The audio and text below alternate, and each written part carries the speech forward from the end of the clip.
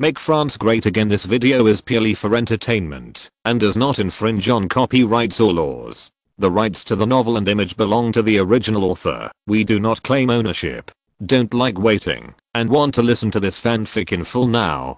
Subscribe to our Patreon, where you'll find the best fanfics. Chapter 576, Precepts and Deeds. Elizabeth, what's the matter with you? Why are you always absent-minded? After Franz Joseph's reprimand reached Elizabeth's ears, Elizabeth's expression became tense, and her slender hands unconsciously exerted force. I'm sorry, Your Majesty, I was distracted just now. Damn it. Why did I speak to her with such an attitude just now? Looking at the nervous fiancé in front of him, Franz Joseph couldn't help feeling annoyed. Back then, he abandoned Helen and chose Elizabeth not to her off. However, based on the Emperor's self-esteem, Franz Joseph did not choose to apologize to Elizabeth, but said to Elizabeth in a slightly tough tone, "Pay attention next time." "Yes, Your Majesty," Elizabeth responded, and then finished the last part with Franz Joseph. After the song ended, Elizabeth pulled her hand away from Franz Joseph's. Under Franz Joseph's astonished gaze, Elizabeth looked around, looking for the trace of Jerome Bonaparte. A few seconds later, Elizabeth spotted the figure of Jerome Bonaparte. At this time, Jerome Bonaparte was holding a pretty lady with one hand, and the other hand was tightly clasped with the lady's hand, which was extremely ambiguous. What a pair of adulterers ***. Elizabeth cursed unconsciously in her heart, and she began to feel worthless for Sister Augusta. Elizabeth. Elizabeth. Franz Joseph's voice reached Elizabeth's ears again. Elizabeth, who had reacted, quickly responded to Franz Joseph and said, "Your Majesty, what are your orders? The second dance is about to start. You can't be like that before." Franz Joseph reminded. "Yes." Elizabeth replied to Franz Joseph. The second tune played again. This time, Elizabeth did not make mistakes as often as before, but Franz Joseph keenly found that Elizabeth's eyes were always looking followed in a certain direction. So in the gap between the second tune and the third tune, Franz Joseph Elizabeth's line of sight while dancing, and at the end of the line of sight he found Richard Metternich. Could it be that Elizabeth is? Impossible. They don't even know each other. Franz Joseph shook his head, dispelling his absurd thoughts. Poor Richard Metternich didn't know that by his inadvertent position, he almost fell into the suspicion of the monarch. After dancing a few songs, Elizabeth gradually lost hope. In her heart, Jerome Bonaparte also changed from a family-friendly monarch to a two-faced villain. "Elizabeth, I'm afraid I won't be able to dance with you in the next song," Franz Joseph said apologetically. "Why?" Elizabeth replied suspiciously to Franz Joseph. Franz Joseph told Elizabeth that he had received a request from Mrs. Walewski to dance. "Countess Walewski? Is she very powerful?" Elizabeth asked in a low voice. Franz Joseph nodded and replied to Elizabeth, "His husband is Jerome Bonaparte's favorite, and it is very likely that Walewski will become the foreign minister to succeed Derues' people, so I can't refuse the invitation." "I see." Elizabeth nodded understandingly. After Franz Joseph left, Elizabeth stood alone. Many people who wanted to invite Elizabeth to dance were stopped by Elizabeth's identity. Looking at the group of well-dressed gentlemen around, Elizabeth's face showed a lost expression. Just as Elizabeth was about to leave the dance floor, Jerome Bonaparte's voice reached Elizabeth's ears. "Princess Elizabeth, are you also short of a dance partner?" Elizabeth turned to look at Jerome Bonaparte. She nodded. "I wonder if I can have the honor of being your dance partner?" Jerome Bonaparte politely extended his hand to Elizabeth. "It's my honor, Your Majesty." Elizabeth responded respectfully, and then put her hand on Jerome Bonaparte's. When Jerome Bonaparte's hand and Elizabeth's hand were held together, the band played a cheerful movement again, this time choosing a piece by the late Chopin. Jerome Bonaparte and Elizabeth began to dance to the rhythm. "Little one, you look very unhappy," Jerome Bonaparte asked Elizabeth in a low voice while dancing. "Your Majesty, I'm not a little kid." Elizabeth pouted and emphasized she didn't like someone seeing her as a child who didn't grow up. "Then, what should I call you?" "Elizabeth." "Sissy?" Jerome Bonaparte asked Elizabeth with a smile. After all, she is still a little girl. "Sissy." Elizabeth thought for a while and responded to Jerome Bonaparte. "Sissy, why do you look unhappy?" France made you angry again? Jerome Bonaparte asked Elizabeth curiously. No. Elizabeth shook her head, then raised her head, and glanced at Jerome Bonaparte. Then, why did you look so sad just now? Jerome Bonaparte continued. That's because. Elizabeth hesitated for a moment, but did not speak. For what?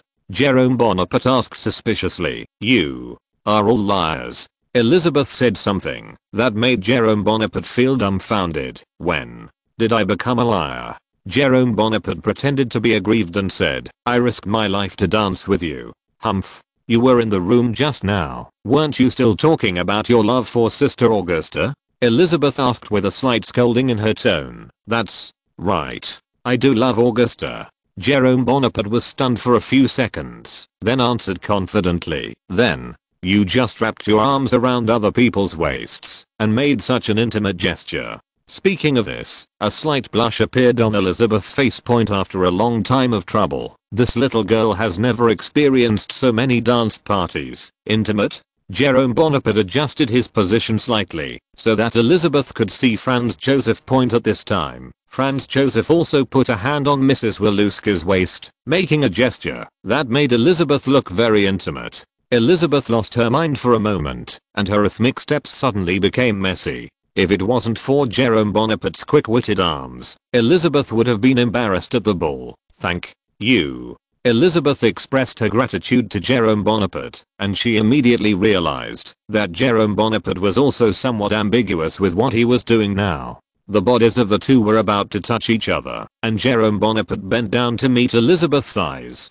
Sissy, this is ballroom dancing. Of course physical contact is essential. Facing such a scene, Jerome Bonaparte didn't feel anything wrong. In his eyes, Princess Sissy is at best a lovable little sister. In terms of cuteness, she can indeed be called the best in the game. However, when it comes to the hardware implementation of the competition, whether it is Augusta, the Marchioness of Alais, Eugenie, or Mrs. Walewski, they are all better than the little girl in front of me, and even the first time we're met. The size of Nia's chest is much more majestic than that of Elizabeth. Seeing Sissy, Jerome Bonaparte instinctively thought of Vernier when they first met. Besides, how do you know that I was secretly carrying Augusta behind my back?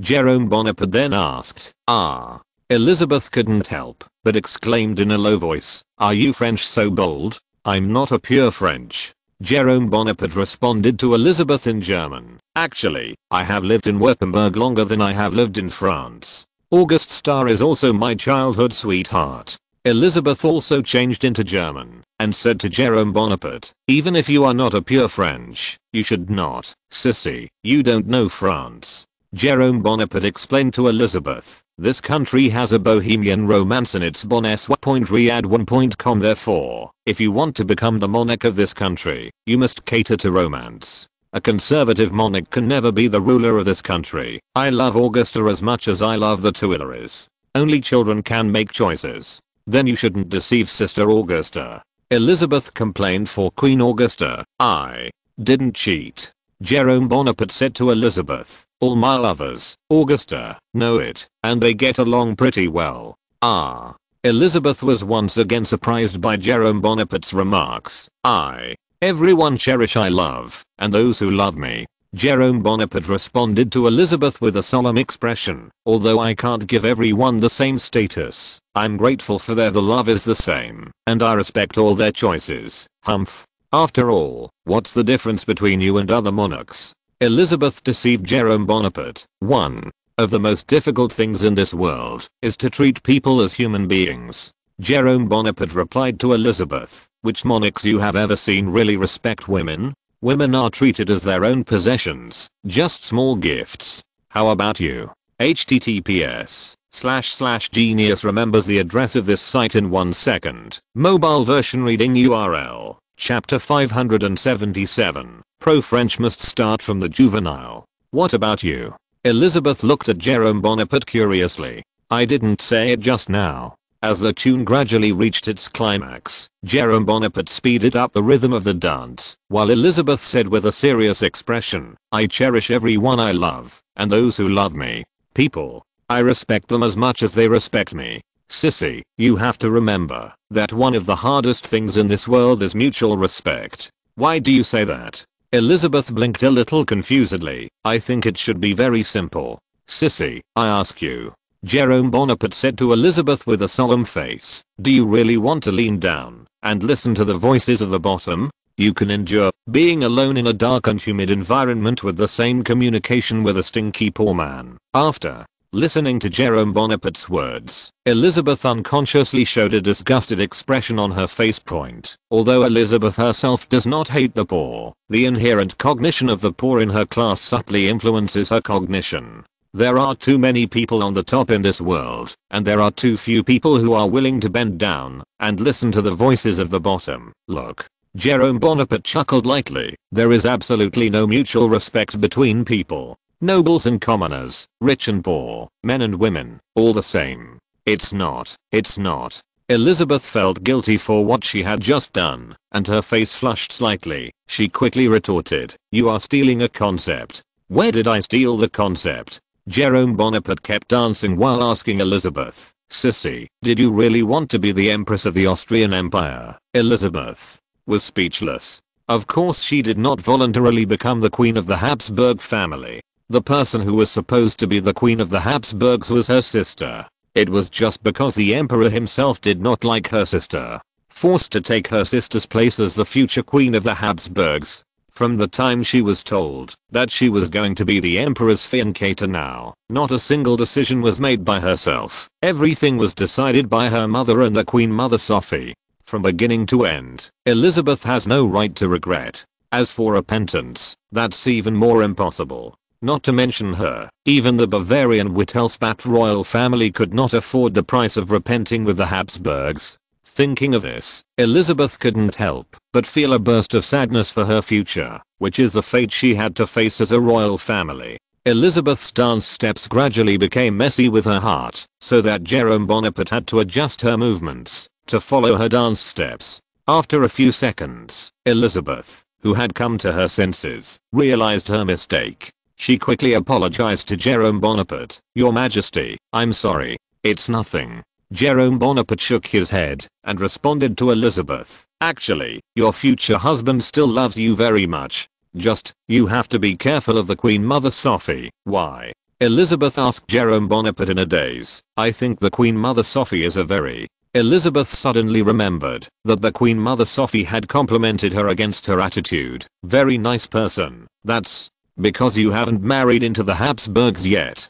Jerome Bonaparte said to Princess Sissy in a familiar tone. Most mother-in-laws are full of hostility to their daughters-in-law. Why? Are you hostile? Elizabeth asked. Think about it. You have been raising a baby for more than 20 years, and suddenly a strange woman you don't know comes to **** it from you. What will you do? Jerome Bonaparte tried his best to use simple words. Ask Princess Sissy, but sons are not objects. Elizabeth retorted to Jerome Bonaparte. 4. A woman who has a strong desire to control a son is no different from an object. Jerome Bonaparte responded to Elizabeth with a piercing sentence. The Queen Mother Sophie was able to convince her husband to give up the throne and choose let your husband inherit the throne. As you can imagine, she is a woman who loves her son more than her husband. Your presence will make her feel that her position has been challenged. Why me? Elizabeth asked suspiciously. Because you are more willful than your sister. Jerome Bonaparte responded to Elizabeth's point in history. The reason why Empress Dowager Sophie was unhappy with Princess Sissy was because Princess Sissy was different from his sister Helen, and he was more difficult to control. I don't want to be like my sister. Elizabeth pouted in response to Jerome Bonaparte. 4. An old woman with a strong desire to control your existence is a destabilizing factor. Jerome Bonaparte continued, I conclude that after you and Franz Joseph married the Queen Mother Sophie, I will definitely try my best to trouble you. Your husband. Allow me to say something irresponsible. Your Majesty, say it. Elizabeth responded to Jerome Bonaparte. Jerome Bonaparte said in a calm tone, your husband may not be able to handle your conflict with the Queen Mother Sophie at all, and he will probably ease the conflict between the two of you in a way of not helping each other. The seemingly neutral way is actually very unfriendly to Nepal. Because you are new here, and you have no ability to fight against the Queen Mother who has been working in the Habsburg court for decades. History, as Jerome Bonaparte said, from Princess Sissy's marriage to the Habsburgs to the end of the Franco-Austrian War, the powerless Princess Sissy has been suppressed by the Bohemian party of the Queen Mother Sophie, so that she had to travel far to Hungary to relax, during which she made many Hungarian friends, and the Hungarian party around Princess Sissy was being formed. It's just that the Hungarian party has shrunk very much because of the suppression of Hungary by the empire itself. After the end of FAO, in order to ease domestic conflicts, especially Franz Joseph, who eased conflicts with Hungary, the October Raiders was issued. The Hungarian nobles who had been suppressed for a long time were not only pardoned, but also confiscated in Hungary. The assets were also returned to the Hungarian nobles. Many Hungarian nobles returned to the Austrian Empire and united with Princess Sissy. Princess Sissy's power is enough to fight against the Queen Mother Sophie. From FAO to PUO, Princess Sissy also acted as the spokesperson of Hungary and Vienna. After the war between Prussia and Austria, the famous Austro-Hungarian Compromise officially began, which also marked the complete victory of the Hungarian party under the leadership of Princess Sissy over the Bohemian party. Since then, the Queen Mother Sophie has stopped consulting politics, and the Franco-Austrian War in this time and space will not happen, which means that Princess Sissy can't use Hungary's power at all. If Jerome Bonaparte is unwilling to help, her fate may be more tragic than in history. Of course, the dominance of the Bohemian party led by the Queen Mother Sophie is also not in the interests of Jerome Bonaparte. Then, what should I do? Elizabeth's face turned pale. She could already think of her future destiny. If you want to fight against the Empress Dowager Sophie, you must have a force to support you. Jerome Bonaparte said eloquently, the court is like a battlefield. If you are not careful, you will lose everything. Who can be my helper? Elizabeth asked Jerome Bonaparte. In the Habsburg court, people with a little power will choose to join the Queen Sophie. You must choose some politically frustrated guys. Jerome Bonaparte said to Elizabeth. For example, may Prince turn Prince Metternich? He is willing to help me, Elizabeth said after a moment of hesitation. Sissy, you have to remember one thing. There is nothing in this world that cannot be traded. The success of the transaction depends on your chips. Jerome Bonaparte said confidently to Princess Sissy. Prince Metternich is now a frustrated old man. He is eager to return to the political arena. He's so old. Elizabeth responded to Jerome Bonaparte. A politician never cares about their age. They care about whether they can always control power. Jerome Bonaparte explained to Elizabeth. Furthermore, the relationship between Prince Metternich and the Queen Mother Sophie, the relationship between them is not very good. If you have the heart to win over their father and son. Riyadh1.com, they are very willing to become a member of the Queen's party. After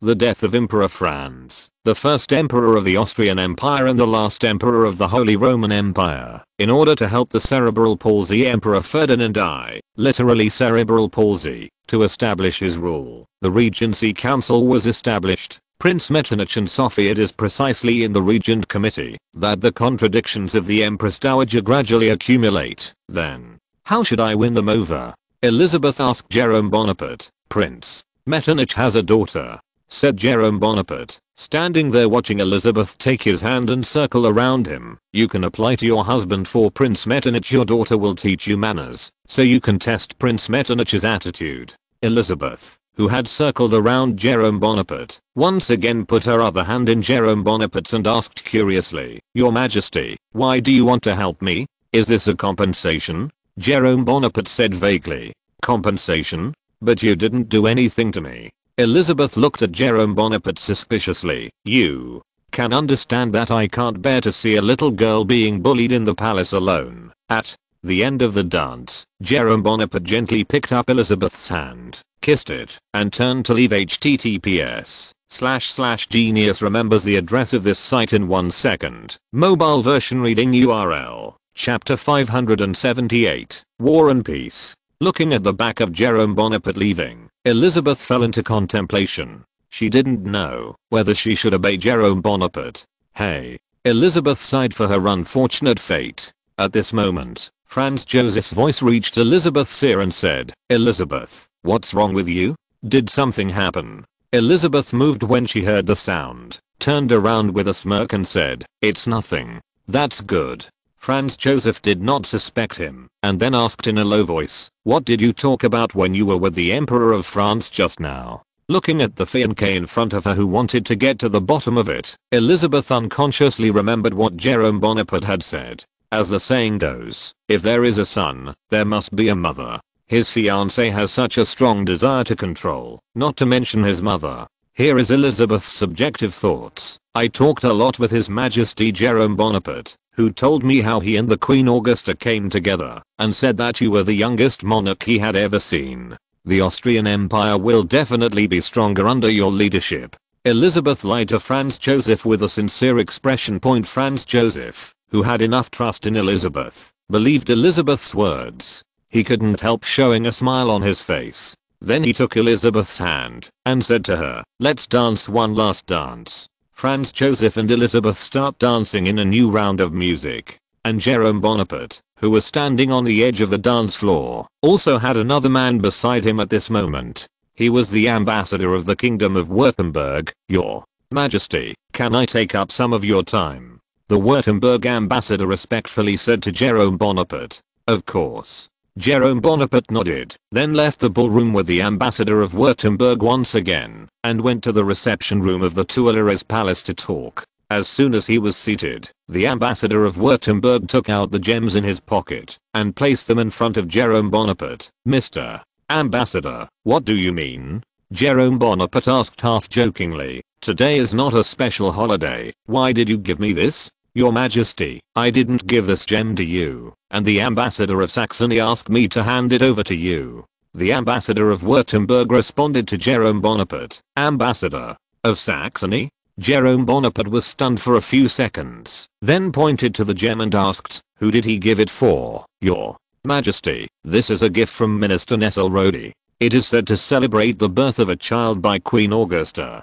The ambassador of Württemberg answered Jerome Bonaparte meticulously. Then add a sentence. "Empress Augusta has not yet approached the delivery period, so they started giving gifts." Jerome Bonaparte said with a pun, "They are too impatient." "Your Majesty, this quietly proves the strength of the French Empire." Ambassador Württemberg complimented. Then, "Did you tell them what I think?" Jerome Bonaparte continued to ask. The ambassador of Württemberg nodded and responded to Jerome Bonaparte. "Your Majesty, I have informed the ambassador of Saxony that you will not seek peace in the short term. The ambassador of Saxony asked me to tell you, although the French Empire and the Russian Empire there is a war going on, but there is no hatred between the two countries. Whenever your Majesty wants peace, peace will naturally come." Jerome Bonaparte asked the ambassador of Württemberg with a look of surprise, "Did Nesselrode really say that?" "Nicholas I, that old stubborn agreed to the unconditional peace talks." The ambassador of Württemberg shook his head and responded to Jerome Bonaparte, "I don't know about this, Jerome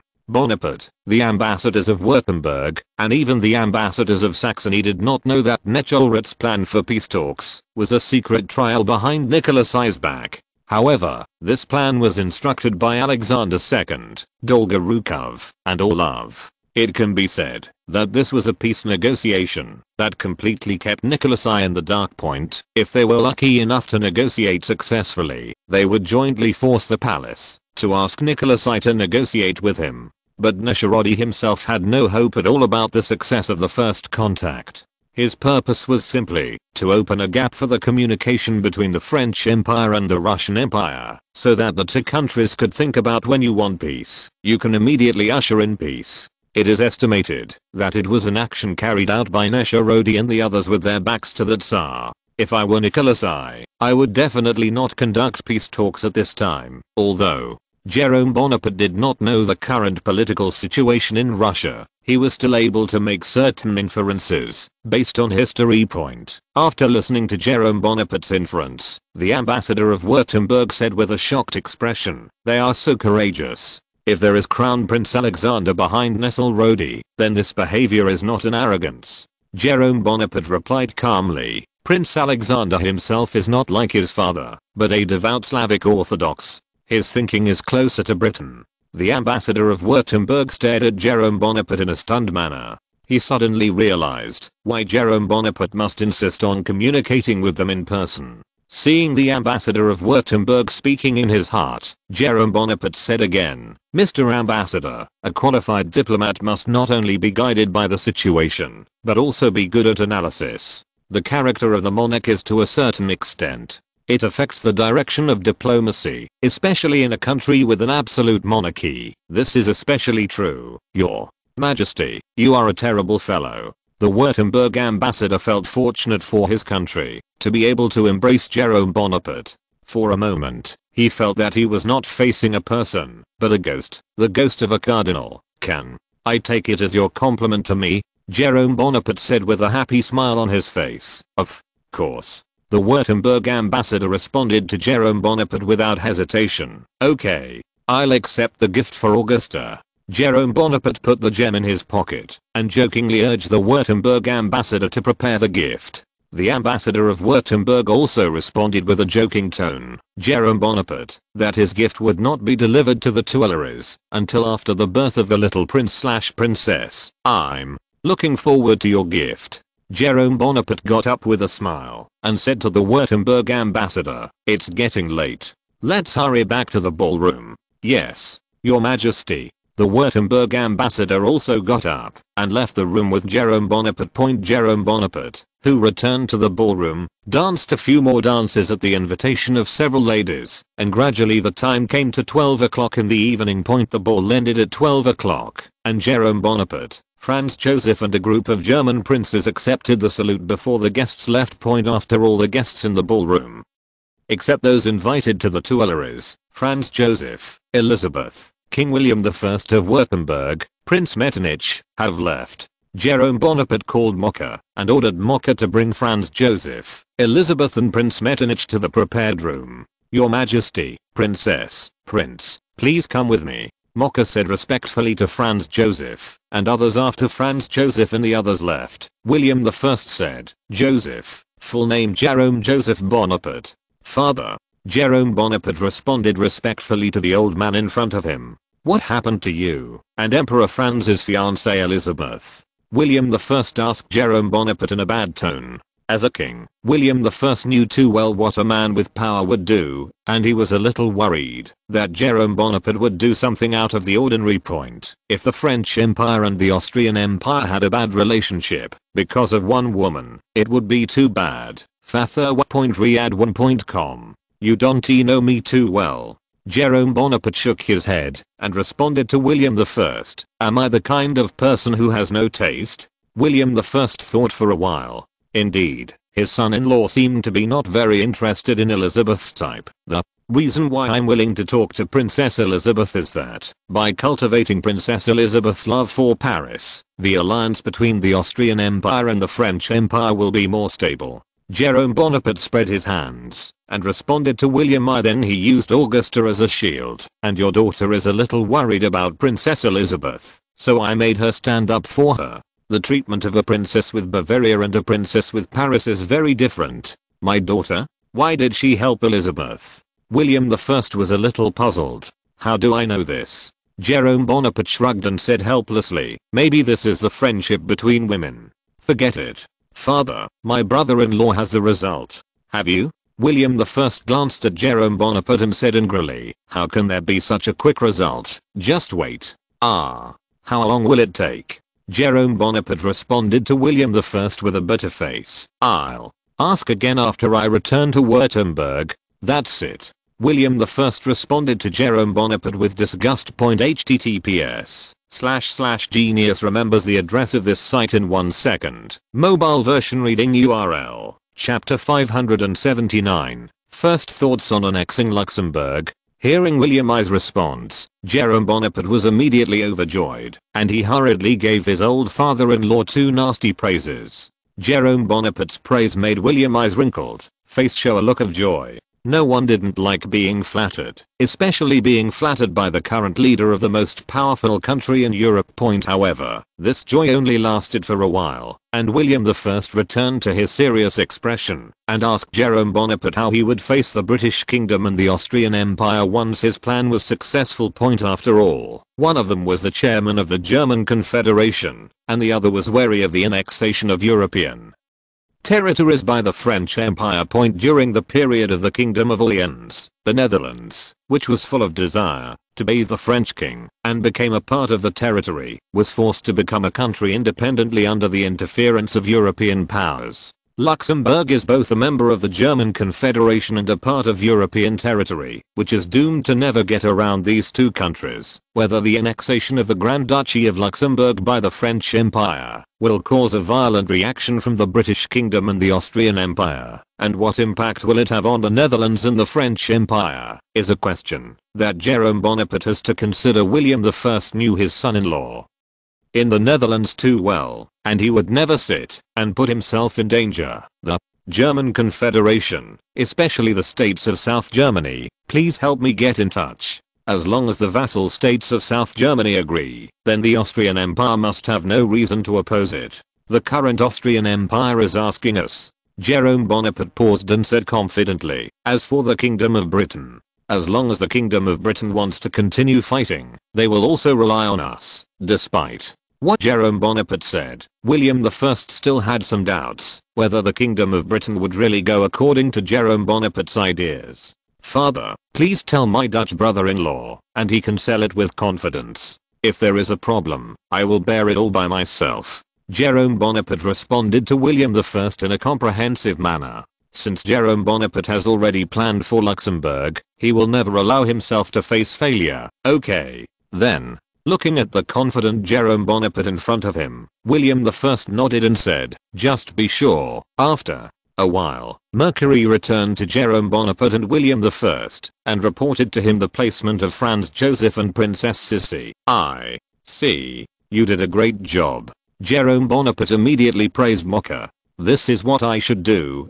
Mercury responded humbly to Jerome Bonaparte. Then, under the order of Jerome Bonaparte, Mercury sent William I back to his room. In the hall of the Tuileries Palace, only Jerome Bonaparte and the servants who came and went in the Tuileries Palace were left. Jerome Bonaparte, who stood in the same place and pondered for a moment, raised his head again. He pointed to one of the servants and said, "Come here." The servant who was pointed by Jerome Bonaparte was startled for a few seconds, then came to Jerome Bonaparte and said, "Your Majesty, you go immediately to the stable and prepare a carriage for me." Jerome Bonaparte gave the servant an order in an unquestionable tone. "Remember to hurry." "Yes, Your Majesty." The servant responded quickly, then turned and trotted away. About a few minutes later, Mocha came to Jerome Bonaparte again. Before Mocha could speak, the servant who was called by Jerome Bonaparte to the stable came to Jerome Bonaparte panting heavily and said to Jerome Bonaparte, "Your Majesty, the carriage already prepared." Mocha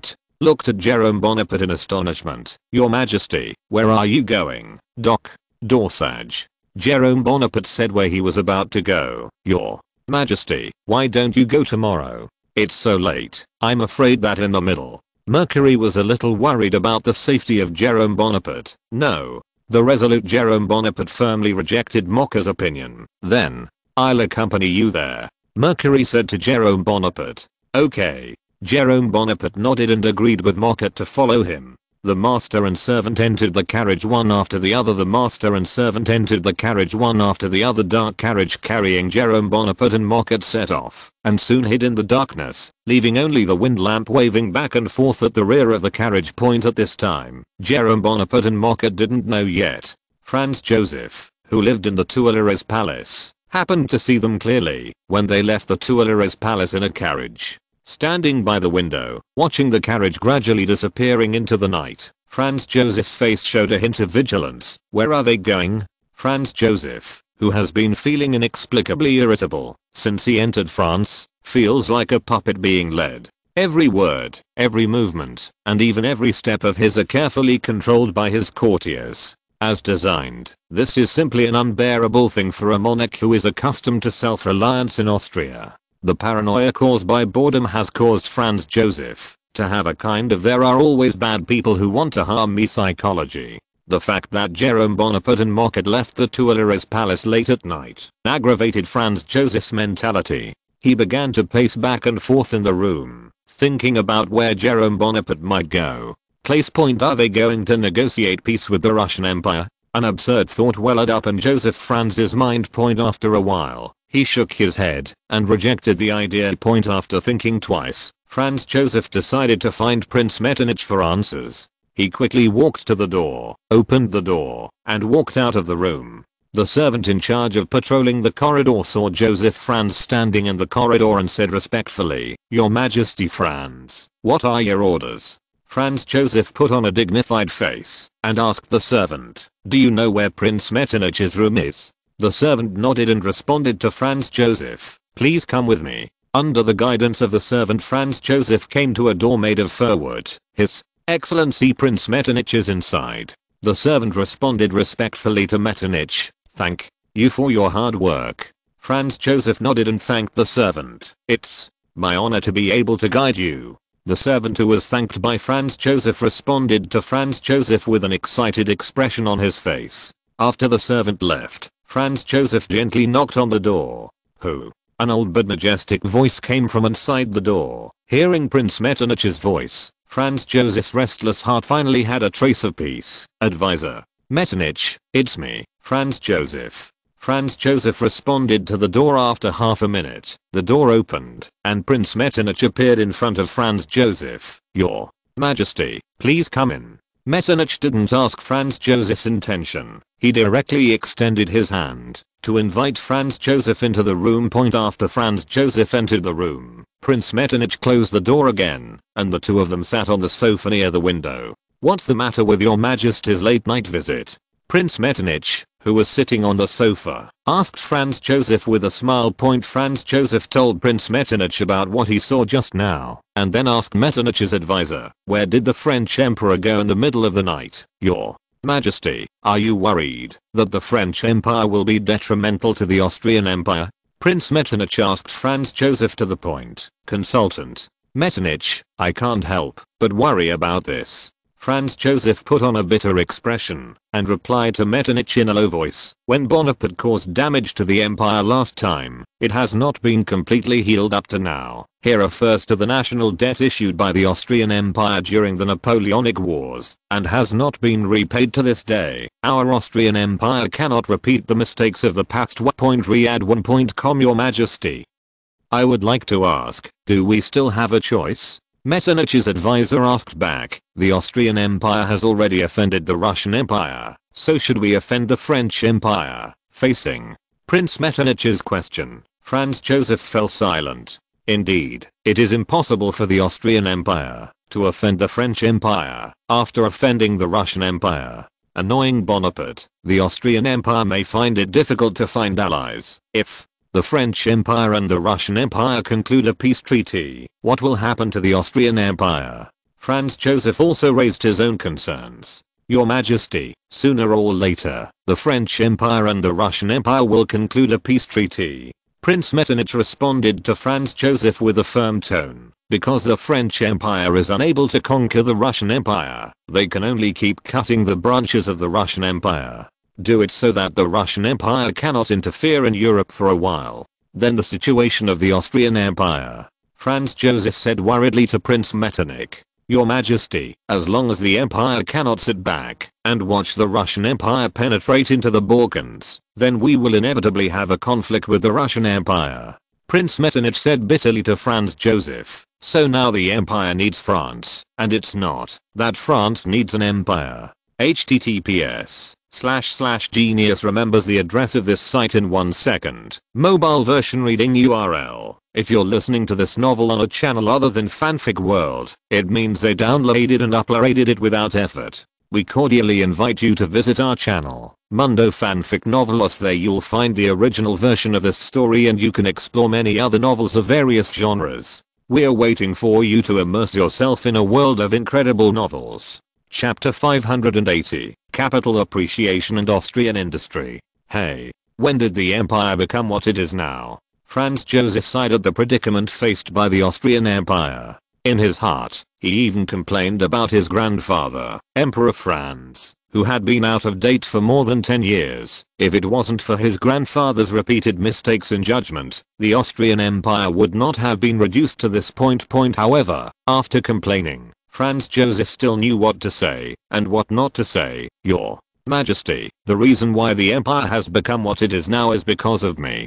Prince Metternich took all the mistakes on himself. It's all because of our original strategic mistakes that led to the current situation. Facing the current situation, Advisor Metternich, it's not your fault. Franz Joseph quickly comforted Prince Metternich, you have done a great job. In fact, as Franz Joseph said, Austria was able to maintain the decency of the victorious country of the Vienna Conference thanks to Prince Metternich. Although the Austrian Empire at that time had the third largest land in Europe, its troops were even inferior to that of the Kingdom of Bavaria, with only about 50,000 people. With a force of more than 50,000 people in his hands, Prince Metternich won the land that did not match their contribution. Although these lands became a burden on the Austrian Empire after 1848, from the perspective of the time, the Austrian Empire was simply a winner. As for the Kingdom of Prussia, which established the victory of the Battle of Waterloo, in addition to annexing most of the territory of Saxony, the Rhineland that Metternich forced into his arms is simply a negative asset. It's just that history is always full of drama. The once negative assets have become the industrial heart. The once richest and best ruled region in Italy has now become the most turbulent region of the empire. Your Majesty, please be blunt. Prince Metternich persuaded Joseph Franz bitterly, please don't be against the French Empire. Because the Austrian Empire not only needs the support of the French Empire in the military field, it also needs the support of the French Empire in the economic field. Economic field? Franz Joseph repeated twice. That's right. Prince Metternich nodded and explained to Franz Joseph in the most straightforward words, Your Majesty, on the way from Strasbourg to Paris, you should have seen France and Austria. What a difference there is. Okay, although Franz Joseph was reluctant to admit that the French Empire was superior to the Austrian Empire in all aspects, he still admitted the gap to Metternich. Your Majesty, do you know why France and Britain are developing so rapidly? Prince Metternich asked in return. Because of the commercial development of France. Franz Joseph responded tentatively. This is only one aspect of it. Prince Metternich nodded with relief. When I was in the Kingdom of Great Britain, I had a review with Russell and Palmerston of the Kingdom of Great Britain, and they told me why the Kingdom of Great Britain would the most important factor for such rapid development is industrialization. What is industrialization? Franz Joseph asked Prince Metternich. Although it is said that the pace of industrialization in Europe is progressing steadily, the only countries that can really understand industrialization are Britain and France. For Joseph Franz, the concept of industrialization is still vague. Industrialization means a process of capital appreciation led by large-scale mechanical production. Metternich explained his understanding of industrialization to Franz Joseph. Franz Joseph frowned, and then nodded in understanding. If the Austrian Empire wants to become an industrialized country like Britain and France, it must vigorously develop factories, improve the efficiency of steam engines, and improve the country's transportation. This requires sufficient manpower, sufficient resources, a unified market, and a number of technology and billions of capital and cash. Metternich explained to Franz Joseph, our Austrian Empire does not lack human resources, and markets. What we lack is capital and technology. These two are the two countries of Britain and France are monopolized, which means that, if we want to develop rapidly, we cannot do without the support of the two countries of Britain and France. Is France really willing to help us? Franz Joseph asked Prince Metternich. Your Majesty, our son Richard told me that His Majesty Jerome Bonaparte is very willing to provide some help to the Austrian Empire. Prince Metternich responded to Franz Joseph with a relieved smile on his face. Richard also told me that during his tenure in Paris, he also knew a large number of industrialists who were very willing to run for the friendship between the French Empire and the Austrian Empire. Richard? Franz Joseph muttered softly, and then added, I didn't expect that his connections in Paris would be so wide. It's all because of you. Prince Metternich replied to Franz Joseph complimentably. Because of me? Franz Joseph looked at Prince Metternich with some surprise. Many industrialists are willing to invest in the Austrian Empire because they admire your vigorous style. Just when Prince Metternich was trying to persuade Franz Joseph to hug the thigh of the French Empire, Jerome Bonaparte and Mockett also came to the Orsay pier. As soon as Jerome Bonaparte entered the Ministry of Foreign Affairs, he had a face-to-face with the Secretary of State of the Ministry of Foreign Affairs. Your Majesty. After seeing Jerome Bonaparte's arrival, the Secretary of State hurriedly bowed to Jerome Bonaparte. Jerome Bonaparte immediately asked the Secretary of State if Minister de Roos was still in office. Your Majesty, Minister Roos is still in the office. The Secretary of State immediately responded to Jerome Bonaparte, take me to see him immediately. Jerome Bonaparte ordered. Yes, the Secretary of State took Jerome Bonaparte to the minister's office and pushed open the door after hearing the movement from the door of the room. De Roos, who was working with candles, raised his head and found Jerome Bonaparte standing at the door of the room. Your Majesty, why are you here? De Roos said as he got up and walked in the direction of Jerome Bonaparte. What's the matter? Can't I come? Jerome Bonaparte asked De Roos in a joking tone. Of course not. De Roos, who came to Jerome Bonaparte, bowed to Jerome Bonaparte, and then invited Jerome Bonaparte to sit on the sofa beside him. If there is anything important, you can send someone to inform me. I will rush to the Tuileries Palace as quickly as possible, so why bother you to come here in person? The current Tuileries Palace is not a place to talk. If it's not good, our guest who came from afar thinks we are doing some conspiracy behind his back. Bonaparte had something to say about de Louis. Your Majesty, are you talking about His Majesty Franz Joseph? De Roos replied. Of course. Jerome Bonaparte nodded. The Austrian Empire is the most important strategic partner of the empire in the future. Forget it. Let's not talk about it. I came to you today, not for the Austrian Empire, but the Grand Duchy of Luxembourg. The Grand Duchy of Luxembourg? De Roos showed a puzzled expression. The Grand Duchy of Luxembourg seemed to have no connection with the French Empire. I'm going to buy the Grand Duchy of Luxembourg from my brother-in-law, the King of the Netherlands, but I'm afraid of the British Kingdom's opposition. Jerome Bonaparte said bluntly to de Roos. De Roos looked at Jerome Bonaparte with a bewildered expression. As the Minister of Foreign Affairs, he didn't even know there was such a thing. Looking at de Roos with a blank face, Jerome Bonaparte explained to de Roos the ins and outs of purchasing the Grand Duchy of Luxembourg. The purchase of the Grand Duchy of Luxembourg began after Augusta returned to Paris from the Kingdom of Württemberg. At that time, Queen Augusta not only brought the Morch family, but also in a small chat to Jerome Bonaparte, revealed that the King of the Netherlands, the brother-in-law of Jerome Bonaparte, wants to sell the Grand Duchy of Luxembourg to his old father-in-law William I. Riyadh1.com. There is a saying that the speaker has no intention, the listener intentionally. Jerome Bonaparte immediately thought of the crisis of the Duchy of Luxembourg in history, 1869.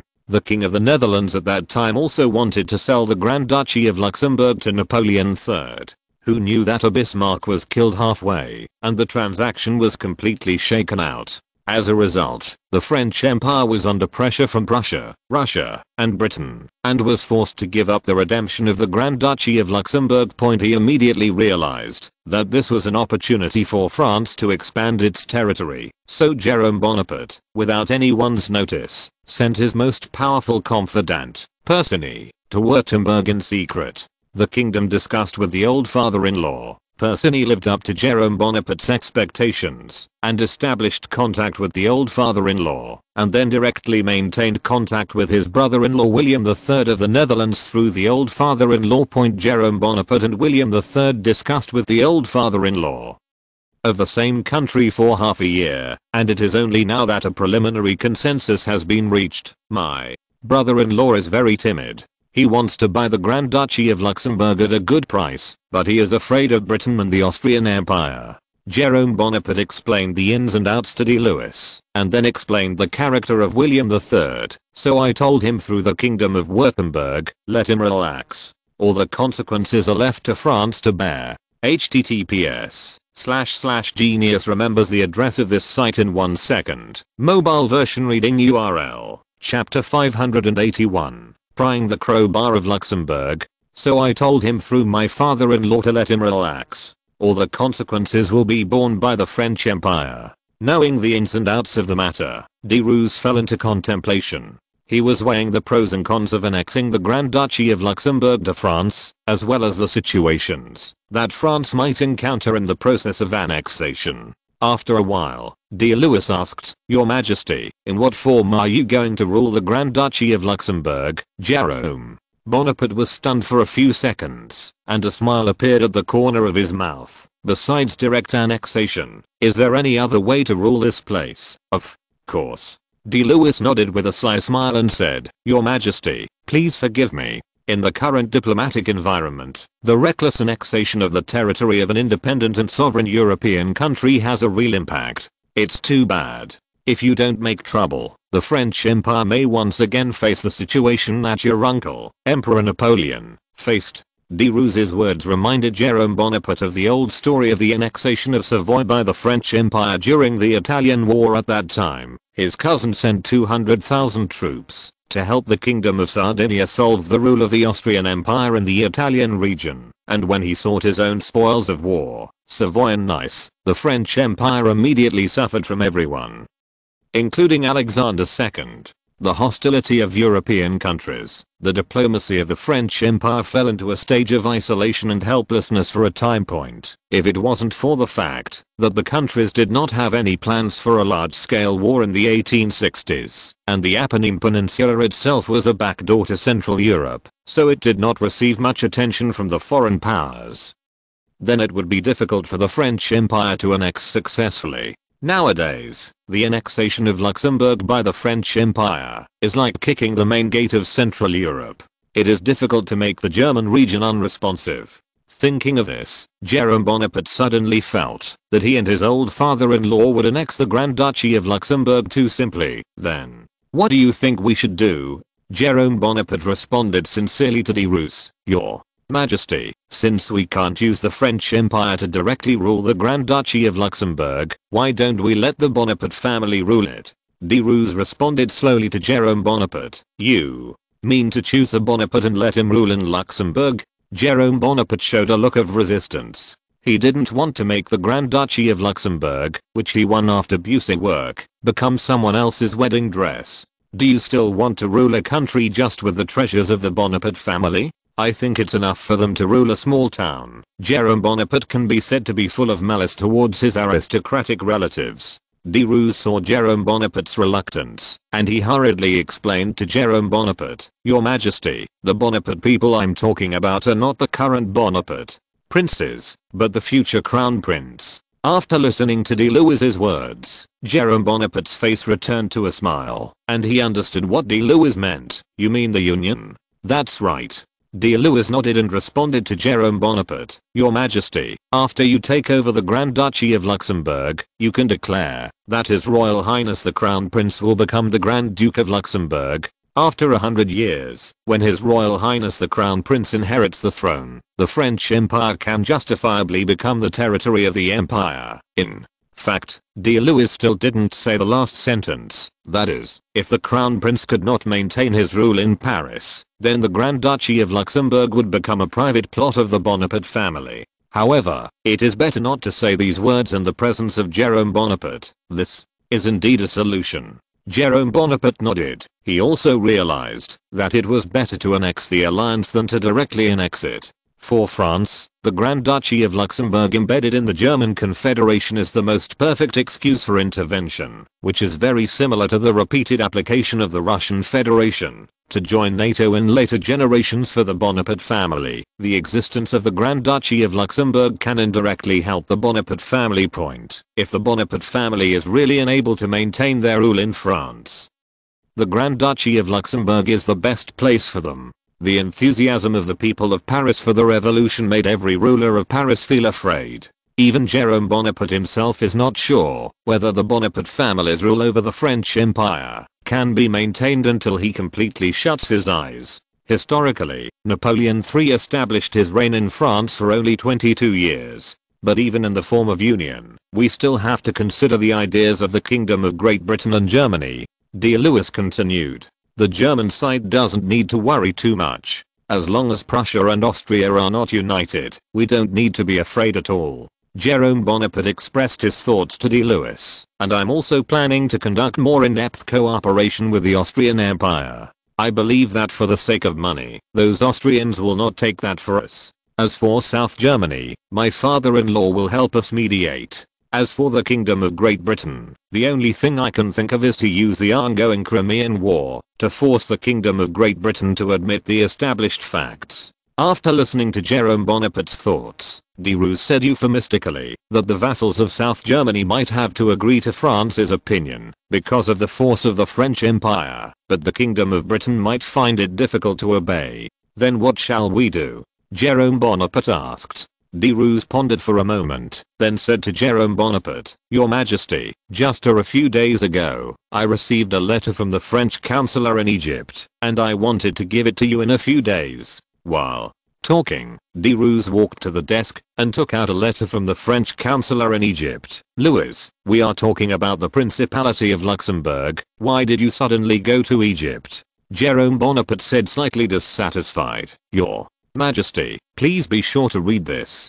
Derues handed the letter to Jerome Bonaparte. Looking at the mysterious foreign minister in front of him, Jerome Bonaparte opened the envelope and checked the contents of the letter. The content of the letter is very simple. That is, a man named Mohammed said hopes that the French Empire can help them seize the governorship of the current Egyptian governor Abbas. When he succeeds the governor, he will immediately overthrow Abbas' policy to become France's most loyal partner lacking dog. By the way, although Egypt is still nominally a territory of the Ottoman Empire, the Ottoman Empire has completely lost its jurisdiction over Egypt and the right to appoint and remove governors at present. The internal affairs of Egypt are managed by the grandson of Muhammad Ali.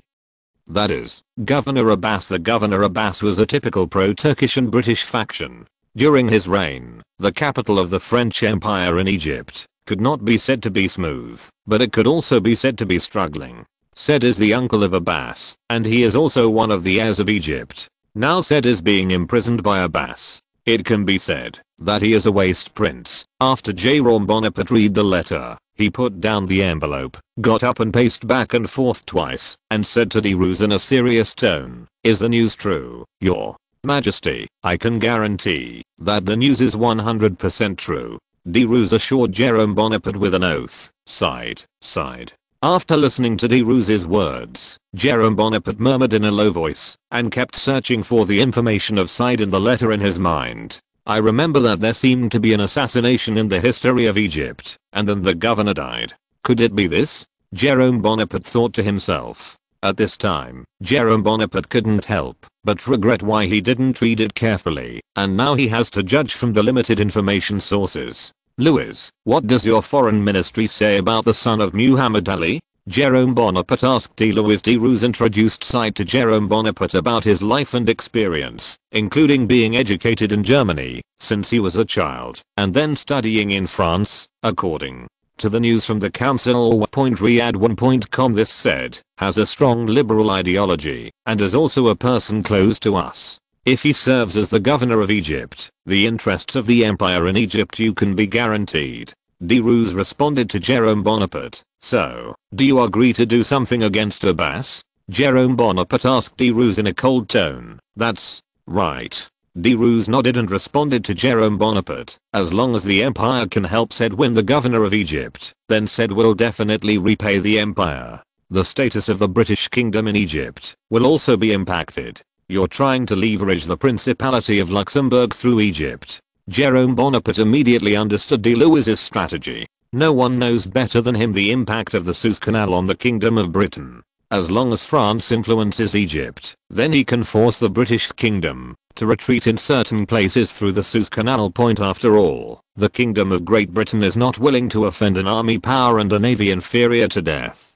Just like the British Kingdom took Cyprus and then turned to support the French Republic's occupation of Morocco, the current French Empire is stronger than the future Third Republic, and Britain's concessions are bound to be greater than before. https://genius remembers the address of this site in 1 second. Mobile version reading URL. Chapter 582. Instigate Egypt. Derues nodded and explained to Jerome Bonaparte eloquently. "Yes, Your Majesty. If the empire has obtained the leasehold rights of its own attached land/buildings in the Suez Canal in Egypt, I think the Kingdom of Britain should default to the transaction between the empire and the Kingdom of the Netherlands. As long as the Kingdom of Britain is settled, the problem of the Grand Duchy of Luxembourg can be solved easily." After listening to Deruse's point of view, Jerome Bonaparte nodded lightly and then hinted reservedly, Minister Roos, please don't forget. We were in Egypt with the British Kingdom a few years ago. Agreed in terms of.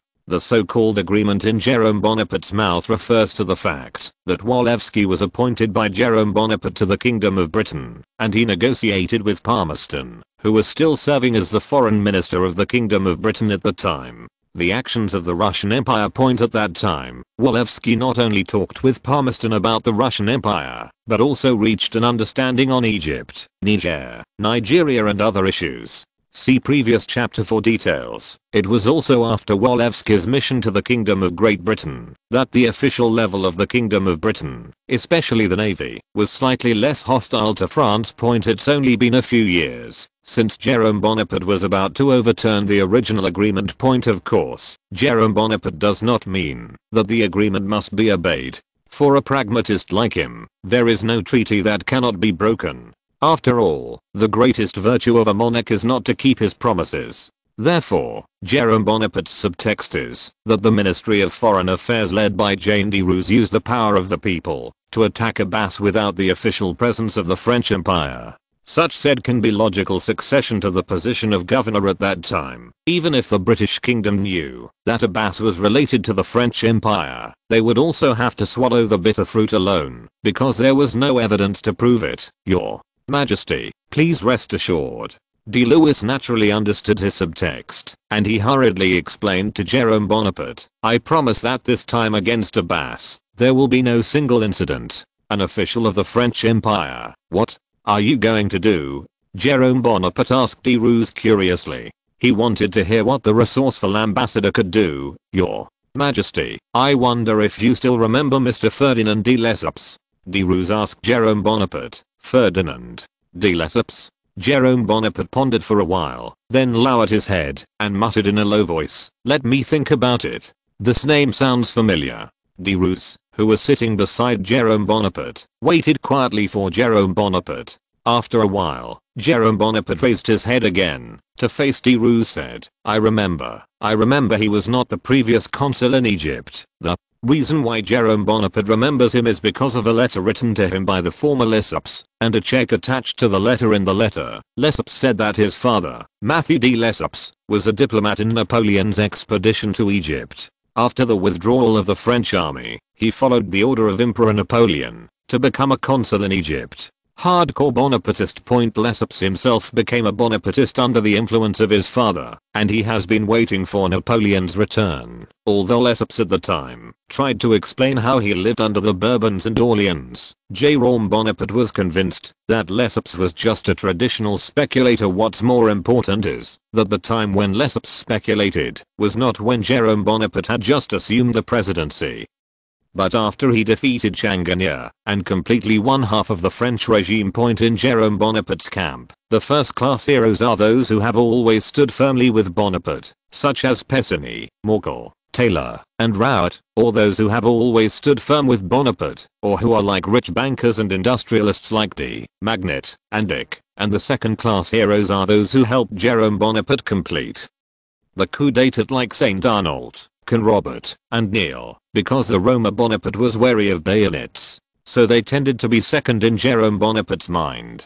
The third credit is the support of Bonaparte in parliament, and the last class heroes are those who joined the last, and there are too many such people. So Jerome Bonaparte chose to accept the check from Lesseps and encouraged him. Your Majesty, Mr. Lesseps has resigned from all his posts in the French Foreign Office to become a speculator in Egypt. De Roos said to Jerome Bonaparte, go to the sea to do business. Jerome Bonaparte touched his chin and asked, are you going to use him to do this? Your Majesty, Mr. Lesseps used to be the equestrian teacher of Governor Muhammad Ali, so he is still a small influence in Egypt.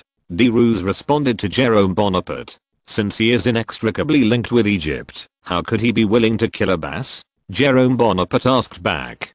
De Roos explained to Jerome Bonaparte that since 1852, when Lesseps went to sea to do business, he had run into obstacles everywhere, and the Suez Canal development plan that he finally wrote down was rejected by Abbas and the Ottoman Empire. The government didn't even look at it, so Lesseps decided that Abbas' presence would affect his plans. Lysippus has been looking for an opportunity to make his Suez Canal plan come true, so he quietly brought the guards around a bass, hoping to one day kill a bass. After listening to de Roos's description, Jerome Bonaparte unconsciously had the image of a cold-faced hero in his mind. Mr. Lesseps is really bold. Jerome Bonaparte showed a smile, and he tapped the table lightly to set the tone. However, we need such a bold guy. You go and tell Mr. Lesseps that, if he really has the ability to assassinate a bass, the Empire doesn't mind helping him. Even if his assassination fails, the Empire will help him deal with the aftermath. But he has to promise me that the assassination will not have anything to do with the French Empire. Once it is discovered that the Empire is involved in the assassination, then the consequences will be borne by him alone. Yes, Your Majesty. De Louis quickly. Of course, in return, the imperial government will buy his shares at a price of 300 francs per share, after he has responded the right to widen the Suez Canal. Jerome Bonaparte said to de Roos. De Roos nodded and indicated to Jerome Bonaparte that he would definitely bring Jerome Bonaparte's words to Lesseps. It's just that the Grand Duchy of Luxembourg has affected so many countries. Jerome Bonaparte sighed with emotion. If it weren't for the fact that France itself was not strong enough to single out the whole of Europe, Jerome Bonaparte would not have chosen to use the method of exchanging interests to leverage European diplomacy. Your Majesty, the German region has been like this since ancient times. De Roos shrugged and responded to Jerome Bonaparte. Now, I'm a little envious of my uncle. If he were here, why would it be so complicated? Jerome Bonaparte sighed. Now is not the era when a country singles out the whole of Europe, a powerful country. Only cooperation with powerful countries can achieve a win-win situation. De Roos also nodded in agreement with Jerome Bonaparte. Afterwards, Jerome Bonaparte gave de Roos some encouragement and asked de Roos to take a good rest. With de Roos's farewell, Jerome Bonaparte and Mocha once again got into the carriage from which they came, and the carriage carrying Jerome Bonaparte gradually disappeared into the night. June 23, 1854. 8 am. Jerome Bonaparte, who was awakened from his sleep, yawned and rubbed his sleepy eyes, and murmured, "What time is it? Your Majesty, it's already 8 o'clock. If you don't get up again, you will miss the train between Queen Victoria and Prince Albert." Queen Augusta, who was standing beside Jerome Bonaparte's bed, held out her swollen belly, said to Jerome Bonaparte, "You reading www.urkanshu.com?" Yes. Jerome Bonaparte immediately thought that Queen Victoria and Prince Albert were coming over today, and he hurriedly put his clothes on. "Your Majesty, you don't have to worry too much." Looking at the flustered Jerome Bonaparte. "Augusta," he said again, "have you forgotten? Victoria and Albert arrived at 11 o'clock. That's right." Jerome Bonaparte, who had not woken up completely, stopped dressing, then lay down again and said lazily, "Then I'll sleep for a while, Queen." Augusta looked at Jerome Bonaparte dumbfoundedly. "Your Majesty, Emperor Franz Joseph and Prince Metternich are going to the restaurant for dinner." "Fuck." Jerome Bonaparte couldn't help but exclaimed, "Are they Iron Men?" Jerome Bonaparte still remembered that he returned to the Tuileries Palace at 3:30 in the morning, when the lights in Joseph Franz's room had not gone out. This means that Joseph Franz slept for 4.5 hours at most. "I don't know about that." Augusta responded to Jerome Bonaparte in a playful tone, "but at least some are much more diligent than some people." "Okay, I get it. https://genius remembers the address of this site in 1 second. Mobile version reading URL. Chapter 583. Instructions in the restaurant. Under the urging of Queen Augusta, Jerome Bonaparte reluctantly put on his clothes and walked out of the bedroom. After a simple wash, Jerome Bonaparte took Queen Augusta by the hand and led the servants to the dining room. At this time, Franz Joseph, Princess Elizabeth and Prince Metternich in the restaurant were finishing the work. The appearance of Jerome Bonaparte and his wife made the three people in the restaurant put down their knives and forks and stood up at the same time. "You don't have to get up." Jerome Bonaparte waved his hand and said with a kind smile, "There are not so many rules in the Tuileries Palace. You can treat this as your own home." Franz Joseph and the others sat down again, as did Jerome Bonaparte and Augusta. Jerome Bonaparte sat beside Franz Joseph, and Augusta sat beside Queen Elizabeth. After a while, the head of the palace, Mokel, put Jerome Bonaparte's breakfast on a tray, and placed it in front of Jerome Bonaparte and Queen Augusta, a small sandwich, 2 eggs and a glass of milk. "Your Majesty, why do you only eat this?" Elizabeth asked in a puzzled way, sitting next to Augusta. "Sissy, these foods are enough." Queen Augusta smiled and replied to Elizabeth, "There are still many people in the world who can't even eat this. How could anyone not even eat this?" Elizabeth couldn't help but say, "Silly girl, does everyone live in a carefree environment like you?" Queen Augusta responded affectionately to Elizabeth, "Actually, it's normal for Sissy to have such thoughts. This is the gap caused by cognition." "Augusta, don't forget what you said when you first followed me to the orphanage," said Jerome Bonaparte to Augusta in an easygoing tone. Thinking of her stupid and breathable remarks, Augusta's face flushed slightly, and she whispered angrily, "Your Majesty, don't talk about the past." Looking at the couple who were openly flirting in front of her, Elizabeth's face showed a touch of envy. Will she and Franz Joseph do the same to them in the future? Elizabeth carefully glanced at Franz Joseph, who was sitting opposite him, and found that Franz Joseph had a serious expression and seemed to be thinking about something. In fact, people living at the top of society can only know the current state through limited information. Whether it is the newspapers issued or the government's work reports, real data will never be recorded. They will only choose to report the good side to the upper levels, and the bad side is hidden. After taking a bite of the sandwich, Jerome Bonaparte glanced at Franz Joseph beside him. "There are still many people in this world who still not out of the food and clothing line. Take Paris for example. Sissy, what kind of city Paris is in your eyes?" "Ah."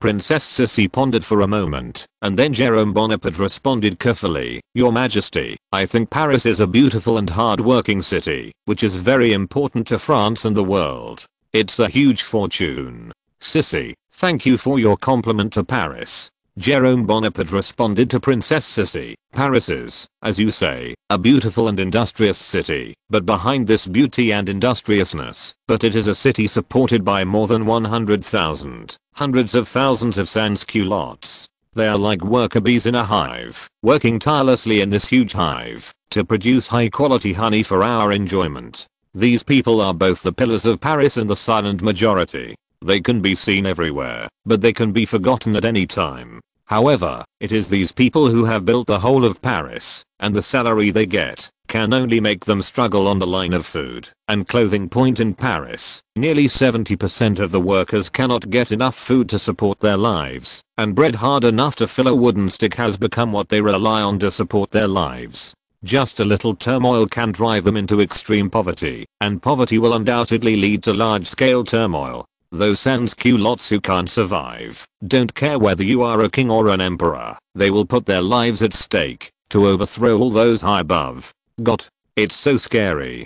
Elizabeth responded with a trembling voice. Point at this time, Franz Joseph's face also showed a look of fear, and the Great Revolution a few years ago still appeared in his mind. It's scary?" Jerome Bonaparte chuckled, then nodded and said, "For us, sans-culottes are indeed a terrifying force, but this force is not impeccable. There is no simpler way than a massacre. All you need to do is to slaughter all the people who want to resist. We have used this method many times since the era of kingship." Elizabeth was even more afraid, and Franz Joseph somewhat agreed with Jerome Bonaparte's statement. However, this method is only a way to treat the symptoms, and not the root cause.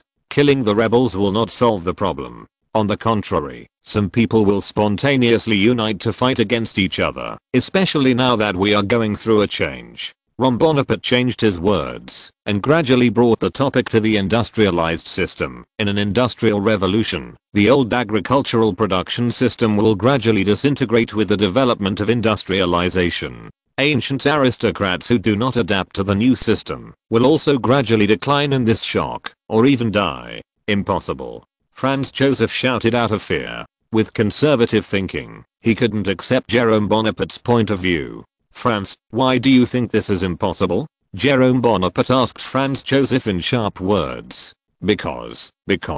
Franz Joseph racked his brains and couldn't answer. "Your Majesty, can you answer this question too?" Prince Metternich said to Jerome Bonaparte. "Of course." Jerome Bonaparte nodded and responded to Metternich, "Because the nobles have more wealth than ordinary people." If times really want to change, they will develop faster than ordinary people. Prince Metternich responded to Jerome Bonaparte. Mr. Metternich, investment is not land management. Pioneers can indeed avoid some detours, but how can you guarantee that your investment must be correct? Jerome Bonaparte asked back. It only takes a crisis can turn the savings of countless nobles into bubbles. How many nobles who only have ancient surnames, but have no wealth matching their surnames are truly convinced? During the Great Revolution, how many nobles who fled to other countries re-emerged with their surnames? Hearing Jerome Bonaparte's words, Metternich was speechless. He recalled the difficulties his family faced after the property in the Netherlands was confiscated by the French Revolutionary Army. The bourgeoisie spawned by industrialization will slowly destroy the entire aristocratic system with its abundant financial resources, and then replace it. Jerome Bonaparte exposed a cruel reality to Franz Joseph. If it wasn't for him, Franz Joseph would only understand after suffering decades of beatings. Your Majesty, is there nothing to stop it? Elizabeth asked Franz Joseph with a pale face. It's a pity. Jerome Bonaparte responded to them with a long sigh. No force can stop its birth, because it is not something that can be seen and touched, and it is a trend. Some countries are undergoing change, some have already completed it. If you resist this change, you will be the victim of the first mover countries. Everyone except Elizabeth knew that when Jerome Bonaparte spoke of the first mover, he meant Britain and France. And the gap between the industrialized countries and the agricultural countries is vividly reflected in this Crimean War. The nobles will struggle in this wave of change, but no matter how much they struggle, only a small number of nobles will survive. The vast majority of nobles will be drowned, of course. Reading www.urkanshu.com. The process will take decades. Jerome Bonaparte said to Franz Joseph. During this period, those nobles with noble surnames will still be active on the political stage and become the leaders of the times. It's trendy, but for the overall environment, the nobles are no longer capable of completely ruling the country. They must learn to share power with some people, just like your Austrian Empire did with the Baron Rothschild. There will be more and more in the future. The people who came forward took the place of the nobles and weakened the influence of the nobles. Since Stam Rothschild was canonized as a baron by Emperor Franz, the influence of the Rothschild family in the Austrian Empire has been increasing day by day, which has a great impact on the entire Austrian economy. Mr. Rothschild is already a baron of the empire. Franz Joseph retorted. This is just a disguise for his convenience. The Rothschild family's loyalty to Austria is probably not comparable to those of the ancient nobles. Jerome Bonaparte replied to Franz Joseph. Franz Joseph remained silent.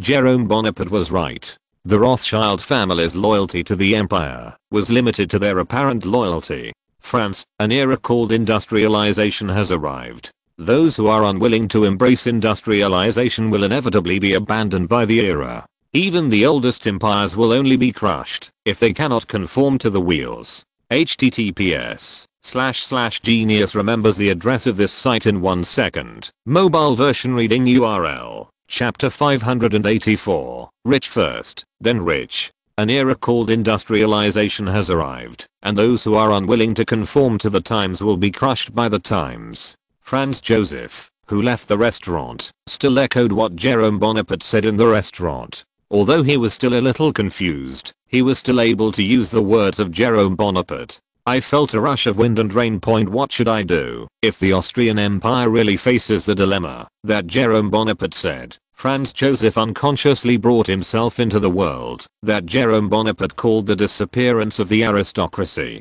He found that he had no way to change at all, and a sense of powerlessness poured into Franz Joseph's mind. Your Majesty, Your Majesty. When Prince Metternich's voice reached Franz Joseph's ears, Franz Joseph, who had come to his senses, found himself at the end of the corridor. Mr. Metternich, Franz Joseph turned around. He wanted to say something to Prince Metternich, but in the end he just opened his mouth and said nothing. Your Majesty, are you still worried about His Majesty Jerome Bonaparte's theory of extinction of aristocracy? Prince Metternich saw Franz Joseph's worry at a glance.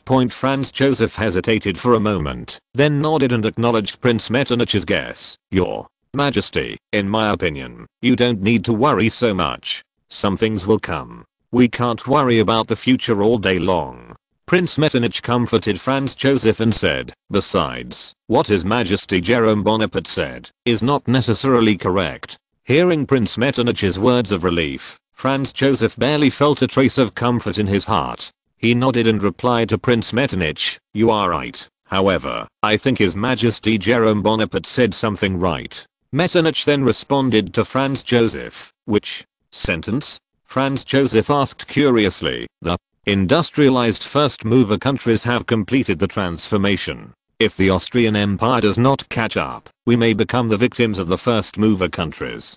Prince Metternich responded to Franz Joseph, but will excessive development speed up the demise of the nobility? Franz Joseph was still worried about the demise of the nobility system. Your Majesty.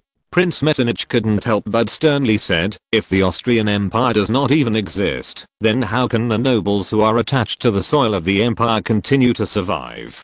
Franz Joseph immediately realized that he had put the cart before the horse because he was overly worried about the extinction of the aristocratic system. The nobility is indeed the key to maintaining the empire, but the nobility is not the whole of the empire. The destruction of the empire will inevitably lead to the demise of the nobility, but the demise of the nobility does not necessarily lead to the destruction of the empire. If you are blindly worried that industrialization will lead to the demise of the nobles and are unwilling to develop, then the empire will probably perish under the influence of external forces. After all, even if the Austrian Empire is friendly with the French Empire, it still has two enemies, the Russian Empire and the Kingdom of Prussia.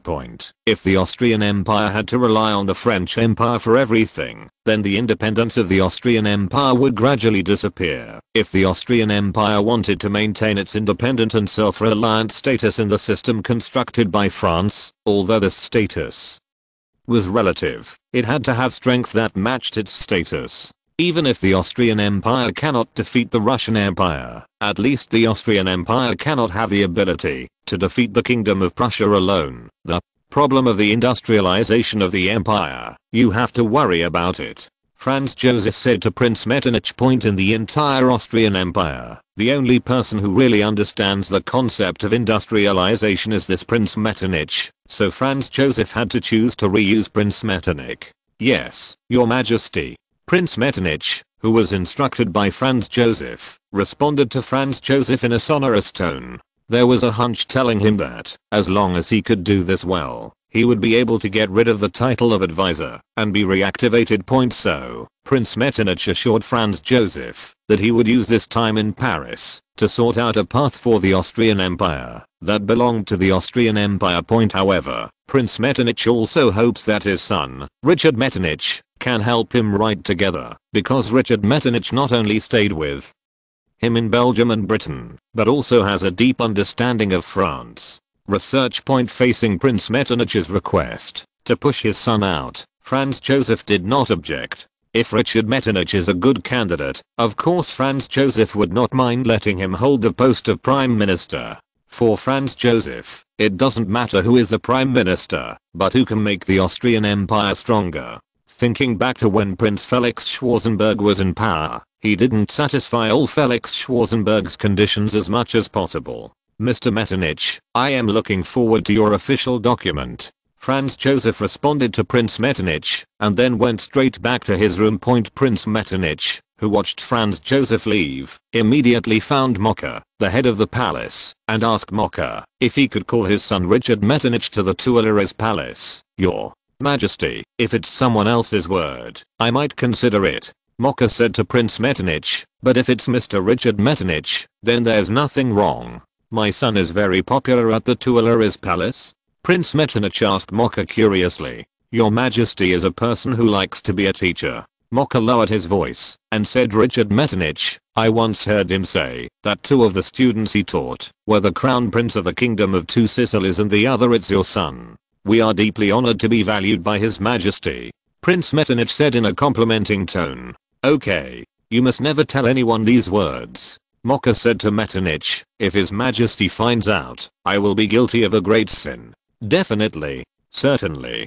Prince Metternich nodded. Prince Metternich, who had parted with Mocha, returned to his room and waited for Richard Metternich to arrive.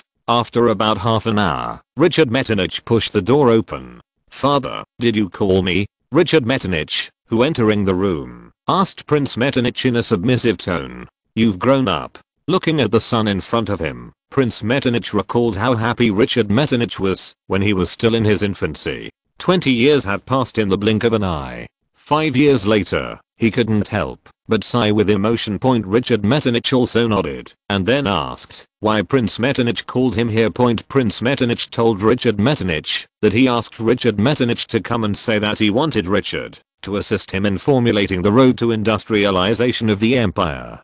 "Father, if the empire wants to complete its industrialization, I'm afraid it will need a lot of money," Richard Metternich said to Prince Metternich. "This money is not something that millions, or even tens of millions of florins, can accomplish. It requires a long-term investment of hundreds of millions, or even billions of florences, to develop. As far as I know, France has invested no less than 1.5 billion francs in railways alone, and their bonds are almost financing the whole of Europe. Financing in other fields can be said to be only a lot more." When Prince Metternich heard about the funds for the industrialization of France, he also doubled the number of industrialization in his mind. "I know that the power of the Austrian Empire alone cannot accomplish this great feat, so I plan to invite France to help the Austrian Empire industrialize." Prince Metternich responded to Richard Metternich, "The French Empire has second only to the Kingdom of Great Britain in financial resources, and with his help our path will be much easier. If His Majesty is really willing to let the French Empire finance, that would be great." Richard Metternich told Prince Metternich, talking to Jerome Bonaparte when he was at the train station financing issues. However, Richard Metternich did not tell Prince Metternich about Hungary. If it's just financing, then the Austrian Empire needs to bear a lot of interest.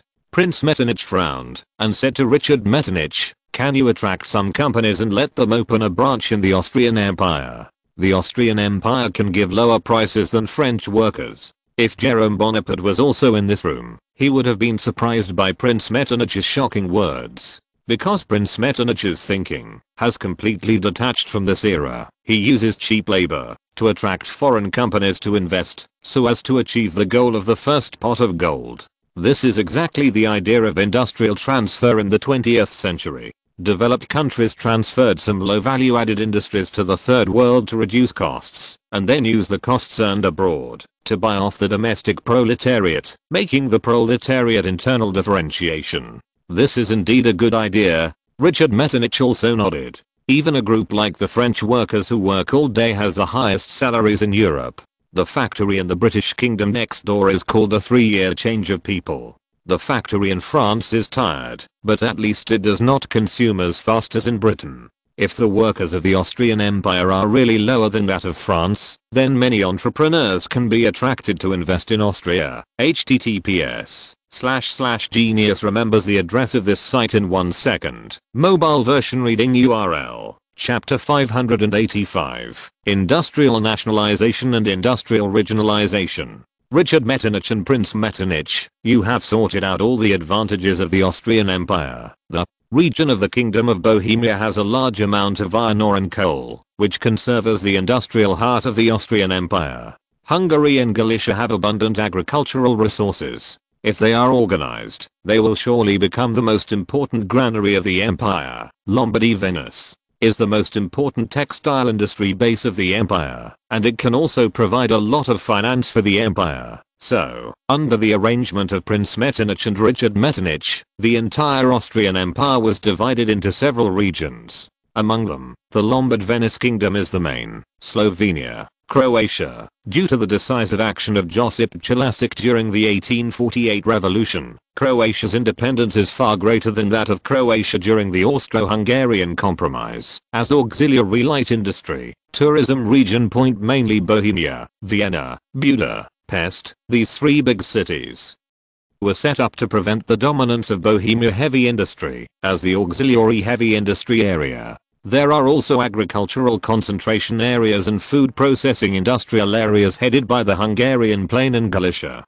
There are also the newly occupied Danube Principality by the Austrian Empire. Metternich and his son have already regarded this as the inherent territory of the Austrian Empire, and Transylvania, because it is not as similar as Bohemia, Hungary, Lombardy, Venice. Areas with distinct characteristics do not have the same political significance as Vienna, Buda, and Pest, so Metternich and his son intend to build Transylvania and the Danube Principality into a commercial free trade zone around the Black Sea, of which Bucharest is also. Prince Metternich has plans to build it into an advanced industrial demonstration zone. Mainly the most important strategic materials in Romania are in the Carpathian Mountains and Transylvania. The cost of transporting coal resources from the Carpathian Mountains is far greater than the cost of mining in Bohemia.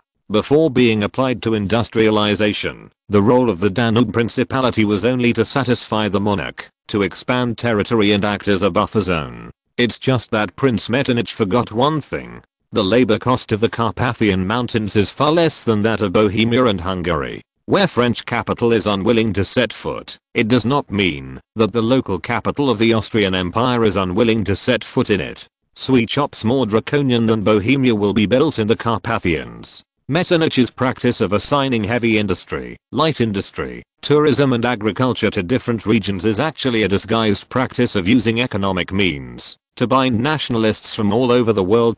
Except for the Lombardy Venice Kingdom, all the lands could not survive alone without the Vienna government of the Austrian Empire, and at the same time, it also accelerated the industrialization trend of various nations in disguise.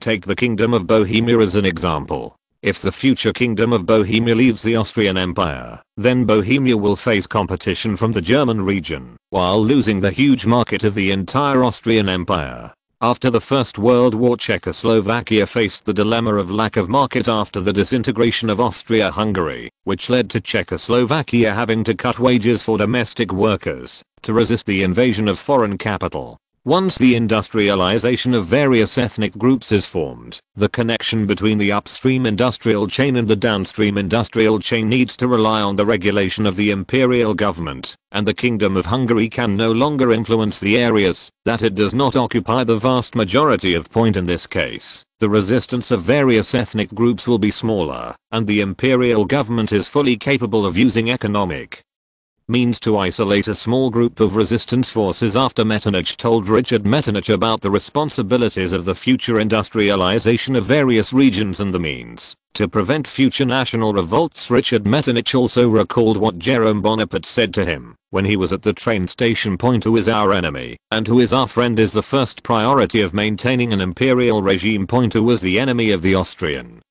Empire? Hungarians. Richard Metternich began to use dialectical analysis to analyze the problems facing the empire. Do not wrong. The Hungarian peasants were not enemies of the empire.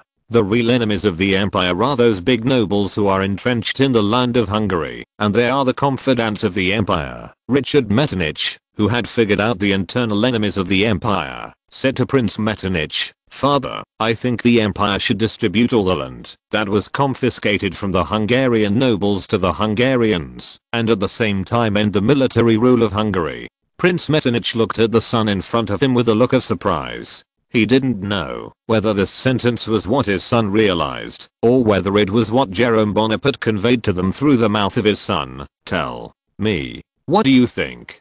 Prince Metternich did not refute his son, but patiently asked Richard Metternich, "Father, I thought of it through your division of the industrial area just now." Richard Metternich responded to Prince Metternich, and then added, "Of course, there is also His Majesty Jerome Bonaparte. Those things you said to me at the train station." "What?"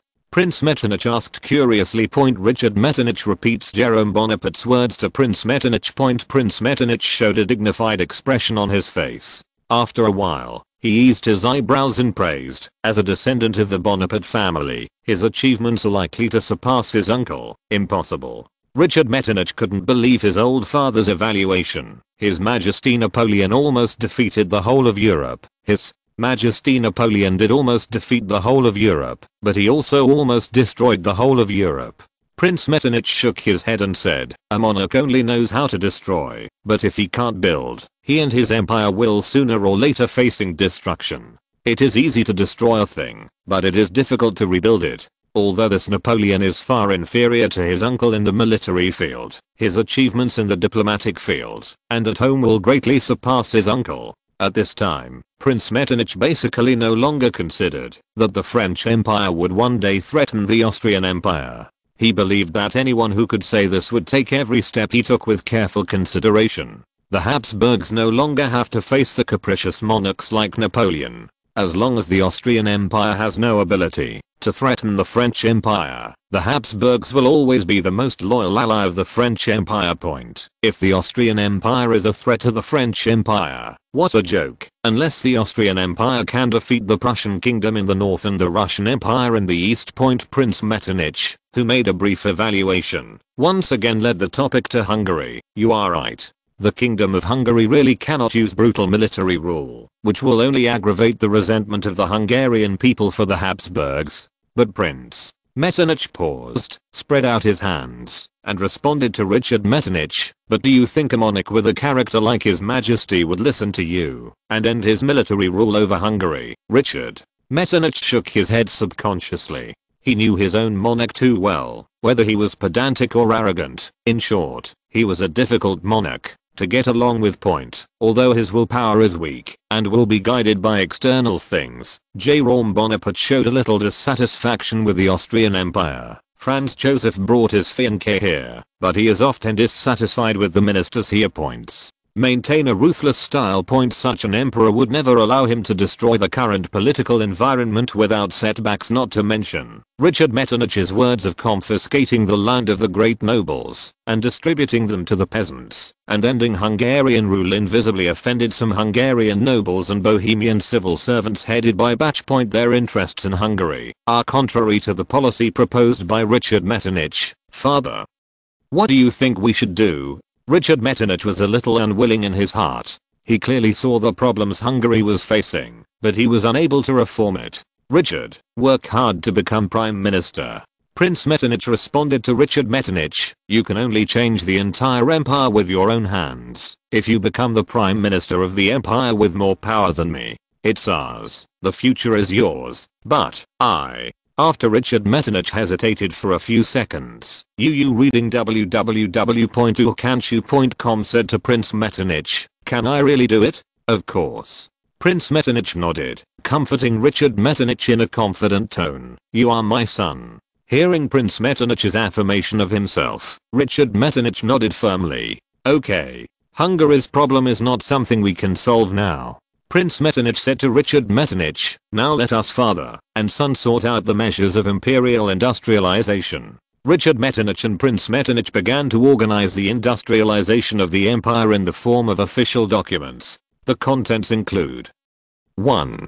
Completely liberate some serfs in Galicia and Hungary. Serfdom in most regions of the empire has been abolished, so that they can participate in social production. 2. Establish a credit mortgage bank modeled on France, to stimulate investment by private entrepreneurs within the empire. 3. Introduce the blast furnace, steam engine and textile machine technologies from Britain and France, to improve the production efficiency of factories and textile mills. 4. The Ministry of Public Works and the Ministry of Railways, subordinate railway bureau, were established within the government, and public-private partnership was adopted to raise funds, to attract foreign capital to build railways and highways. 5. Vigorously develop tourism and food industries, to make them have high added value. That is, channel, homes, etc. https://genius remembers the address of this site in 1 second. Mobile version reading URL, chapter 586, new.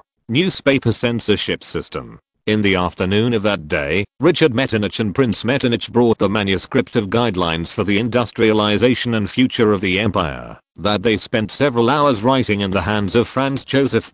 Before Franz Joseph began to look up the contents of the manuscript, Prince Metternich's son Richard Metternich said eloquently, Your Majesty, this is the industrialization strategy my father and I formulated for the Austrian Empire. As long as the empire follows this policy, then the empire will surely enter the ranks of industrialization. How much time will it take? 3 years? Or 5 years? Franz Joseph, who was still ignorant about the concept and time of industrialization, asked. Your Majesty, industrialization is not something that can be achieved overnight. It takes years of development. The bigger the country, the longer it will take to change from an agricultural country to an industrial country. Prince Metternich hurriedly attacked Franz Joseph. A precaution. Take France as an example. It began to enter the ranks of industrialization during the period of the Kingdom of Orleans. From the Kingdom of Orleans to the Second Empire, it took 24 years for France to change from an agricultural country to a country. For an industrial country, if you want to count the Bourbons, it's even longer. The empire is not a country without foundation. Franz Joseph retorted, there are still many enterprises and factories in our country. It should not take so long, Your Majesty. The empire does have some foundations for industrialization, but these foundations are too weak compared to the time of the Kingdom of Orleans. Prince Metternich explained to Franz Joseph, industrialization is not about building a few factory. Building a few railways can solve the problem. It needs a whole set of industrial systems as support, and everything from the upstream to the downstream of the industry must be available. Only in this way can we count as a truly completed industrialization. So it is. Franz Joseph nodded, and then began to read the manuscript written by Metternich and his son. Metternich and his son stood there, waiting for Franz Joseph's questions. After a while, Franz Joseph raised his head again, pointed to the manuscript and asked Metternich, Consultant Metternich, what's the point of dividing the empire into industrial areas? Reporting.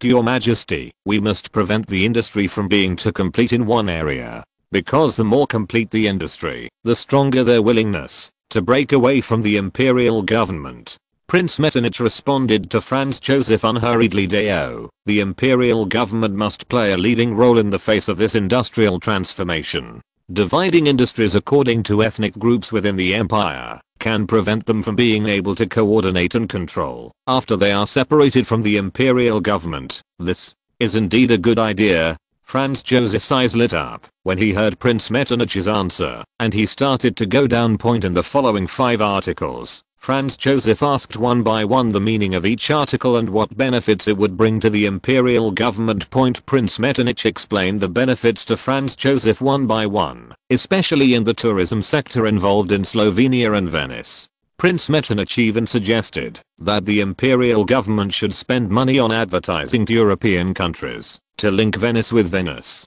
Slovenia is depicted as a holy place for tourism and marriage. Jerome Bonaparte, grab business, in order to attract European aristocrats and royal families to Venice for consumption, so that the tourism industry can be used for the subsidiary industries of Venice and Slovenia. Provide high added value. Franz Joseph listened to Prince Metternich's sutra of wealth and honor with a vague understanding.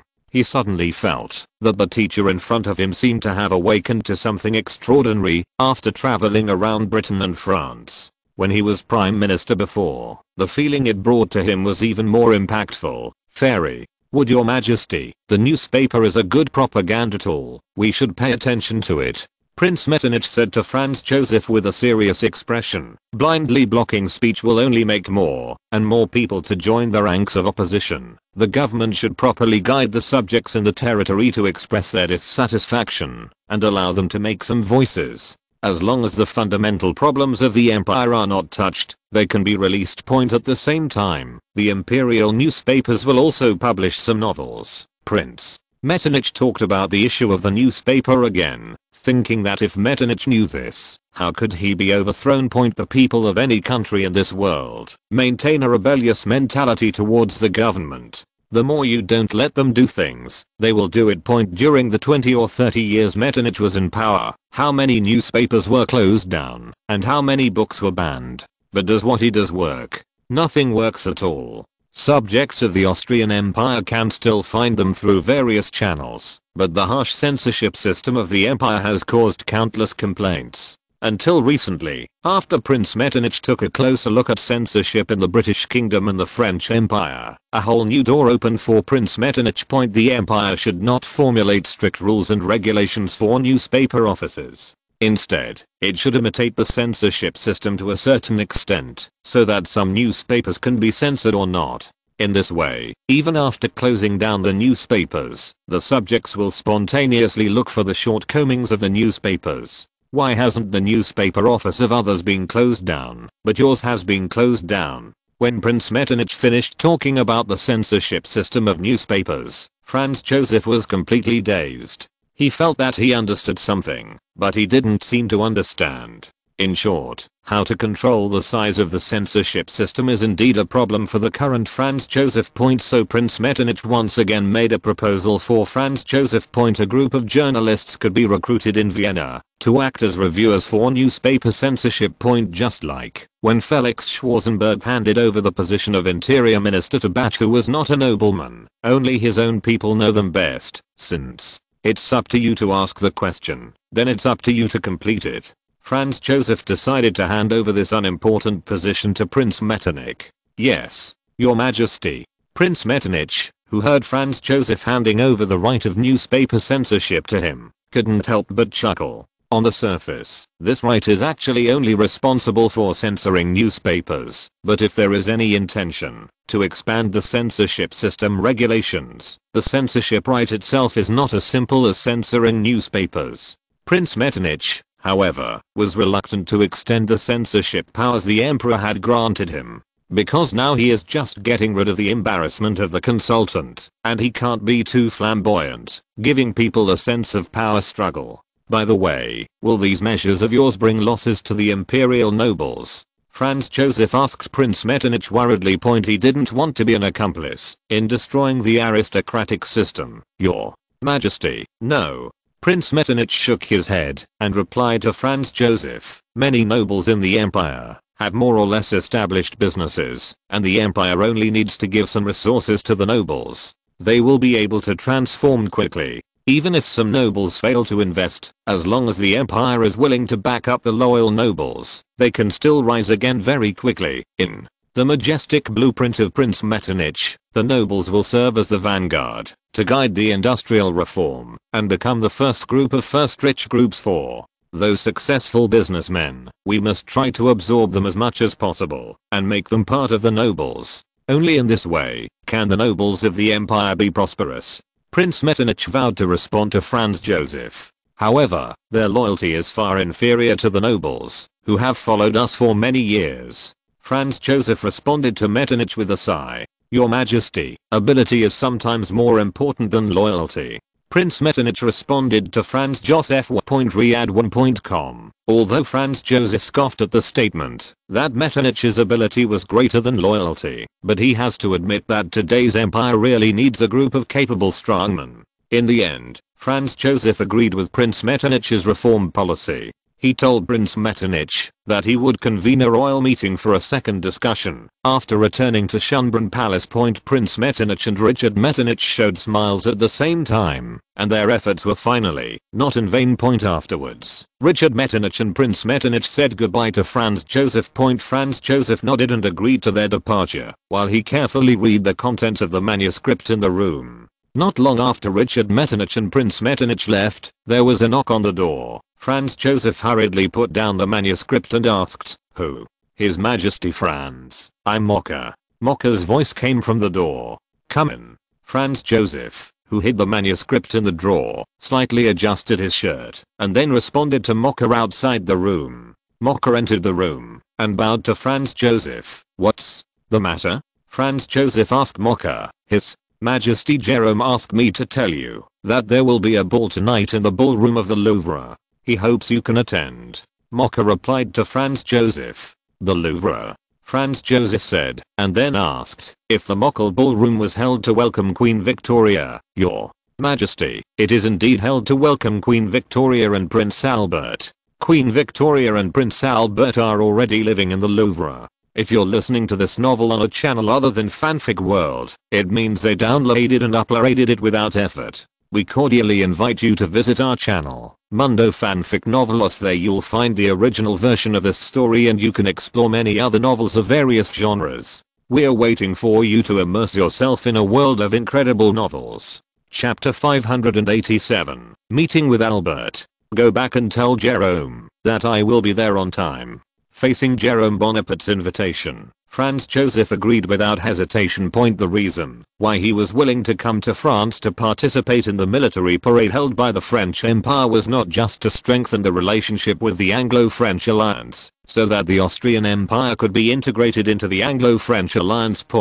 Now that the relationship between the Austrian Empire and the French Empire has entered the ranks of a quasi-alliance, it is time to win over the relationship with Queen Victoria. To be honest, Franz Joseph was surprised that Jerome Bonaparte dared to openly invite him to contact Queen Victoria. Could it be that the French Empire is not afraid of the Austrian Empire abandoning the French Empire and forming an alliance with the Kingdom of Great Britain? Franz Joseph thought to himself, yes, Your Majesty. Mocha, who received Franz Joseph's response, responded immediately, then I won't disturb you. Mocha immediately exited the room and closed Franz Joseph's door afterwards. Mocha took a carriage to the Élysée Palace, where Jerome Bonaparte was staying at the Élysée Palace to talk. When Mocha arrived at the gate of the Élysée Palace, the two soldiers in charge of guarding the gate stopped Mocha and told Mocha that the Prime Minister of Sardinia Cava had just come to visit Kingdom of Sardinia. Where is Prime Minister Cava now? Mocha hurriedly asked the soldier. Your Excellency, Prime Minister Cava said that he will wait for His Majesty's summons at Princess Mathilde's mansion. The soldier responded to Mocha. Hearing the soldier's answer, Mocha frowned slightly and said to himself, I didn't expect it. Cava actually got on the boat of Princess Mathilde. It seems that he should have given a lot. Mocha's words were only halfway through. He instantly realized that there were two idle people waiting beside him and hurriedly stopped and reprimanded the two soldiers with a stern face. The two soldiers quickly told Mocha that they were behind their ears and that they had not heard anything. That's good. Mocha threatened viciously, if I hear a little bit of wind outside, you're finished. Do you understand? The two soldiers assured Mocha that they would not spread the word. After establishing his prestige in front of the soldiers, Mocha took out a few banknotes worth 1,000 francs from his pocket and said to the two soldiers in an encouraging tone, it is also very hard for you to guard the Élysée Palace, and the money will be treated as the hard work I gave you on behalf of Your Majesty. Seeing the banknote in Mocha's hand, the eyes of the two soldiers flickered with longing, but none of them dared to reach out for it. After all, the person in front of him is the head of the entire Douai Palace. Seeing that the two soldiers were hesitant to take over, Mocha directly divided the banknotes into two equal parts and put them into their pockets and reprimanded, let you hold them, you are just like those who are grinding and chirping. The same girls. Feeling the heavy feeling of the banknotes entering their pockets, the two soldiers smiled and thanked Mocha. You don't need to thank me. If you want to thank Your Majesty. Mocha waved his hand and said to the soldiers, I'll go first. You are optimistic about this place. Don't let idle people wait in. Master Chief, you can rest assured. The soldier patted his chest and assured Mocha. Mocha entered the Élysée Palace and came to the door of the study of the Élysée Palace, listening to the movement inside. At this time, in the study room of the Élysée Palace, the French Emperor Jerome Bonaparte and Prince Albert, the husband of the United King of Great Britain and Ireland, sat face to face on the sofa and talked about the issues on the Crimea Peninsula. Jerome, I can call you Victoria? Prince Albert asked Jerome Bonaparte. Of course, Albert. Jerome Bonaparte responded to Prince Albert. Jerome, from what you see, after the troops of our two countries captured the Sevastopol fortress, should we continue to expand the scale of the war? Albert asked Jerome Bonaparte if he was willing to expand the war. If there is a suitable opportunity, of course we in France will choose to expand the war. Jerome Bonaparte responded to Albert with the words of the lake. The words of Jerome Bonaparte and the muddy mud obviously did not satisfy Albert, and he asked the bottom line, what do you think is a suitable opportunity? If the Russian Empire suffered heavy losses on the Crimean Peninsula, I would naturally choose to pursue the victory. Jerome Bonaparte responded to Albert, in the current form, I and the Ministry of War do not think that pursuit is a great option, but if we don't choose to fight with the Russian Empire, we may never be able to hurt them. Does it mean that our two countries will continue to spend time with the Russian Empire in Crimea? Albert asked with his own eyes. one sentence, and raised his own concerns. If we cannot quickly force the Russian Empire to the negotiating table, the Russian Empire's paramilitary alliance in the New World is likely to go to war against us. I wish the United States of America could join the war. Jerome Bonaparte thought to himself. Anyway, after the United States of America joined the war, it was the Kingdom of Great Britain that suffered. If the United States of America can fight its old life to bring down the hegemony of the British Kingdom, Jerome Bonaparte will definitely give the United States of America a grand funeral. It is a pity that a war between the United States and the United Kingdom is unlikely to occur in a period short of time. The reason why Albert said this is most likely to urge him to act as soon as possible. Albert, I don't think the United States of America will join the war. Even if it really wants to join the war, the Russian Empire probably won't accept it. Jerome Bonaparte confidently said. The tone replied to Prince Albert. Oh. Prince Albert asked Jerome Bonaparte with interest, why do you think they will not be united? Because the United States of America is a country with a republic system, while the Russian Empire is a country with an absolute monarchy. The difference between the two countries' systems means that the two of them will never come together. Jerome Bonaparte said. Prince Albert replied, of course, it is not ruled out that Nicholas I went to the hospital in a hurry. However, even if the United States of America does not join this ranks, we can't always spend it on the Crimea Peninsula.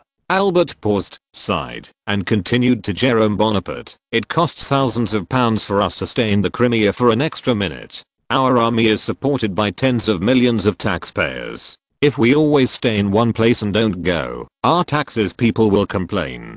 You're right. Jerome Bonaparte nodded in agreement with Albert's words. A long war will indeed kill the enthusiasm and money in the country. Once the people find that their taxes are being invested in if there is an endless black hole of war, I'm afraid they will not love war as much as they do now. So, I have to act as soon as possible. Albert said eagerly, we can open up the second and third battlefields while attacking the Crimea Peninsula, so that the money and soldiers of the Russian Empire will continue to use up. This way we can take down the Russian Empire as quickly as possible. I don't agree with your point of view. Jerome Bonaparte immediately responded to Prince Albert. The opening of the second and third battlefields will not only quickly drain the financial reserves of our two countries, but will not to achieve what we want. We must finish our work and continue to bloodlet the Russian Empire in the Crimea Peninsula. Didn't you just say that the Crimean report should wait for an opportunity? Prince Albert asked Jerome Bonaparte. What? I said about waiting for the opportunity. Riyadh1.com is not just sitting there. Jerome Bonaparte said to Albert with a sly smile on his face. Now we have occupied Sevastopol. There is a perfect defense system and artillery there. We can rely on the defense of Sevastopol to fight a bastion battle with the Russian Empire and constantly consume their soldiers on the Crimea Peninsula. But is Nicholas I really willing to take the initiative to attack Sevastopol? Albert asked Jerome Bonaparte. Would you like it or not, Nicholas I? Jerome Bonaparte responded to Albert with a triumphant expression. A team of Russian soldiers has been secretly escorted to a nearby prison in Paris, and it will be the highlight of tomorrow's military parade. Hearing Jerome Bonaparte's words, Prince Albert was shocked. This is simply hitting the Russian Empire in the foot in front of European countries. If Nicholas I knew about it, I'm afraid he must be mad. Tomorrow, you, me, and Franz Joseph will stand at the front of the military parade to review the Russian prisoners of war together. Jerome Bonaparte broke the news to Albert again. Franz Joseph. He is also willing to join the ranks of opposing the Russian Empire? Albert hurriedly asked. No. Franz Joseph didn't know that there were Russian prisoners of war in the military parade. The Austrian Empire is still in a neutral state. Jerome Bonaparte shook his head and said with schadenfreude, but after this military parade, I'm afraid it will be difficult for the empire to continue to be neutral. Yeah. Albert also showed a smile on his face. Nicholas I has a hard time believing that a country that participated in the parade of Russian prisoners of war can still maintain a neutral attitude. Chapter 588. Consumption is the main, interspersed as a supplement. After Albert and Jerome Bonaparte agreed to drag Franz Joseph into the water, Jerome Bonaparte said to Albert, as soon as Nicholas I ordered his soldiers, after attacking the Sevastopol fortress at all costs, There is only one thing we need to do, and that is to delay the defense of Sevastopol until winter. Let those Slavs also feel the cold of Crimea. When they want to retreat, we will send troops to cut off their road to the hinterland of the Russian Empire. This is called closing the door and hitting the dog. After listening to Jérôme Bonaparte's description, Albert suddenly felt a surge of excitement. Jérôme Bonaparte's combat plan of closing the door and fighting the dog is indeed much more reasonable than the opening of the second, Sweden, and third battlefields, Caucasus, discussed by the cabinet. After all, Britain itself also had little manpower to splurge. At present, the plan of a large army of more than 100,000 people drawn up by the British War Department is actually less than 40,000 people. There is no way that these troops could afford to open up new fronts, at best to fill up the British army that was severely attrition in the Crimea Peninsula. You must know that Commander Aglan's message of replenishing his troops will be sent to London every 2 or 3 days. At present, the cabinet has been troubled by Commander Aglan. Therefore, a few days ago in Palmerston, a cabinet meeting had to be held to discuss the issue of British troops. At that meeting, the Minister of War, the Duke of Newcastle's recruitment plan for mercenaries was unanimously approved by the cabinet ministers. The Duke of Newcastle plans to recruit a group of German mercenaries in Germany, especially Hesse, to fight for the Kingdom of Britain. They hope that the Hessian mercenaries they recruit will be as loyal and reliable as the Hessian mercenaries during the Napoleonic Wars. However, everyone, including the Duke of Newcastle, did not realize that the era of Hessian mercenaries was over with the advancement of science and technology. Hessians who were originally impoverished can now go to work in wealthy areas such as Land. Just save up a ticket to the New World, and the Germans can leave a heavily involuted German region and go to their dream New World. In the New World, they no longer have to be exploited by local princes, and those with a little more courage can even create a foundation in the New World. With the option of the New World, few people are willing to serve as thugs in the Kingdom of Britain. After all, the Kingdom of Britain treats its soldiers like animals. No, it should be said that it is not as good as treating animals. At least the animals need to eat and drink to be able to produce food. The food of those mercenaries is even better than that of the British. The regular army of the kingdom is even worse. As long as it eats undead food temporarily, it can become food for mercenaries and regular army. It was precisely because the British kingdom itself could not recruit a suitable enough population to join the army, and Albert himself was a potential German nationalist. Albert's German national sentiment was in Britain's interests, so the recruitment of Palmerston was the same. It was unpleasant to serve as cannon fodder for the Hessians in Germany. So Prince Albert immediately endorsed Jérôme Bonaparte's attrition tactics. However, Prince Albert also hinted to Jérôme Bonaparte that the royal family could not immediately express their support for France's opinion. France needed to put pressure on the British cabinet through Raglan, and then the royal family would assist. Invincible begins with the sacrifice of ancestors. Only in this way will our stubborn Palmerston change his opinion. Prince Albert shrugged and responded to Jérôme Bonaparte. I see. Jérôme Bonaparte nodded and replied to Prince Albert, by the way, how do you appease Franz Joseph? It's not very pleasant to let anyone be used as a gunner. Prince Albert asked Jérôme Bonaparte. I think if our two countries provide a loan to the Austrian Empire, the Austrian Empire should look at the money and swallow it up. Jérôme Bonaparte asked Albert, provide a loan? Prince Albert asked Jérôme Bonaparte suspiciously, are you sure that the Austrian Empire still has the ability to repay its debts? There should be. Jérôme Bonaparte deliberately said to Prince Albert in an uncertain tone. After all, the market of the Austrian Empire is not too small, and the ability to repay debts should still be there. Although the territory of the Austrian Empire is large, their market is very small, and many people are tied to the land. Albert was obviously not too concerned about investing in the Austrian Empire, who let the Habsburg Kingdom entrap Britain because of debt problems during the Napoleonic Wars. Today, the Austrian Empire still owes the Kingdom of Great Britain a large sum of money that has not been returned. It can be said that the British government had a crisis of confidence in the Austrian imperial government. We can designate loans to specific areas.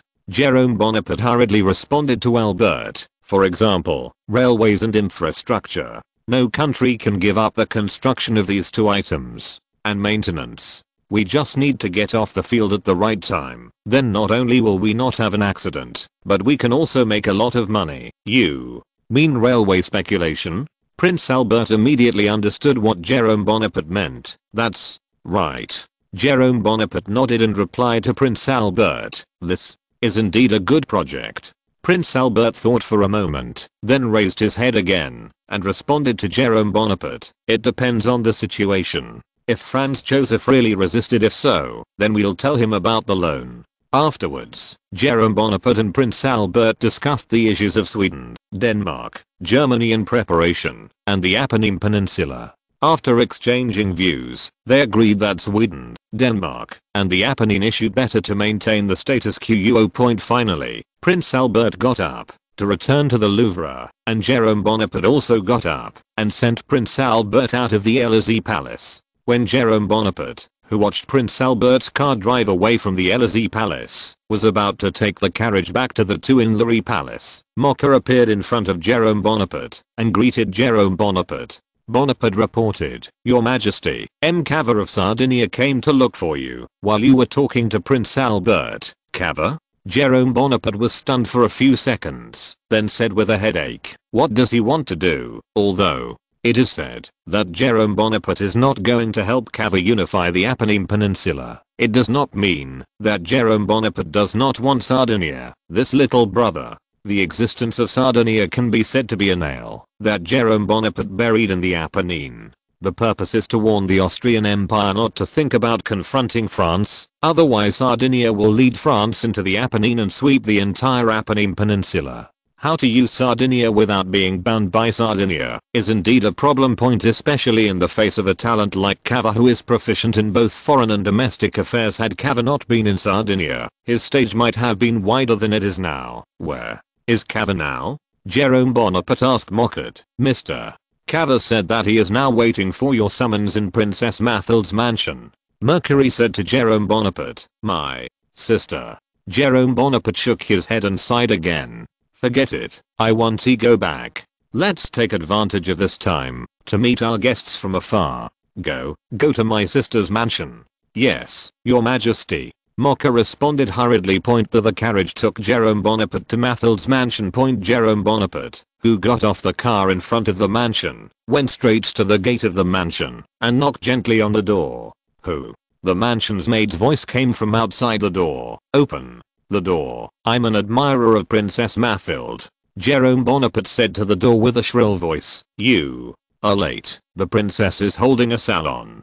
The maid in the door responded to Jerome Bonaparte. I don't care. I just want to see the princess. Jerome Bonaparte continued to raise his voice in a funny voice. You reading www.urkanshu.com. Why are you so ignorant of etiquette?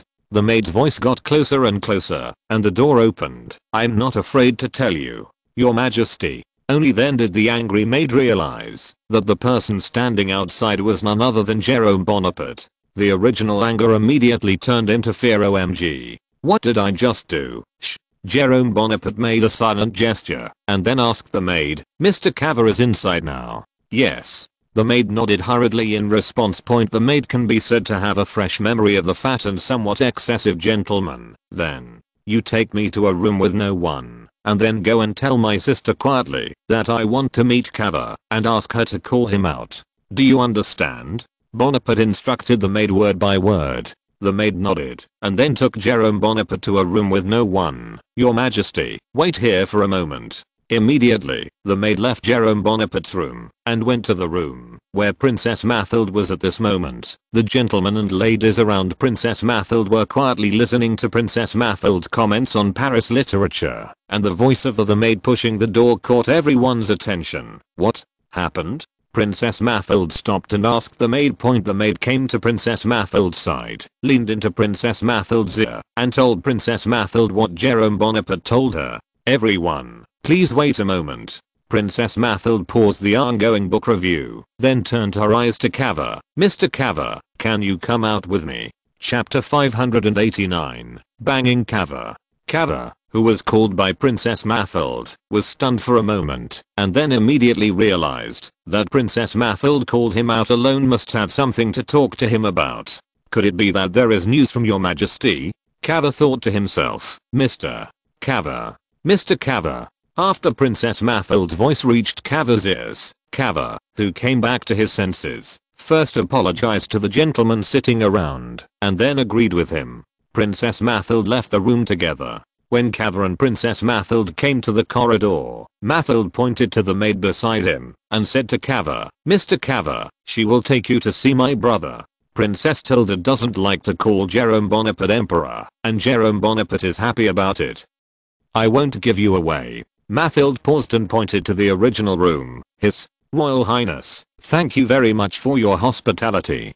Cava responded to Princess Mathild with a slightly humble attitude, and then bowed to the maid beside him. Then I will trouble you. Mr. Count, please come with me. The maid responded to Cava under the guidance of the maid. Cava quickly came to the door of a room on the first floor. Your Majesty, it's inside. The maid pointed to the room, and said to Cava, His Majesty actually came here in person. Cava was a little surprised by Jerome Bonaparte's visit in person. But when he thought about the evaluation of the emperor by the Paris nobles he had come into contact with, his surprise disappeared without a trace. Thank you so much. Cava thanked the maid again, and gave her a little gadget. For Cava himself, Your Excellency Count, this is too precious. The maid shook her head, and rejected Cava's gift. Ma'am, this thing is not valuable.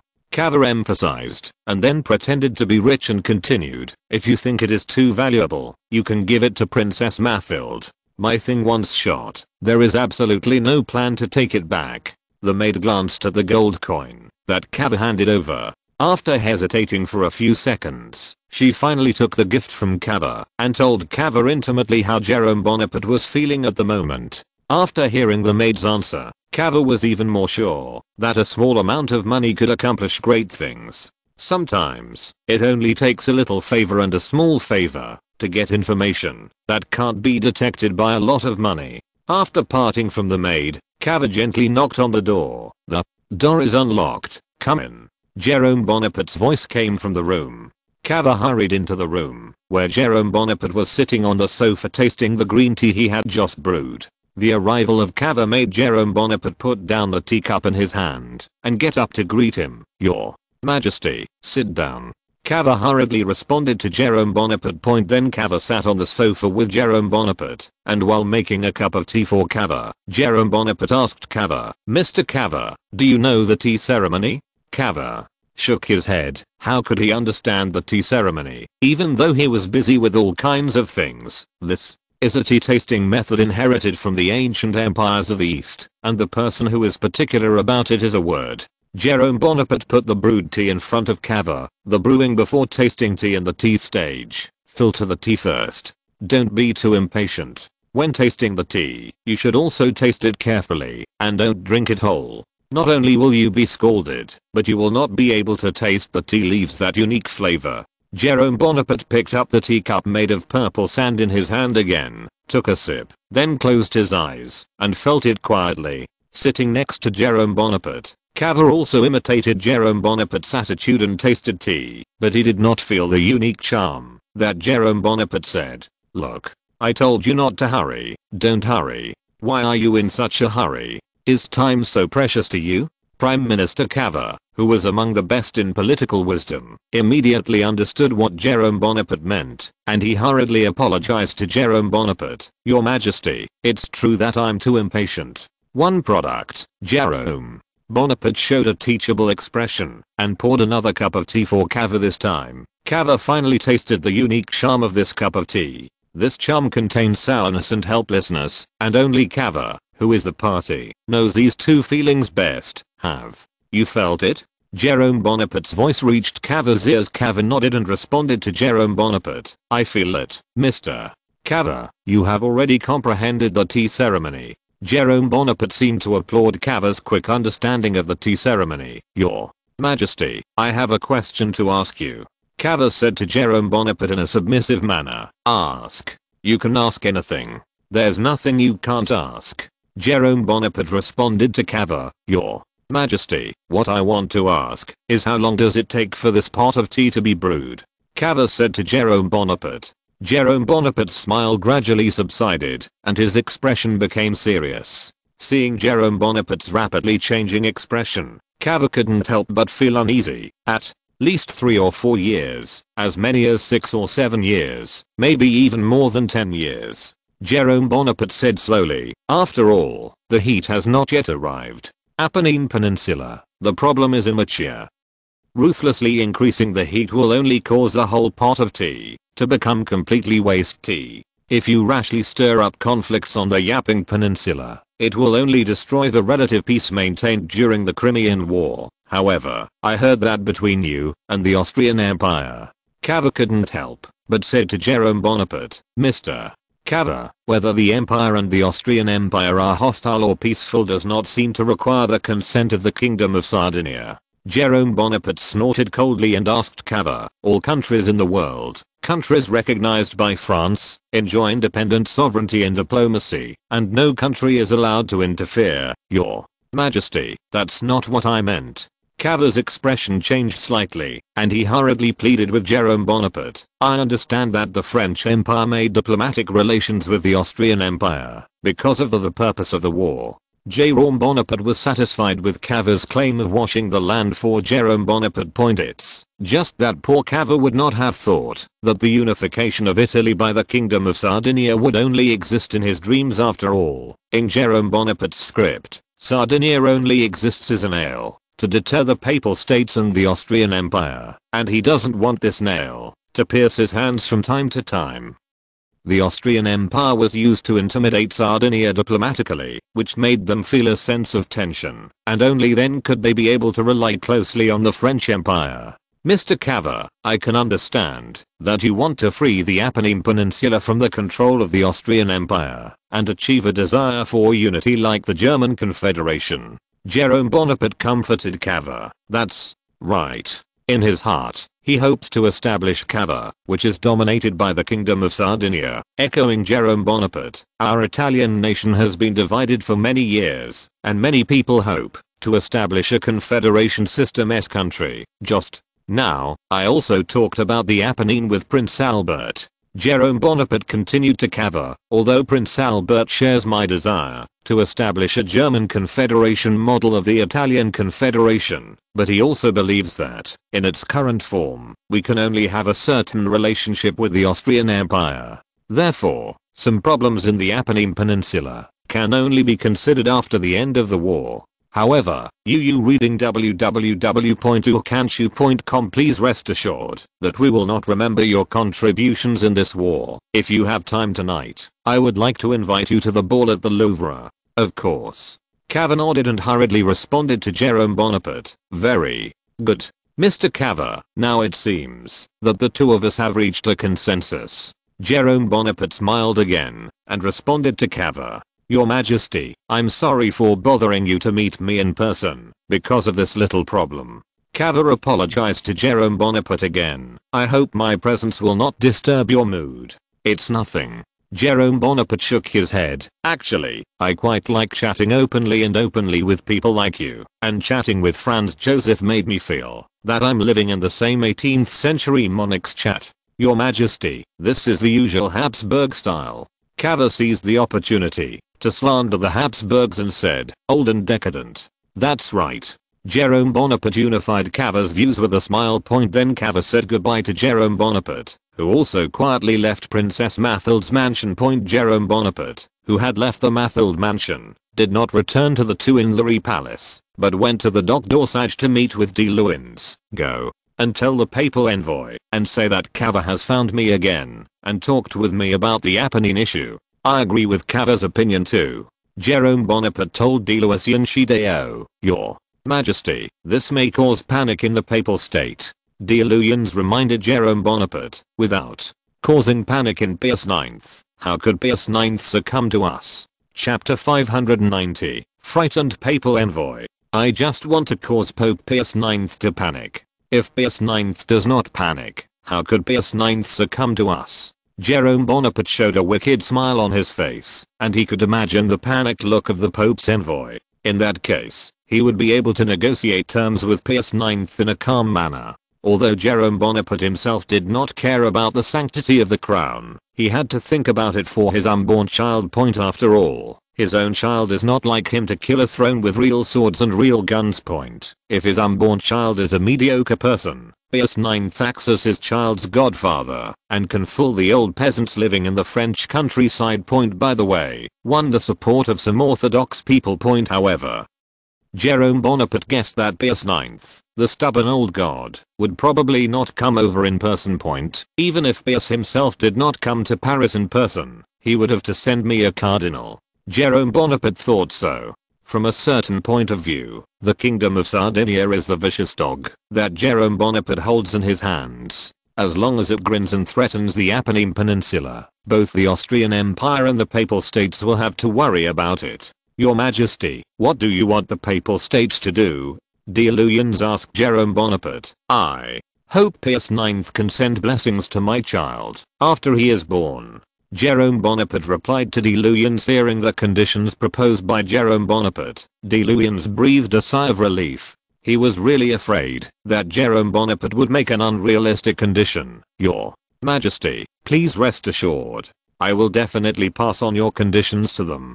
Delusions responded hurriedly to Jerome Bonaparte. You don't have to tell them the conditions directly. Jerome Bonaparte shook his head and said to Delusions, you just need to tell them. If they want to persuade me to change my mind, the best way is to persuade August Queen Star. Only the Queen can influence me. Delusions realized that Jerome Bonaparte was preparing to strengthen the Queen's power in the court. Although the Bonaparte family represented by the Emperor was not loved by the Orthodox nobles, it did not mean that the Queen was not Orthodox liked by the nobles. According to what Delusions learned through his wife, some Orthodox noble ladies gathered around Queen Augusta. Delusions didn't have to think about it to know that those Orthodox sects with eyes above the top were not willing to submit to His Majesty as they did to Emperor Bonaparte at the beginning. Instead, they pursued lady diplomacy in an attempt to win a place in the new empire through their lady. A large part of them are generals who are idle at home.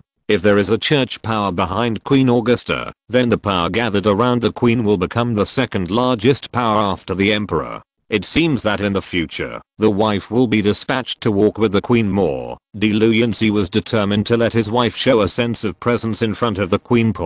Although he said that his time as foreign minister is running out, Delusions believes that, as long as he can persevere in the line of his wife, he will definitely return to the position of foreign minister. Yes, Your Majesty. Delusions nodded and replied to Jerome Bonaparte. Okay, that's all I have to say, said Jerome Bonaparte, getting up from the sofa. Delusions also got up right after him and then sent Jerome Bonaparte out of the Ministry of Foreign Affairs. After watching Jerome Bonaparte leave, Delusions ordered his Secretary of State to prepare a carriage for him to go to Paris Cathedral.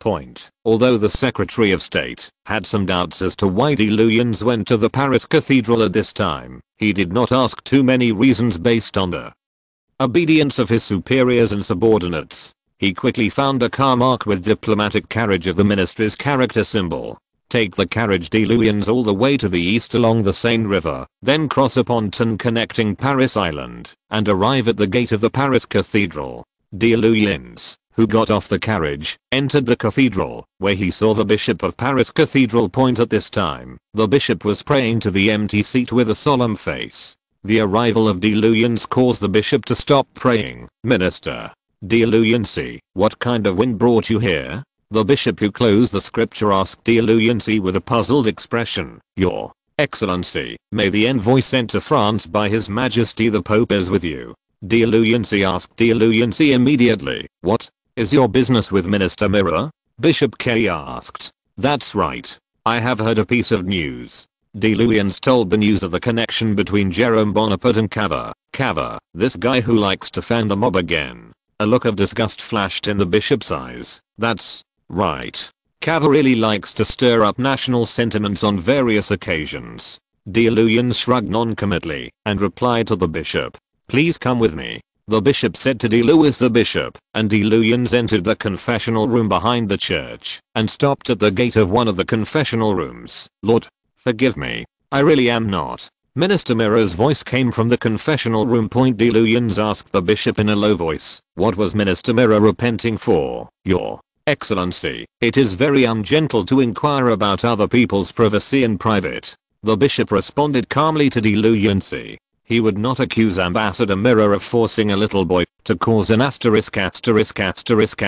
Fisher scandal, told D. Luyens. Although in this day and age priests appease little boys is not a big deal, but always discredit the church. After all, the Holy Church would not approve of homosexuality. D. Luyens and the bishop stood at the door and waited for a while before Minister Mirror's confession ended. The bishop gently knocked on the people in the confessional room, and Minister Mirror's vigilant voice came from the door. Who? It's me, the said in his usual tone. Your Excellency, come in. Minister Mirror responded immediately. The bishop and D. Luyens entered the confession room, and Minister Mirror in a suit unconsciously showed a panicked expression when he saw D. Luyens' appearance. Minister Luyens, why are you here? It's gone. Minister D. Luyens is here to deliver news to His Majesty Pope Pius IX. The bishop hurriedly covered up for Minister Mirror. Pass the news. Minister Mirror breathed a sigh of relief and then readjusted his mind and asked what news D. Luyens wanted to pass to Pope Pius IX. D. Luyens once again repeated what he had just said to the bishop to Minister Mirror. My God, what the did His Majesty Bonaparte say to that false believer? Minister Mirror asked D. Luyens. Your Majesty, it's a pity that I don't know what His Majesty discussed with Cava.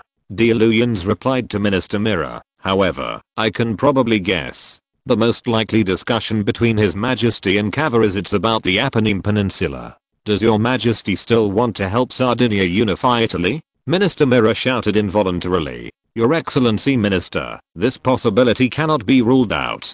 D. Luyens replied to Minister Mirror. After all, Your Majesty once lived on the Apennine Peninsula for a while. There is still a certain feeling for the people there, and Will Miss Naya is also a patriot, Vernier. Minister Mirror gritted his teeth and said to D. Luyens, she is the spy sent by Cava to His Majesty. You should arrest her immediately. Mr. Minister, I'm just a diplomatic ambassador. The arrest of spies should be handled by Interior Minister Pesani. Marcel Yeruja has been behind the scenes. D. Luyens put on a pair of with a helpless expression. He replied to Minister Mirror, you reading www.okanshu.com. Besides, I don't think Vernier is a spy. At best she is just telling His Majesty her love for Italy. Your Excellency, if Vernier has been beguiling His Majesty for years, it is impossible for His Majesty not to fight for Sardinia. Minister Mirror impatiently replied to D. Luyens. One of the most terrifying weapons in the world is the pillar wind. If His Majesty is really persuaded by that of Vernier, the Papal State will probably be doomed. I can't do anything either. D. Luyens responded to Ambassador Mirror. Your Excellency, I don't believe that you came here from the Ministry of Foreign Affairs just to tell us about this. You must have a solution. The bishop asked with a solemn expression. Your Excellency Minister, you must have a solution, right? Milada looked at D. Luyens earnestly. Under the gaze of the bishop and Minister Mirror, D. Luyens said, your church has already opened up the line of Her Majesty the Queen, right? What do you mean? Minister Mirror immediately understood what D. Luyens meant. Your Majesty is now pregnant with the future of the empire. D. Luyens said to Minister Mirror, even if Her Majesty wants the stars in the sky, Her Majesty will do everything possible to pluck them out for her. If you are willing to beg Her Majesty the Queen, then this matter is easy to solve. Of course, you also need to do your best to Her Majesty the Queen. What does Her Majesty the Queen like? Minister Mirror, who was in a state of confusion, didn't have the heart to think, and he immediately asked D. Luyens. There is no greater love in the world than a mother's love. Chapter 591, Slimetonic. There is no greater love in the world than a mother's love. D. Ruse's words were like a key, opening the door to Minister Mirror's thinking. Yes. There is no greater love in this world than a mother's love. The easiest way to please Her Majesty the Queen is to please the unborn child in her belly. Just asking Her Majesty the Pope to send blessings to the Queen's unborn child will win over Queen Augusta and make her inclined to in the church. Then influence the Emperor through the Empress Augusta, thereby thwarting Cava's conspiracy. Minister, Dear Louis, on behalf of the Papal State, I thank you for your help. May God always favor you. Minister Mirror thanked Dear Louis, Your Excellency Minister, this is what I should do. D. Lewis responded to Minister Mirror with a slight expression on his face. Then D. Ruse left the Paris church, and Minister Mirror also left the church. That night, a grand ball was held in the Louvre.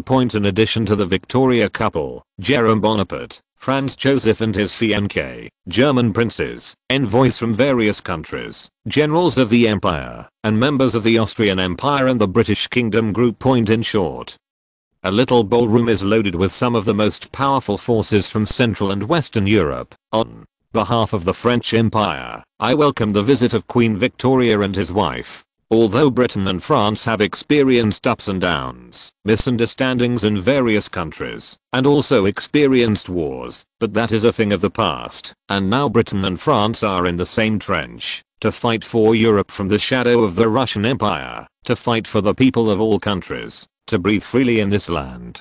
I sincerely hope that more and more countries can join our ranks, for the sake of civilization and the future. The Russian Empire is fighting. Jerome Bonaparte in the ballroom said to the guests present with impassioned words. When Jerome Bonaparte's voice fell, the entire ballroom burst into warm applause.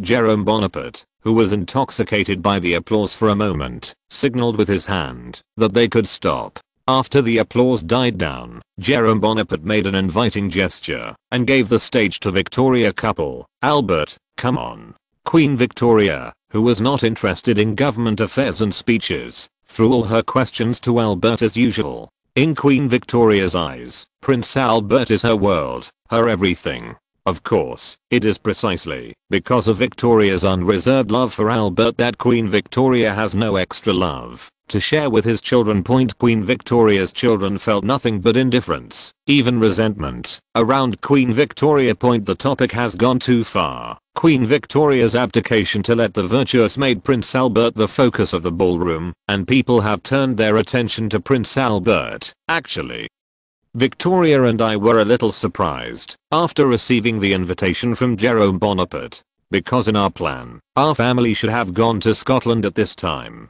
Albert's voice was different from Jerome Bonaparte, as impassioned as M. Bonaparte. He was like a trickling stream, slow and rhythmic. But my children say to me, they want to go to Paris. See the beauty of Paris, browse the sights of Paris. By the way, have a look at the Emperor of France. When Prince Albert asked for these words, Jerome Bonaparte's face showed a stunned look, and after a while, the stun disappeared, and a smile appeared on his face again, because, in the hearts of my children, France is a brother of the Kingdom of Great Britain, a partner who fought side by side. Our two army units fought alongside Sardinia and Ottoman in the Crimea with the most vicious Russian army, and achieved excellent results. The naval forces of our two countries fought in the Black Sea and the Baltic Sea to protect the fairness of Europe. I told my children that the world should not be a world of the weak, it should be a world of peace, a world of development, a world of European synergy. I sincerely hope that France and Britain will continue to join hands to fight for a fair Europe in the future. As soon as Albert finished speaking, Jerome Bonaparte immediately began to applaud. Others in the ballroom also reacted, and thunderous applause sounded in the ballroom. After a while, in the solemn announcement of Jerome Bonaparte, the ball in the Louvre officially began. Albert, the protagonist of the ball, danced several dances with Queen Victoria in the elegant music. Until the arrival of Franz Joseph, Prince Albert let go of Victoria's hand and looked at Prince Metternich, the advisor of the Austrian Empire, with a smile. Prince Metternich, what's the matter with you, Prince Albert? I don't know if you are willing to condescend. Metternich asked Albert if he would like to find a secluded place to discuss something. Of course. Prince Albert immediately nodded to Metternich, then walked down the dance floor with Queen Victoria and Prince Metternich to a slightly secluded place, where Franz Joseph also stood there. Prince Metternich euphemistically told Prince Albert that the Austrian Empire hoped to obtain a loan from the Kingdom of Great Britain if the Austrian Empire itself satisfies the conditions. Of course, Britain is willing to provide a considerable loan to the Austrian Empire. Prince Albert politely refused Prince Metternich's request and told Prince Metternich that he did not want to be in the ballroom discuss political issues. Seeing that Prince Albert was not in the mood to continue the discussion, Prince Metternich had to accuse Albert. If the Austrian Empire is willing to make some concessions on the Danube issue, Prince Albert euphemistically persuaded the Austrian Empire to give up the Danube Principality's appeal point. After all, the Danube was not of the same nature in the hands of the Ottoman Empire and the Austrian Empire at all point. In the former case, the Kingdom of Britain could still use its national strength to crush the Ottoman Empire. To submit point in the latter case, the Kingdom of Great Britain could only discuss the issue of navigation with them calmly. After all, the Austrian Empire is also regarded as the first-class power in Europe. When the British Kingdom treats second-rate, Sardinian, and third-rate, two Silesia powers, it can conduct diplomacy regardless of their feelings with regard to its attitude towards the first-class powers. The Kingdom of Great Britain has always adhered to the principle that things that can be solved within the framework will never be solved outside the framework. Problems that can be solved through diplomacy will never be solved through war. The difficulty of defeating a first-class power is really too great. During the Napoleonic Wars, the state of the British Crown's high debt has been vividly remembered by some people. Because of this, the French Empire endorsed the Austrian Empire and handed over the Duchy of the Danube to the Austrian Empire without the consent of the Ottoman Empire's Highgate government. At that time, most of the Ottoman Empire's Highgates were pro-British, except for the foreign ministers. At that time, the British Kingdom did not instigate the opposition of the Highgate government. Instead, he worked with France to suppress the Haidar government and made them have to agree. In the face of Albert's conditions, Prince Metternich would naturally not agree. The benefits of the Danube River navigation to the Austrian Empire are long-term, and the loan needs to be repaid. P.S. From this point of view, although the Lend-Lease Act implemented by the United States of America in World War II to the Soviet Union did not come in handy at a critical moment. After the Stalingrad War, a large number of aids were guessed, but at least there is no need for Soviet repayment, and it is more conscious than Britain. Prince Albert, please forgive me for not being able to agree to your conditions. Prince Metternich still maintained a humble attitude and Albert responded, then there's nothing I can do. After all, Mr. Metternich, you know it. Britain is different from France and Austria, and the rights of the royal family are restricted by the cabinet. Prince Albert casually found a reason to prevaricate Prince Metternich. Immediately, Prince Metternich, Franz Joseph and Prince Albert and Queen Victoria parted. Franz Joseph, who never said a word, asked Prince Metternich in a low voice, Mr. Metternich, what's the point of doing this? If I were Albert, I'm afraid I wouldn't be here either. Agree on every occasion, Your Majesty. The reason why I talk about investment with Prince Albert in the ballroom is not just for investment. Prince Metternich responded to Franz Joseph with a winning expression on his face. What's that for? Franz Joseph asked curiously. Your Majesty, after the banquet is over, I'm telling you. What you have to do now is to go to the presence of His Majesty Jerome Bonaparte. Prince Metternich once again instructed Franz Joseph. You reading www.urkanshu.com. Franz Joseph and Prince Metternich came to Jerome Bonaparte. Prince Metternich repeated what he said to Prince Albert to Jerome Bonaparte again. Mr. Metternich, I don't want to talk about it at this time. If you really want to talk about it, we can talk about it tomorrow or the day after. Jerome Bonaparte replied to Prince Metternich, this question is not something that can be decided by simply talking about it here. Yes, Your Majesty. Prince Metternich said goodbye to Jerome Bonaparte. Jerome Bonaparte, who watched Prince Metternich leave, couldn't help but muttered, what is going on with Metternich? Why are you talking about this issue at this time? After a while, when the ambassador of the Kingdom of Prussia appeared in front of Jerome Bonaparte and slapped sideways, and what the Prince Metternich talked about with him, Jerome Bonaparte realized that Prince Metternich's routine, nothing, please. Remember this book's first domain name. Mobile version reading website, chapter 592, GENTLEMEN-039, S agreement. Jerome Bonaparte understood that his answer would not convince the Prussian envoy, but would aggravate the doubts in the Prussian envoy. But so what? He is not a Prussian nanny, and has no obligation to answer for the Kingdom of Prussia.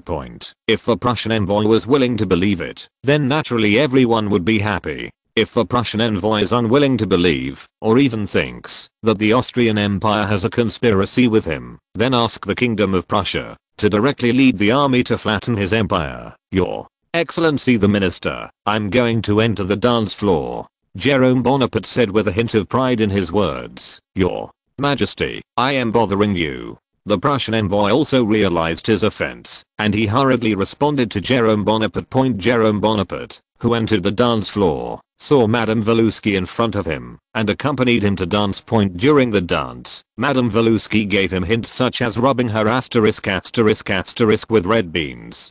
Jerome Bonaparte remained unmoved and finished the dance with one heart. Madam.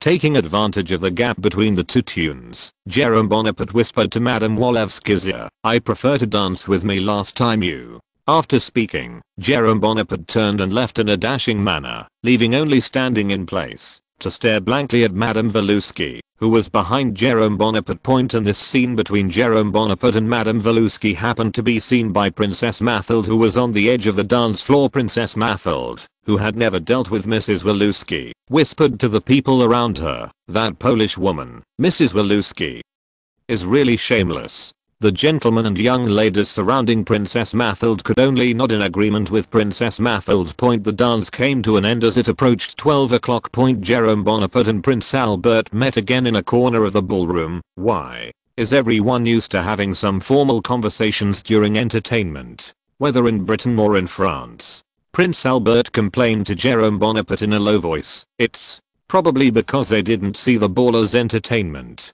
Jerome Bonaparte shrugged and responded to Prince Albert, the biggest effect of the ball is not to draw closer to each other. Well, by the way, did the Prussian envoy contact you just now? Prince Albert asked Jerome Bonaparte again. Jerome Bonaparte nodded and responded to Prince Albert without any concealment. I found it. He wants to get news of the Austrian Empire from here. The Prussian envoy came to me just now.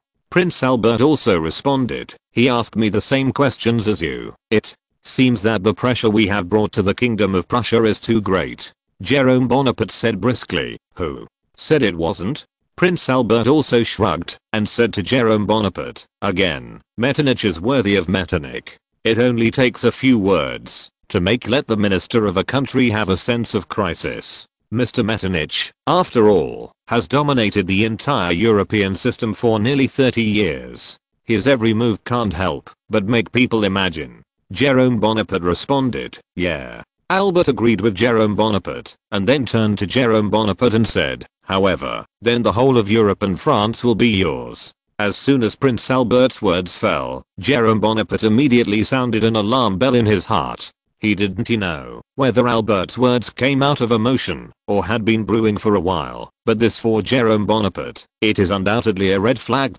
Jerome Bonaparte replied unhurriedly to Prince Albert, France has given up the dream of dominating the European continent. We only hope to have our own place in this part of Europe. Only the European, only when the forces are balanced can peace come. A smile appeared on Prince Albert's face, which made Jerome Bonaparte unclear what was in his heart. However, Jerome Bonaparte guessed that Prince Albert probably regarded his remarks as farts. It's just that Prince Albert wants to give him a face, not to expose him. The Kingdom of Britain hopes that the French Empire will keep its promise. Prince Albert slowly responded to Jerome Bonaparte. Please rest assured, it is not good for France to destroy the European order. France is also willing to maintain order after the complete victory over the Russian Empire. Jerome Bonaparte responded to Prince Albert. When Jerome Bonaparte said this, the band also stopped playing. Jerome Bonaparte walked to the dance floor and announced the end with a solemn tone.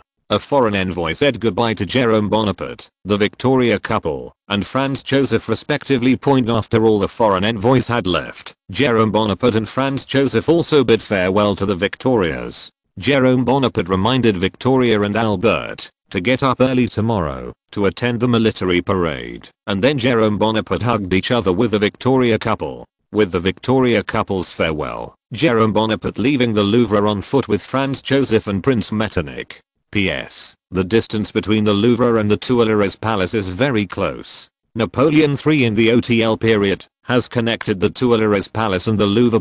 Jerome Bonaparte in this time and space is enough because the demand for the residence itself is enough, and he also delays the connection between the Tuileries Palace and the Louvre Museum.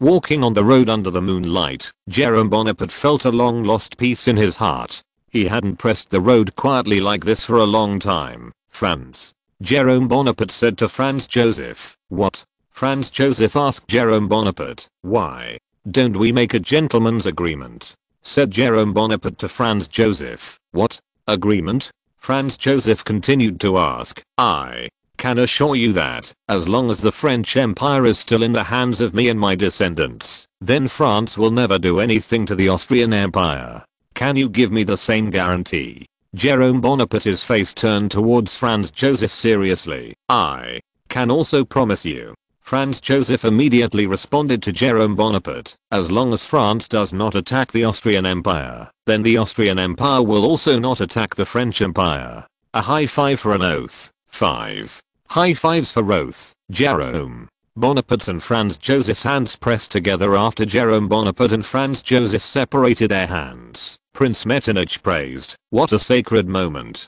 I wish I could use oil painting to engrave this moment forever. Then, Jerome Bonaparte asked Franz Joseph if he would like to leave a portrait at the Tuileries Palace after the military parade. Facing Jerome Bonaparte's gesture, Franz Joseph nodded in agreement without hesitation. Of course. Jerome Bonaparte and Franz Joseph chatted while walking, and soon arrived at the Tuileries Palace June 24th at 4:45 am.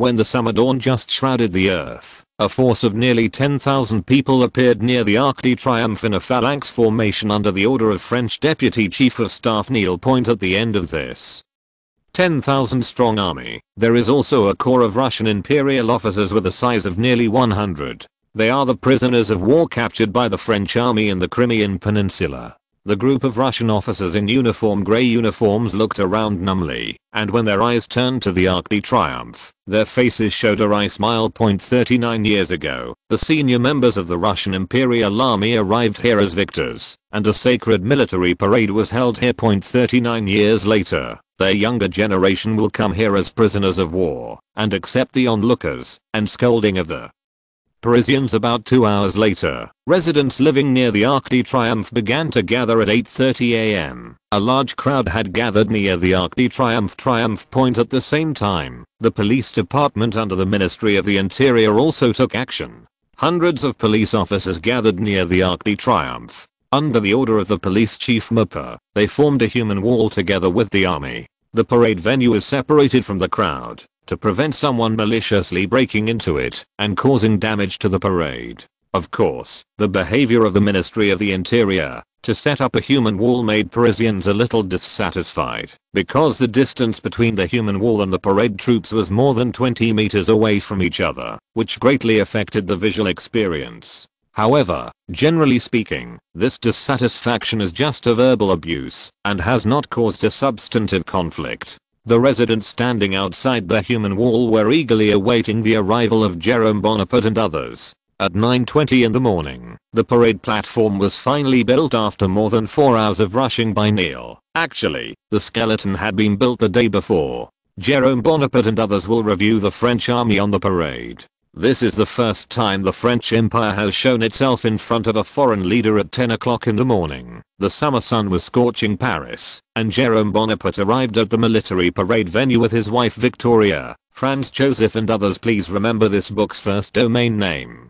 Mobile version reading website. Chapter 593. Victory Day Speech. Long live the Empire. Long live Bonaparte. Long live the Franco-British friendship.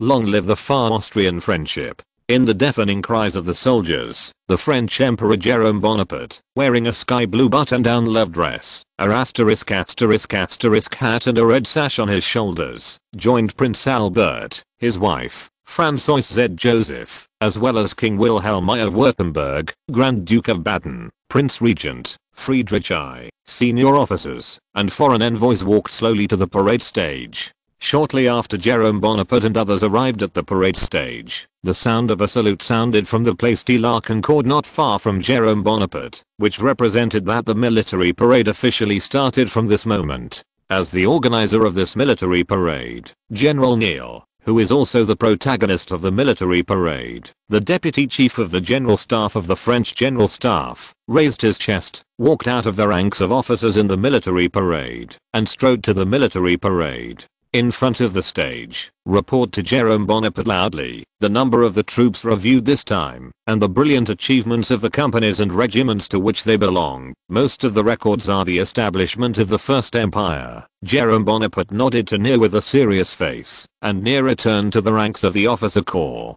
Long live the Empire! Long live France! The soldiers cheered for France again. The cheers continued for a while. Jerome Bonaparte, who was standing on the parade stage, waved his hand gently. The commander in the formation below the stage immediately ordered his soldiers to stop cheering. Every phalanx immediately quieted down.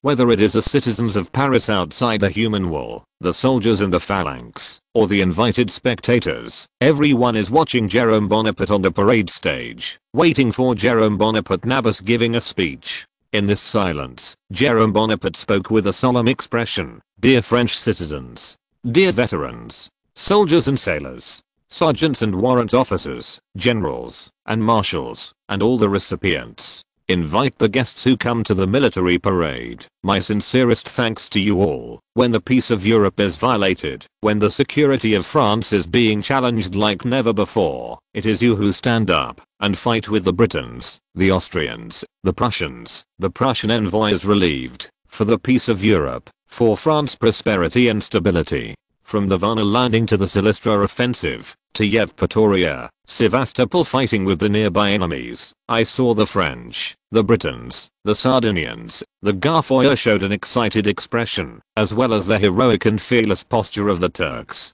I saw the figure of the Austrian Empire running around, in order to restore the precarious European peace. Although they failed in the end, they still have the highest respect. It is precisely because of the coordination of many European countries that our Europe can embrace true peace.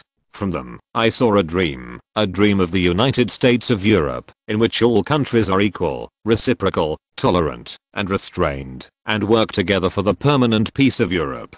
I have always believed in this matter. This is why, despite the divisiveness in European relations, France has always favored the establishment of an equal, secure, and indivisible system that is essential for European relations. In April this year, I signed a security agreement for the Ottoman Empire with the Kingdom of Great Britain and the Empire of Austria. Quartet talks, although the French Empire at that time was already at the stage of war with the Russian Empire. I still believe that Nicholas I of the Russian Empire was willing to reach a consensus with us before the war expanded, have a sincere dialogue on the basis of considering each other's interests and seek suitable solutions, but all in vain. The Russian Empire has turned a deaf ear to our unleashed goodwill, which shows that they are still very aggressive towards our friend, the Ottoman Empire. They want to complete Peter I's blueprint for the estuary, by occupying the Principality of the Danube, Bulgaria, Serbia, and even Constantinople.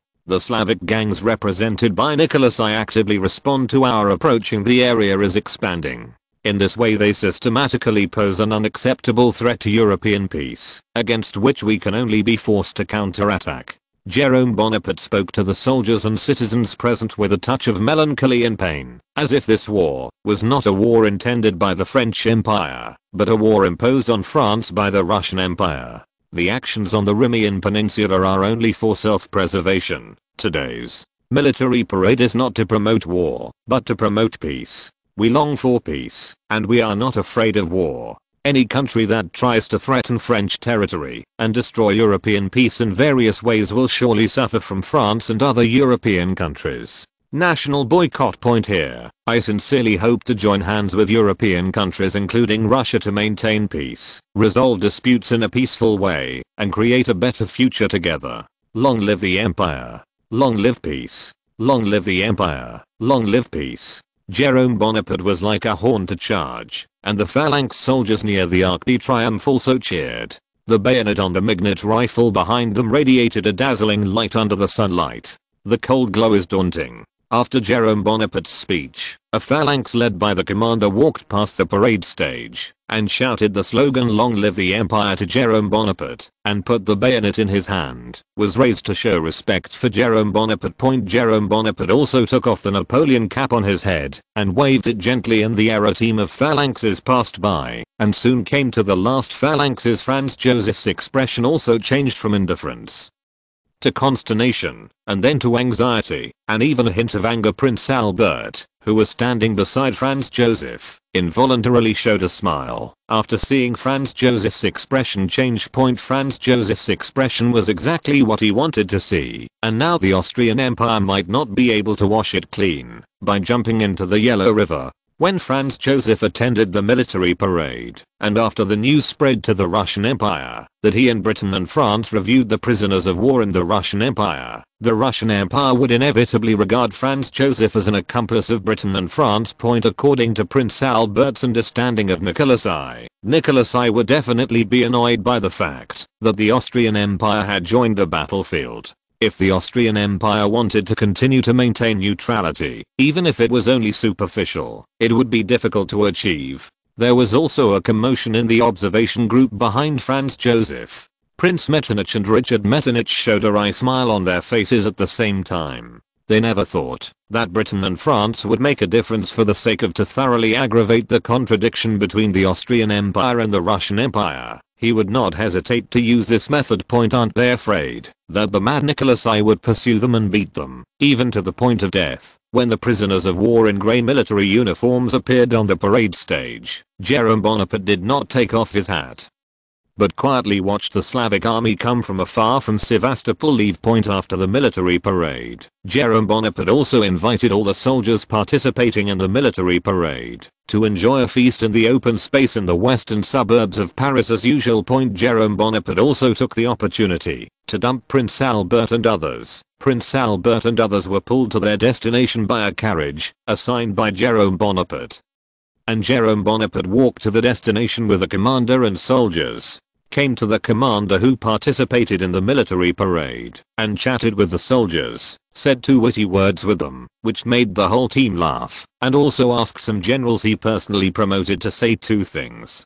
Intimacy. The army and Jerome Bonaparte were as close as family. And the interaction between Jerome Bonaparte and the intimates was just in the eyes of Queen Victoria and the couple passing by in the carriage. This guy Jerome Bonaparte, really? Queen Victoria, sitting in the carriage, whispered to Albert about Jerome Bonaparte. He just left us in the carriage. I was chatting with those soldiers. I really don't know what's so good about those bastards. My dear, Jerome Bonaparte is different from us. His empire was built under the midst of this group of bastards, so he would go to great lengths to please them. Prince Albert gently stroked the hair of the Victoria couple and responded to Victoria softly, "However, I still admire him." "What do you admire about him?" Queen Victoria asked suspiciously. "I admire his ability to put down his body, to communicate with soldiers and officers on a relatively equal basis, but the British have never been able to do that."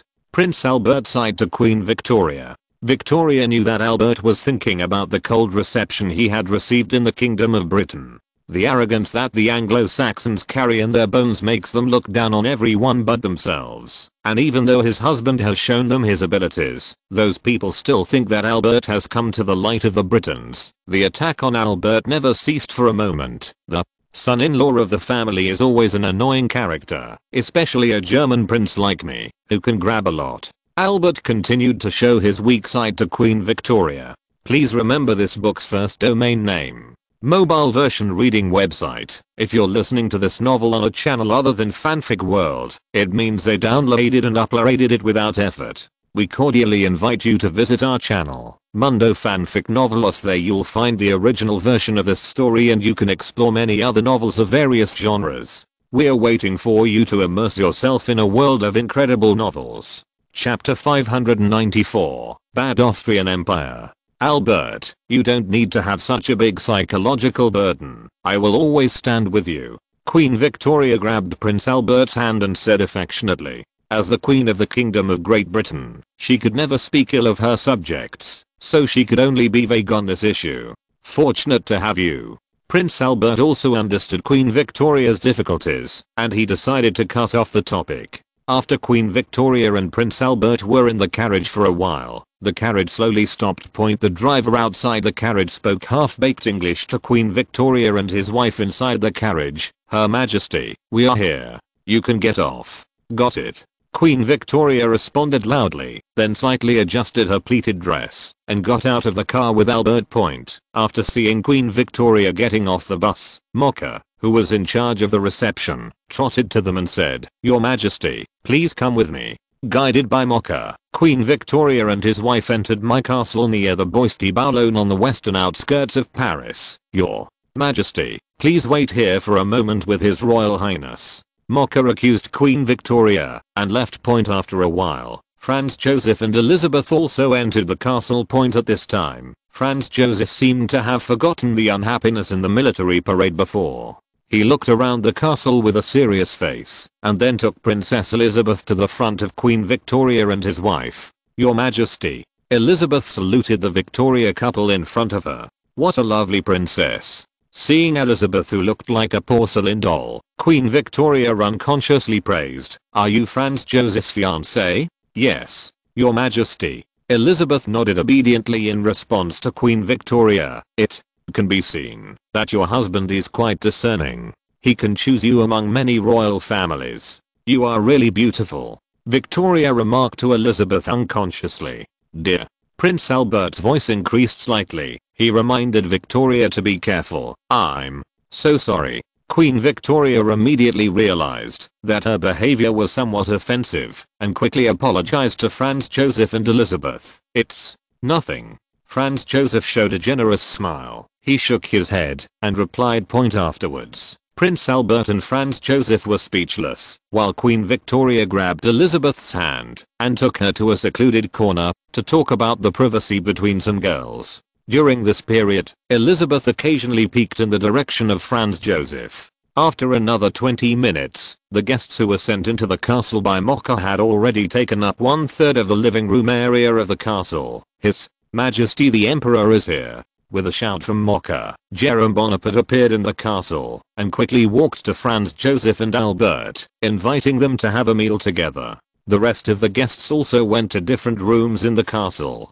to dine under Mocha's arrangement. When Jerome Bonaparte, Franz Joseph, Elizabeth, and Victoria entered a small dining room on the right side of the castle's living room, they found Queen Augusta, who was still pregnant, sitting into the main seat of one of the dining tables, one in the back room of the room. "Your Majesty/Augusta, why are you here?" Elizabeth and Queen Victoria shouted at the same time.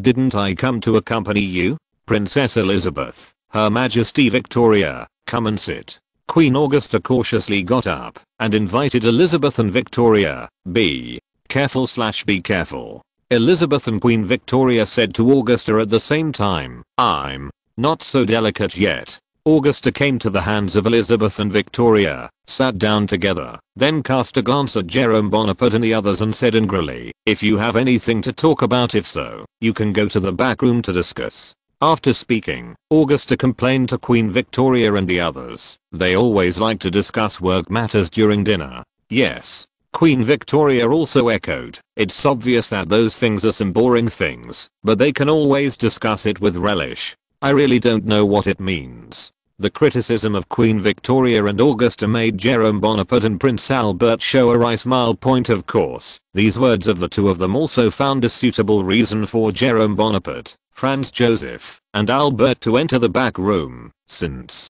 the ladies don't like us discussing issues at the dinner table, let's leave it here to them. How about going to the back room to talk?" Jerome Bonaparte shrugged and asked Franz Joseph and Albert. "I agree." Albert immediately agreed with Jerome Bonaparte. "I agree too." Franz Joseph hesitated for a moment, then nodded. The three of Jerome Bonaparte entered the inner room and closed the door of the inner room. After Jerome Bonaparte and Prince Albert, who were sitting at the round table, looked at each other, Jerome Bonaparte said, "Franz, don't you have anything to say to me? Why are there Russians in the military parade?" Franz Joseph frowned and said slowly, Looking at the helpless Franz Joseph beside him, Jerome Bonaparte understood that the current Franz Joseph wanted to accuse him of treachery and drag the Austrian Empire into the water, but he was afraid that he would offend him and Albert too much, thus falling into a state of isolation and helplessness. It is normal for the Russians to appear at the military parade. Jerome Bonaparte said to Franz Joseph in a eloquent manner, it's like the generals of ancient Rome who want to pull the soldiers of the defeated country. As with the exhibition in Rome, we also need to show the public what we have done in Sevastopol. Why didn't you tell me before? Franz Joseph asked Jerome Bonaparte in a slightly scolding tone. Jerome Bonaparte responded to Franz Joseph with an innocent face. I thought you should know. The military parade is supposed to be like this. That's right. That's what the military parade should do. Prince Albert also chimed in. In the face of Jerome Bonaparte and Albert's arrogant words, Franz Joseph felt humiliation in his heart. France, doesn't your Austrian Empire want to stand with us and the Kingdom of Britain? Jerome Bonaparte asked Franz Joseph in mock shock. Of course not. Although Franz Joseph resented that Britain and France pushed him and the Austrian Empire into the fire pit without notifying him, in the face of the political correctness of anti-Russia, Franz Joseph still did not dare to stand together with English and French. Since the Austrian Empire declared war to stand with us, then why are you afraid of those Russian soldiers? Jerome Bonaparte asked with a strong attitude. We are not ready, replied Franz Joseph to Jerome Bonaparte. Not ready? Prepare for what? Jerome Bonaparte asked Franz Joseph, after being stunned for a few seconds. We are not ready for a war with the Russian Empire. Franz Joseph replied to Jerome Bonaparte, our weapons and equipment are still in a state of upgrading, and our finances are almost bankrupt. After Franz Joseph revealed his family background, Jerome Bonaparte and Albert looked at each other. Although they repeatedly lowered the expectations of the Austrian Empire, they really did not expect that the finances of the Austrian Empire would actually stretch their hips to this point. You guys are just mobilizing. Albert responded to Franz Joseph in a lost tone. That mobilization cost the empire 50 million florins, plus the previous war with Prussia. Our finances can't support a decent war in a short period of time. Franz Joseph said gloomily, said Jerome Bonaparte. Prince Albert hurriedly asked Franz Joseph if he was willing to accept a military loan with lower interest than bonds. Mr. Albert, if the Kingdom of Britain is willing to lend us a loan to develop our industry, we are willing to accept it.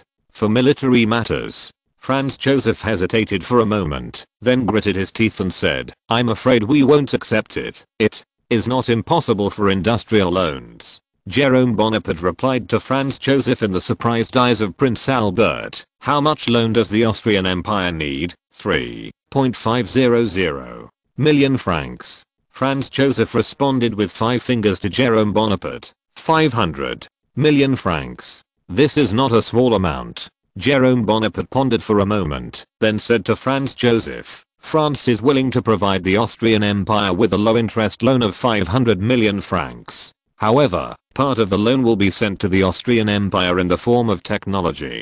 I don't know if the Austrian Empire is willing to accept it. Franz Joseph remembered that Prince Metternich had told him that industrialization depends not only on capital, but also on technology, neither of which is needed. He nodded and replied, of course. However, the Austrian Empire needs to promise us a condition. Jerome Bonaparte said to Franz Joseph, what conditions? Chapter 595, not too expensive. When Franz Joseph asked Jerome Bonaparte what the conditions were, Jerome Bonaparte immediately understood that Franz Joseph was already interested, and a low-interest loan of 500 million francs was enough for any monarch. Bow your head for it. However, after Franz Joseph said this, he added another sentence, if France wants to make the loan condition of the Austrian Empire's participation in the war, please forgive me, and I cannot agree.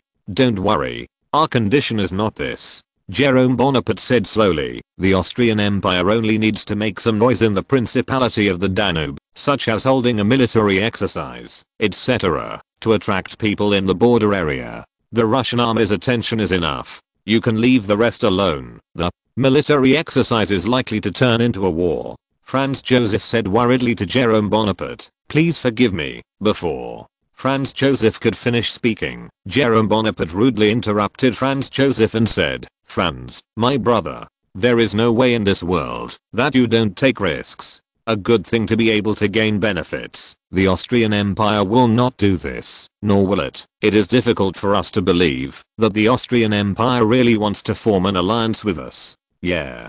Prince Albert once again helped. It can't be. Our two countries are fighting desperately for European peace in the front. The Austrian Empire does nothing, just follow us and enjoy our lead.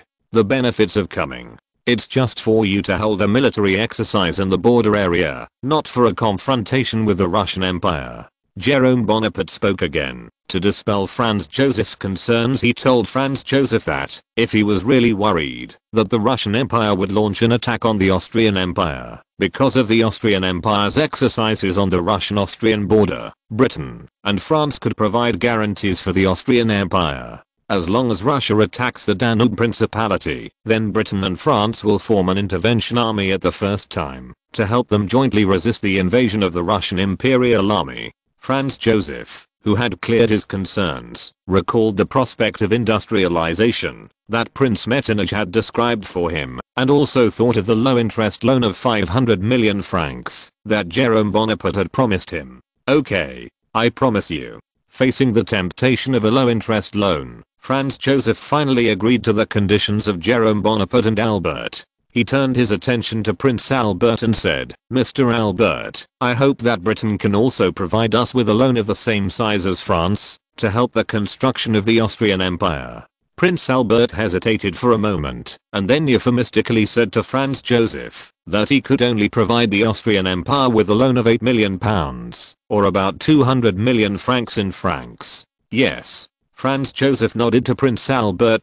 Later, Franz Joseph proposed to Jerome Bonaparte and Prince Albert a $100 million proposal for the Russian Empire may start a war with the Austrian Empire, because of the Austrian Empire's military exercises in the Principality of the Danube. Military loan request. Jerome Bonaparte and Prince Albert agreed without hesitation to Franz Joseph. After all, if the Russian Empire army really chooses to attack the Danube Principality, the 400,000 troops of the Austrian Empire will become their most loyal allies, and the time to defeat the Russian Empire will be greatly advanced. Jerome Bonaparte, who had finished discussing business affairs, walked out of the back room. Queen Victoria first said, "Are you finished?" "It's over." Prince Albert responded to Queen Victoria. "Then it should be ready to serve now." Augusta asked Jerome Bonaparte. "Have you not eaten yet?" said Jerome Bonaparte with a surprised look on his face. "Not yet." Augusta shook his head. "Then, what are you waiting for? Serve." Jerome T. Bonaparte gave the order to the squire standing at the gate. The attendants hurried to the back kitchen to pass the dishes, and the three of Jerome Bonaparte sat directly opposite the three of Augusta. After a while, several attendants pushed wooden carts into the room. Each cart was divided into 3 layers, upper, middle and lower. Each layer had 1 or 2 dishes, and the top layer had another one. Unopened bottle of Bordeaux wine and whiskey. The attendant placed the dishes on the cart in front of Jerome Bonaparte, and in front of each person were placed 5 dishes. Caviar, French snails, foie gras, and a bottle of Bordeaux wine and whiskey. "Wine or whiskey?" Jerome Bonaparte asked Prince Albert and Franz Joseph. "Whiskey." Albert, "Wine." Franz Joseph. Prince Albert and Franz Joseph replied in tandem. Immediately, Prince Albert and Franz Joseph looked at each other and smiled. "What about you, beautiful ladies?" Jerome Bonaparte asked Augusta and the others. "I'd better forget it." Queen Augusta, who was pregnant, shook her head and responded to Jerome Bonaparte. "Neither do I." "Me too." Victoria and Elizabeth said. Jerome Bonaparte hesitated for a few seconds, his eyes constantly swaying between wine and whiskey, and finally chose wine. The attendants opened the whiskey and wine respectively, and poured wine into the glasses of the 3 monarchs. A glass of dark yellow whiskey and 2 glasses of scarlet wine were placed on the dining table, and Jerome Bonaparte made an inviting gesture.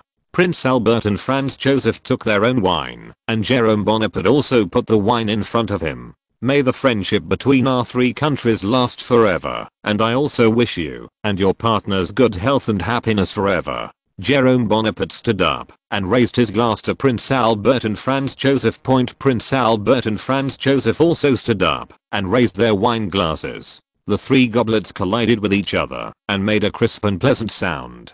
Then the three of them sat down slowly and drank the wine in the glasses. The whole banquet lasted for an hour and a half, and the three people who had eaten and drank left the castle in a carriage that had already been prepared. Albert and Queen Victoria returned to the Louvre. Franz Joseph and Princess Elizabeth returned to the Tuileries with Queen Augusta, and Jerome Bonaparte went to the barracks alone. Shortly after, Franz Joseph dragged his slightly drunk body into the room. A knock came from outside the room. Who? Franz Joseph, who was sitting on the sofa, asked indifferently. Your Majesty, it's me. Prince Metternich's voice came in from outside the room. The door of the room is not locked. Come in. Franz Joseph responded to Prince Metternich. Prince Metternich, who entered the room, came to Franz Joseph, bowed to Franz Joseph and said, Your Majesty, I'm guilty. Mr. Metternich, sit down. Franz Joseph stretched out his hand and said to Prince Metternich, Yes, Your Majesty. Prince Metternich straightened up and responded to Franz Joseph, then sat next to Franz Joseph and explained, Your Majesty, I really don't know that during the military parade in the French Empire and the prisoners of war in the Russian Empire, if I had known this was the case, I would never have let you participate. Demon. Museum Mr.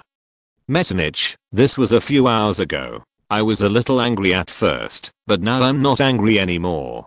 Franz Joseph waved his hand and said to Prince Metternich. Hearing Franz Joseph's answer, Prince Metternich breathed a sigh of relief. He didn't want the Austrian synergy, which he had worked so hard to maintain, to become a moon in the water because of this incident. Riyadh1.com flowers in the mirror. Just now Jerome and Albert promised me that France and Britain will provide the Austrian Empire with low interest loans of 500 million francs and 8 million pounds respectively in the next few years. Franz Joseph said to Prince Metternich excitedly. Looking at Franz Joseph's blushing cheeks due to alcohol, Prince Metternich wondered if his emperor was talking drunk. Britain and France willing to provide low interest loans to the Austrian Empire for free. Thinking about it makes me feel a little unreliable. Your Majesty, didn't His Majesty Jerome and Prince Albert add other conditions to this loan? Prince Metternich asked politely. He was a little afraid that Franz Joseph was buried by Jerome Bonaparte and Albert. They said that the Austrian Empire must hold a military exercise in the Principality of the Danube, which would put a certain amount of pressure on the Russian Empire. Only in this way will they be willing to give aid to the Austrian Empire. Franz Joseph reluctantly suppressed the urge to hiccup. Prince Turn responded. Conditions are not outrageous. Prince Metternich finally breathed a sigh of relief. Your Majesty, I have a suggestion. I don't know if you are willing to listen to it. Prince Metternich said to Franz Joseph. What advice? Franz Joseph asked curiously. Prince Metternich told Franz Joseph that once the military parade reached the ears of Nicholas I would definitely be angry because of the complete betrayal of the Austrian Empire. The relationship will also change from the original friend to the enemy. Since the Russian and Austrian relations were to no avail, the Austrian Empire simply resorted to the prestige of the French Empire to make the Russian Empire cast its teeth.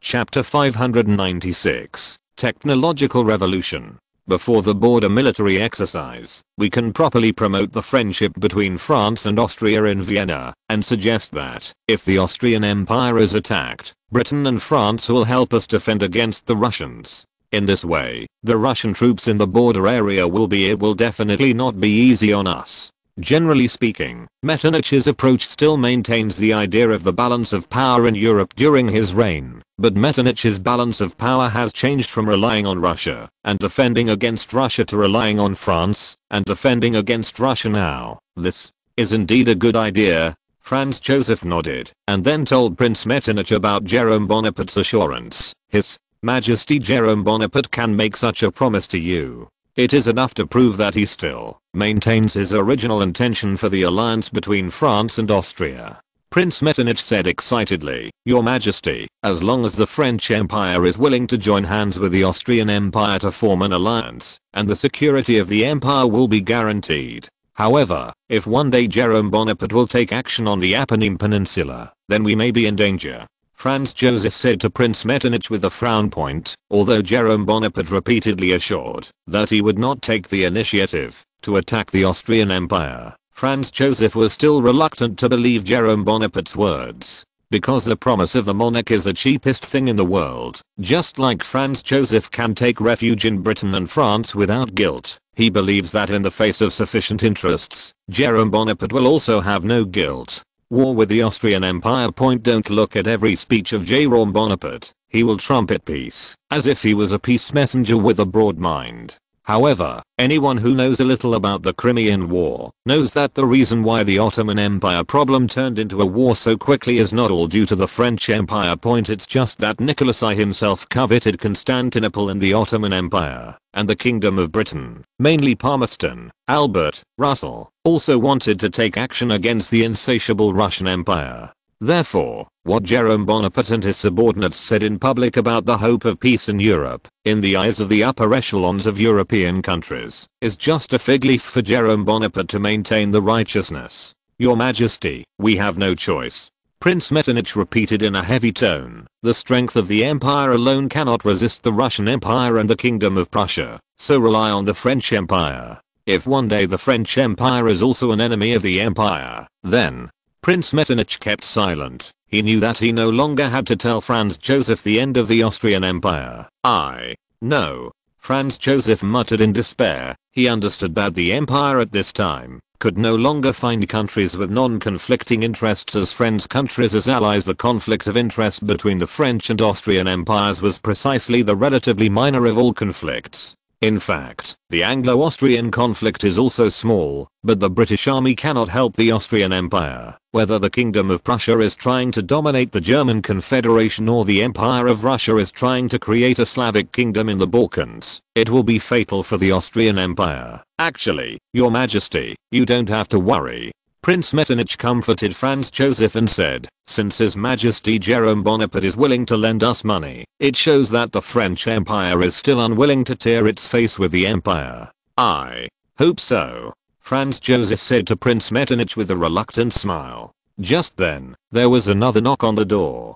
Who? Franz Joseph shouted out of the room again. His Majesty Franz, I'm Mocha. Mocha's voice came from outside the room. Come in. Franz Joseph responded to Mocha, who entered the room, first saluted Franz Wolf, and then told Franz Joseph that he was invited to the studio by Emperor Jerome Bonaparte. Jerome, he's back. Franz Joseph asked Mocha, Your Majesty, he just came back. Mocha responded to Franz Joseph. Franz Joseph immediately got up from the sofa and went to the studio with Mocha. When Franz Joseph arrived in the studio, Jerome Bonaparte, Augusta, and Elizabeth all took their poses. Elizabeth and Augusta sat on the stool, and Jerome Bonaparte stood position behind Augusta. Franz, come here. Jerome Bonaparte beckoned to Franz Joseph. Franz Joseph took advantage of the situation to stand behind Elizabeth. It's time to start. Jerome Bonaparte turned his gaze to Camille Corot, who was only a few steps away from him. Yes, Your Majesty. Caillou nodded and began to paint. While scrutinizing Jerome Bonaparte and others, he frowned and pondered how he could completely depict the charm of the two monarchs and the two queens on the canvas. After thinking for a while, Corot turned his gaze to the window of the studio. He pointed to the window lattice and respectfully said to Jerome Bonaparte, Your Majesty, can you please move there? Of course. Jerome Bonaparte readily agreed to Corot's suggestion. After a while, Jerome Bonaparte and the others posed again. Corot also found inspiration. He took the brush out of the pen holder and dipped it in paint and began to paint on the canvas. As the brush moved continuously on the canvas, a simple outline soon appeared on the canvas, and gradually the outline became clearer and the details gradually appeared on the canvas with the passage of time. The expression of Corot, who is immersed in the field of painting, has gradually become richer. After about an hour and a half, Corot stopped painting. He put the brush into the pen holder, and the paint was gently closed. Is it over? Jerome Bonaparte hurriedly asked, after seeing Corot packing his bags. Yes, Your Majesty. Corot nodded and replied to Jerome Bonaparte. I'll see how it goes, said Jerome Bonaparte, walking in the direction of Corot. It's so beautiful. Jerome Bonaparte nodded approvingly. The perfection of Jerome Bonaparte made Franz Joseph also interested, and he also stepped forward to watch. In the oil painting, Jerome Bonaparte and Franz Joseph in gorgeous military uniforms looked grim in a palace, as if they were thinking about a problem point in front of them. Queen Augusta and Princess Elizabeth were sitting on the sofa in imperial court dresses, as if they were attending a gorgeous banquet. Point at their feet are bunches of flowers, which seem to symbolize prosperity, while behind them are clouds, smoke, and fire, symbolizing war and death. Being able to draw two very different feelings in one painting is indeed enough to prove Corot's skills. Thank you for your hard work. Jerome Bonaparte once again thanked Corot. It is my honor to be able to paint for the two monarchs, Caillou said respectfully. After Corot left, Jerome Bonaparte pointed to the canvas and said to Franz Joseph, "This painting is a gift from me too.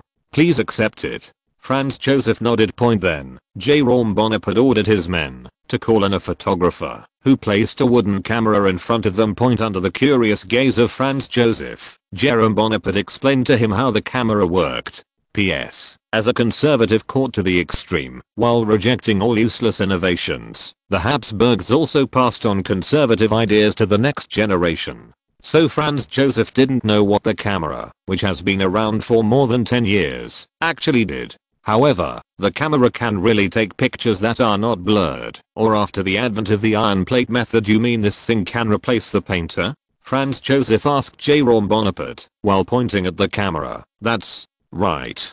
Jerome Bonaparte nodded and replied to Franz Joseph, he can shoot a more realistic picture, and it costs less time and money than a painter. What should those painters do? Franz Joseph thought of unemployment. Franz, the painter is not in conflict with it. Jerome Bonaparte replied to Franz Joseph seriously. Why not conflict? Isn't it able to show a more realistic picture than the painter? Franz Joseph said to Jerome Bonaparte, sometimes it's not a good thing to be too real. Jerome Bonaparte showed a meaningful smile at the corner of his mouth. Besides, he and the painter serve completely different objects. The painter serves people like us, and it will become a product that enters thousands of households. The purpose of industrialization is to create a relatively rich world and enrich people's material life. I believe that one day in the future, people living on this earth will be able to send themselves to the sky by their own power to find out if God exists. You can also use your own power to dive into the deep sea to explore the unknown. Franz, we have to run. The world has not allowed us to stand still. Any standstill means going backwards. https://genius remembers the address of this site in 1 second. Lewin Novel Network Mobile Version Reading Website. Chapter 597. Sharpening Bonaparte. Is the world progressing? Franz Joseph repeatedly chewed on Jerome Bonaparte's words. This was the second time he heard Jerome Bonaparte say these words. Franz Joseph brought a different feeling, but also brought him a trace of urgency and confusion. Looking at the contemplative monarch in front of him, Jerome Bonaparte couldn't help but patted Franz Joseph on the shoulder and warned Franz Joseph in a teacher's tone. That's right. We are in an era of rapid change. The next century will be different from the previous 18 centuries. It will envelop the entire Europe and even the world at an extremely fast speed. Any individual or group will inevitably be affected by it. So you have to try to accept it and ride it forward. Only then will you be able to keep your empire from being engulfed by the waves of the future. In Franz Joseph's eyes, the future is a fog that cannot be seen clearly, which is terrifying. In the eyes of Jerome Bonaparte, the general direction of the future has long been set, and all he has to do is to let the French Empire replace the German Empire in the future general direction. Overlord. Geographically, the French Empire did not need to face the risk of being attacked by two fronts, as long as it is handled properly. The contradiction between France and Britain and the contradiction between France and Russia will not be like the We smile in history. Jerome Bonaparte couldn't help feeling numb in his scalp when he thought of the diplomatic measures of We's smile in history.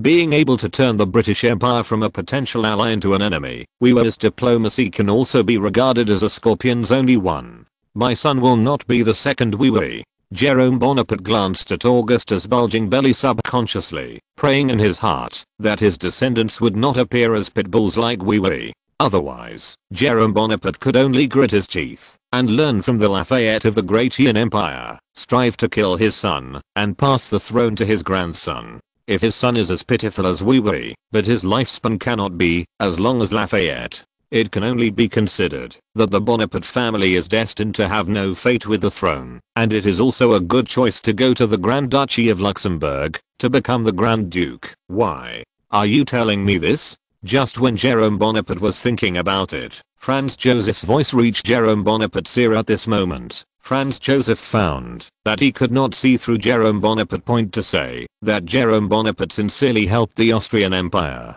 His behavior of persecuting the Austrian Empire by means of threats of war is disgusting. To say that Jerome Bonaparte only regarded the Austrian Empire as a temporary ally, but he did not need to say so for the Austrian Empire. Franz Joseph could even hear Jerome Bonaparte's ardent expectations for the Austrian Empire from the words of Jerome Bonaparte. In Franz Joseph's mind, Jerome Bonaparte has become a contradiction. Why? Jerome Bonaparte tilted his head and repeated Franz Joseph's words, and then said to Franz Joseph, "As an elder, I taught you a little bit of life. Experience it." In the face of Jerome Bonaparte's answer, Franz Joseph obviously did not want to believe it, but he did not continue to question Jerome Bonaparte. Okay. Jerome Bonaparte also changed the subject and said, "I've talked about it for so long.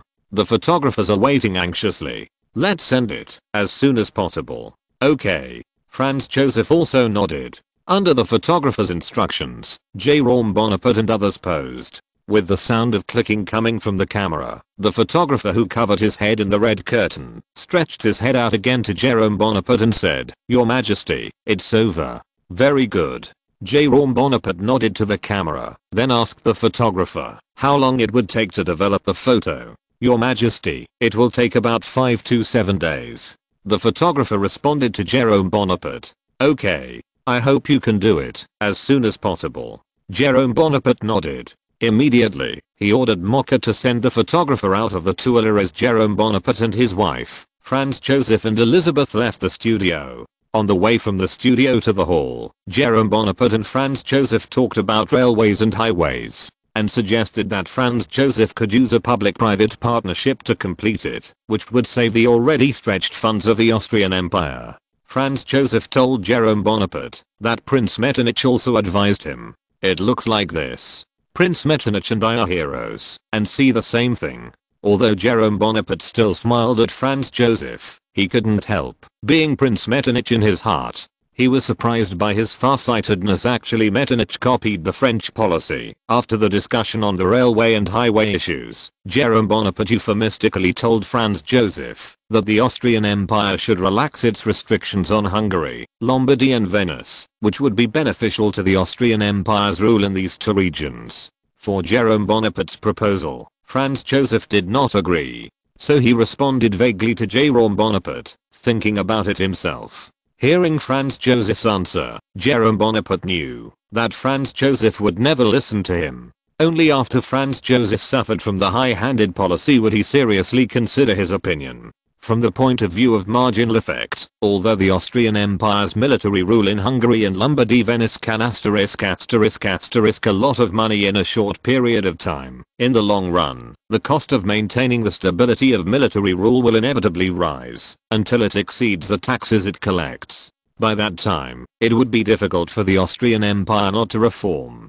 Jerome Bonaparte just needs to wait patiently for the Austrian Empire to have marginal effect. If he does it properly, he can make a fortune on the Austrian Empire. The four people who walked to the hall were separated. Jerome Bonaparte returned to the study, while Franz Joseph, Augusta, and Elizabeth returned to their respective rooms. When Franz Joseph was about to arrive at his room in the Tuileries Palace, he stopped, turned and headed in the direction of Prince Metternich. After a while, Franz Joseph entered Prince Metternich's room and talked with Prince Metternich about the conversation he had just had in the studio and the stairwell. "Mr. Metternich, are you really wrong that we punish traitors in Hungary, Lombardy and Venice?" Franz Joseph asked Prince Metternich. Metternich knew that Franz Joseph just wanted to get an affirmation from him, instead of letting himself veto him. "Your Majesty, I don't think we are wrong. Metternich said to Franz Joseph in a well-behaved manner, because the national conditions of His Majesty Jerome Bonaparte's French Empire and your Austrian Empire are different. That's why it happened. His Majesty Jerome Bonaparte made such a judgment. Hearing Prince Metternich's reply, Franz Joseph's heart finally gained some confidence. By the way, Metternich, do you know the camera? Camera. Prince Metternich thought for a moment. He didn't understand why Franz Joseph asked him this. He nodded and said, Your Majesty, I know. Can it really take pictures of people? Franz Joseph continued to ask. As for Metternich, whose camera was still on the daguerreotype, he did not know that the latest technology had been born in Britain and France. That's right. Franz Joseph muttered in a low voice, it doesn't seem to be of much use. Over the next few days, newspapers throughout France reported on the parade and the speech of Jerome Bonaparte at the parade. Different newspapers commented on Jerome Bonaparte's speech at the military parade. Some newspapers said that Jerome Bonaparte's speech profoundly explained what the French Empire should do now and how to do it. Some newspapers praised Jerome Bonaparte for not forgetting peace during the war, and he was a monarch who truly yearned for peace. There are also some current political newspapers that the emperor's behavior is a request for peace to the Russian Empire. In short, almost all the newspapers praised Jerome Bonaparte. On the other side of France, the British Kingdom had polarized views on Jerome Bonaparte's military parade this time. Some conservative, right, newspapers still praised Jerome Bonaparte's actions, claiming that there should also be a military parade in Britain. Most of the progressive, left-wing, ideological newspapers remain critical of Jerome Bonaparte. They say that this behavior of Jerome Bonaparte is like an ancient Roman general trying to show off himself. The results of his victory paralyzed the Roman people to make them feel that the honor was with them, so that the Roman people could continue to support his actions, and his so-called speech was just to whitewash his aggressive war against the Russian Empire. Just the essence. One of the articles said so. It is sad that the struggle between a thief and a robber has to be paid by the French and the Russians, but we firmly believe that the French will see through and overthrow Jerome Bonaparte, the thief and his whitewashed empire. Reading www.urkanshu.com. At that time, the statue of Bonaparte will fall from the pillars of the Place Vendôme with the empire. However, at the end of the article, the author of the article admits that the French Empire's attack on the Russian Empire has a positive effect, and he can push the Russian Empire from feudalism to capitalism as soon as possible. Because the French Empire has proved to the Russian Empire with their actual actions that capitalism is more powerful than the outbreak of feudal despotism. If the Russian Empire is unwilling to reform, the revolution will surely find them. As for the author of this article, it goes without saying that you all know who it is. https://genius remembers the address of this site in 1 second. Lewin Novel Network Mobile Version Reading Website. Chapter 598. Reduce the discount rate. When Dr. Ma used sharp writing to scold the thief Jerome Bonaparte and the robber Nicholas I, he exposed the essence of Jerome Bonaparte's establishment of the Second Empire. The doctor immediately gained a massive following. They once again donated generously to Dr. Ma in the poor, relatively speaking, and for this article alone, Dr. Ma received nearly £2,000 from Dr. Ma one after another. This money is equivalent to the middle class in London, half a year to a year's salary, and it is still a relatively wealthy middle class drive. Ma, who was soaring in value, once again made a rational consumption, even if his wife Yanni's dissuasion was of no avail. Yanni, who had nothing to do with Dr. Ma, had to write to a second-generation factory owner surnamed N, asking him to persuade Dr. Ma to consume rationally. The second generation of the factory owner surnamed N, who received the letter, sent a letter back to Dr. Ma, in which he sincerely hoped that Dr. Ma could consume rationally. After reading the letter, Dr. Ma looked at the remaining £1,000 in his hand, and his impulsive consumption concept suddenly became clearer. He gave all the remaining money to Yanni and thanked her for her help. However, Dr. Ma did not know that the vast majority of his so-called fan donations came from an account, and the owner behind this account was Jerome Bonaparte. who was spirited by Dr. Ma. Point of course, Jerome Bonaparte is also not aware of the fact that Dr. Ma still has impulse purchases. If let him know that he has almost cultivated a Dr. Ma who has been brainwashed by consumerism, which is highly unlikely. He may have to cut financial aid to Dr. Ma. After all, it's hard for a person full of consumerism to write a masterpiece. At this moment, Jerome Bonaparte was doing nothing, sitting on the sofa with his legs crossed, and he was holding the article published by the official Dr. Ma in the newspaper. Jerome Bonaparte, who had read the article through, said with emotion that Dr. Ma was still as vicious as ever, and there was an endless stream of images of ancient Greece and ancient Rome. People with a little less culture really cold and tc, that he was cursing. However, Jerome Bonaparte was still a little unhappy about the prophecy that Dr. Ma said, asking the French people to stand up and overthrow their own rule. How could a monarch with high moral integrity and sympathy for the people like him be possible for the people? Have the heart to overthrow him? Humph. The foreign forces will not die if they kill me. Jerome Bonaparte gave Dr. Ma the title of Foreign Forces. Point after reading Dr. Ma's sharp comments, Jerome Bonaparte continued to look down. But after reading for a while, Jerome Bonaparte threw the newspaper into the trash can. The rest of the content is nothing more than cookie cutter reading. Rather than letting these articles pollute your eyes, you might as well just throw them away. After a while, Jerome Bonaparte, who was lying on the sofa, raised his head again and looked at the grandfather clock in the corner. It is now 5 o'clock in the afternoon, and the tripartite talks between Austrian Interior Minister Bach, Advisor Prince Metternich, British Prime Minister Palmerston, and French Minister of State Fulda may be almost over. Just when Jerome Bonaparte was about to get up and walk around the room for 2 laps, there was a knock on the door from outside the room.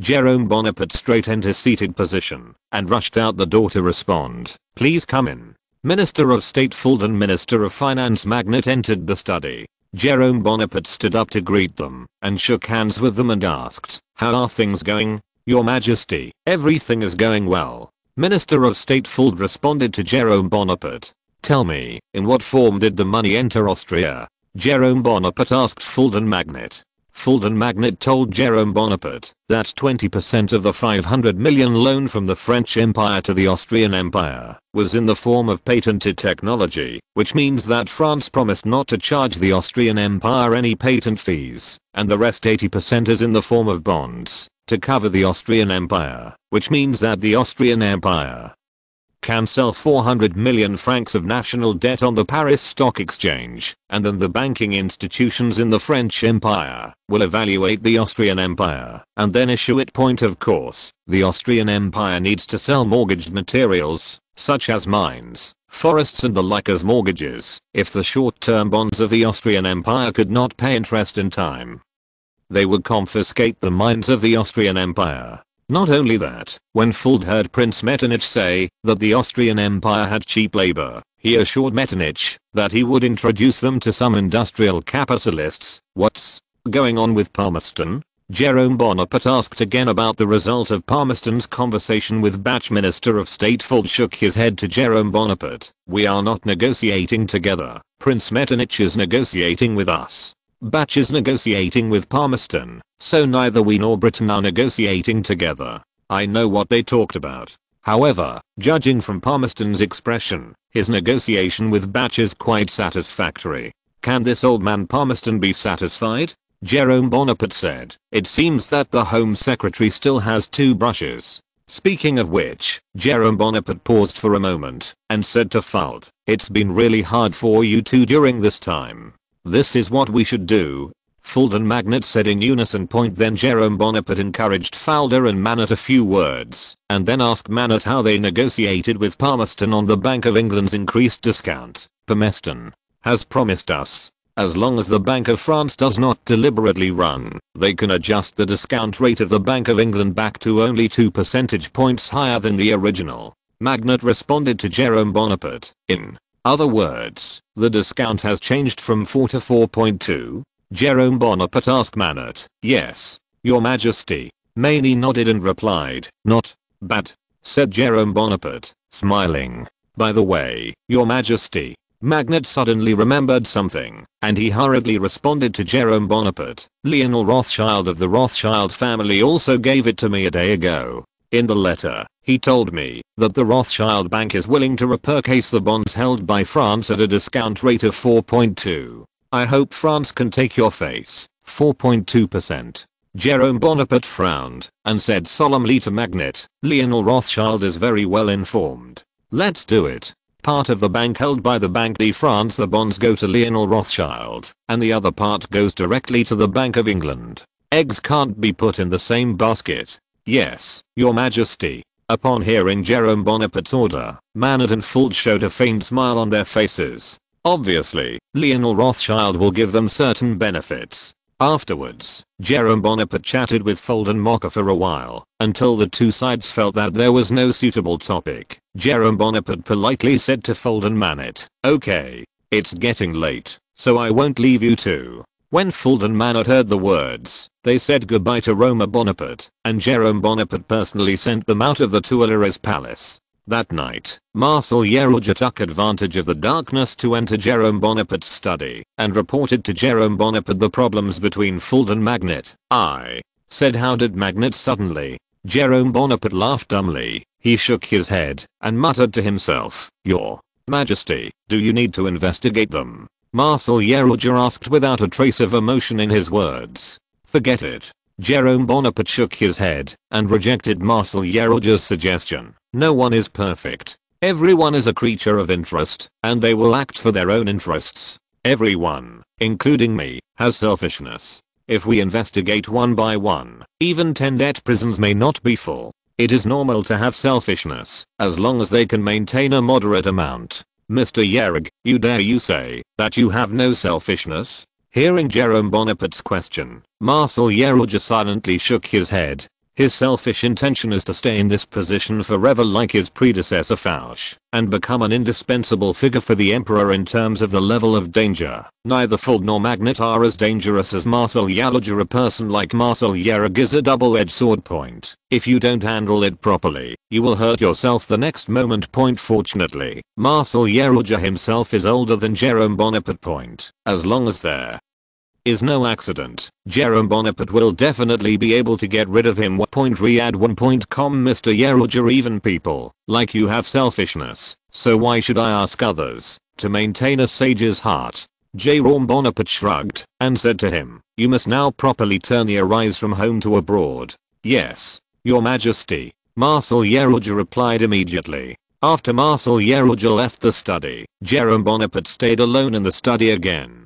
The light blue kerosene light shone on Jerome Bonaparte's serious face, making Jerome Bonaparte look extraordinarily majestic. After a while, Jerome Bonaparte said with a smile, no one is a saint. No one is a saint. https://genius remembers the address of this site in 1 second. Lewin Novel Network mobile version reading website. Chapter 599. Monarch 039. S Friendship. In the next week or so, Jerome Bonaparte accompanied the Victoria couple, Franz Joseph and Elizabeth, to various scenic spots in Paris, to check in, to take pictures, visit orphanages, charity hospitals and under construction cheap public housing. Queen Victoria and Elizabeth, who were overflowing with sympathy, donated money to the orphanage and the charity hospital respectively. Jerome Bonaparte also reciprocated and ordered the newspapers under her to carry out overwhelming publicity on the behavior of Elizabeth and Victoria. Under the strong influence of the newspapers, most of which are controlled by conservatives, the vast majority of Parisians believe that the British Kingdom and the Austrian Empire are the indispensable allies of the French Empire. The original potential anti-British and anti-Austrian sentiments were a silent resolution under the bombardment of Jerome Bonaparte's information flow. Only a few radical newspapers still read tirelessly the British Kingdom/Austrian Empire and the like. To deal with this kind of speech and thought that did not conform to the mainstream, Jerome Bonaparte did not adopt the attitude of killing it, but chose to let it go. After all, the relationship between France and Britain could not be maintained smoothly. With the improvement of France's comprehensive national strength, Britain will inevitably change from cooperation to confrontation. This confrontation may be a confrontation on the surface or a confrontation in the dark. By that time, these radical newspapers will become mainstream. In order to prevent the bound version from being found out by some people, Jerome Bonaparte should also appropriately relax the freedom of speech. When the time came quietly to the beginning of July, Prince Albert proposed to Jerome Bonaparte to return to the Kingdom of Britain. Jerome, we are going back to London. This afternoon, Prince Albert proposed to Jerome Bonaparte to return to the Kingdom of Britain. Albert, who accompanied his wife to the newly established Paris department store, said to Jerome Bonaparte in front of him. As soon as Prince Albert's voice fell, Jerome Bonaparte's face showed a look of astonishment. Did we not entertain well? No. No. Prince Albert shook his head and responded sincerely, Victoria and I are very grateful to you for taking care of us during this time. We couldn't be more satisfied with this trip to Paris. Prince Albert really appreciates the company of Jerome Bonaparte, the treatment he enjoyed in Paris, that he could not even enjoy in London. Then, why are you leaving so soon? Jerome Bonaparte showed a reluctant expression on his face. He seemed to really hope that the Victoria couple could stay in Paris for a longer period of time. Seeing Jerome Bonaparte's expression, Albert couldn't help but feel a sense of warmth in his heart. Now he has subconsciously regarded Jerome Bonaparte as a friend who can make friends with him.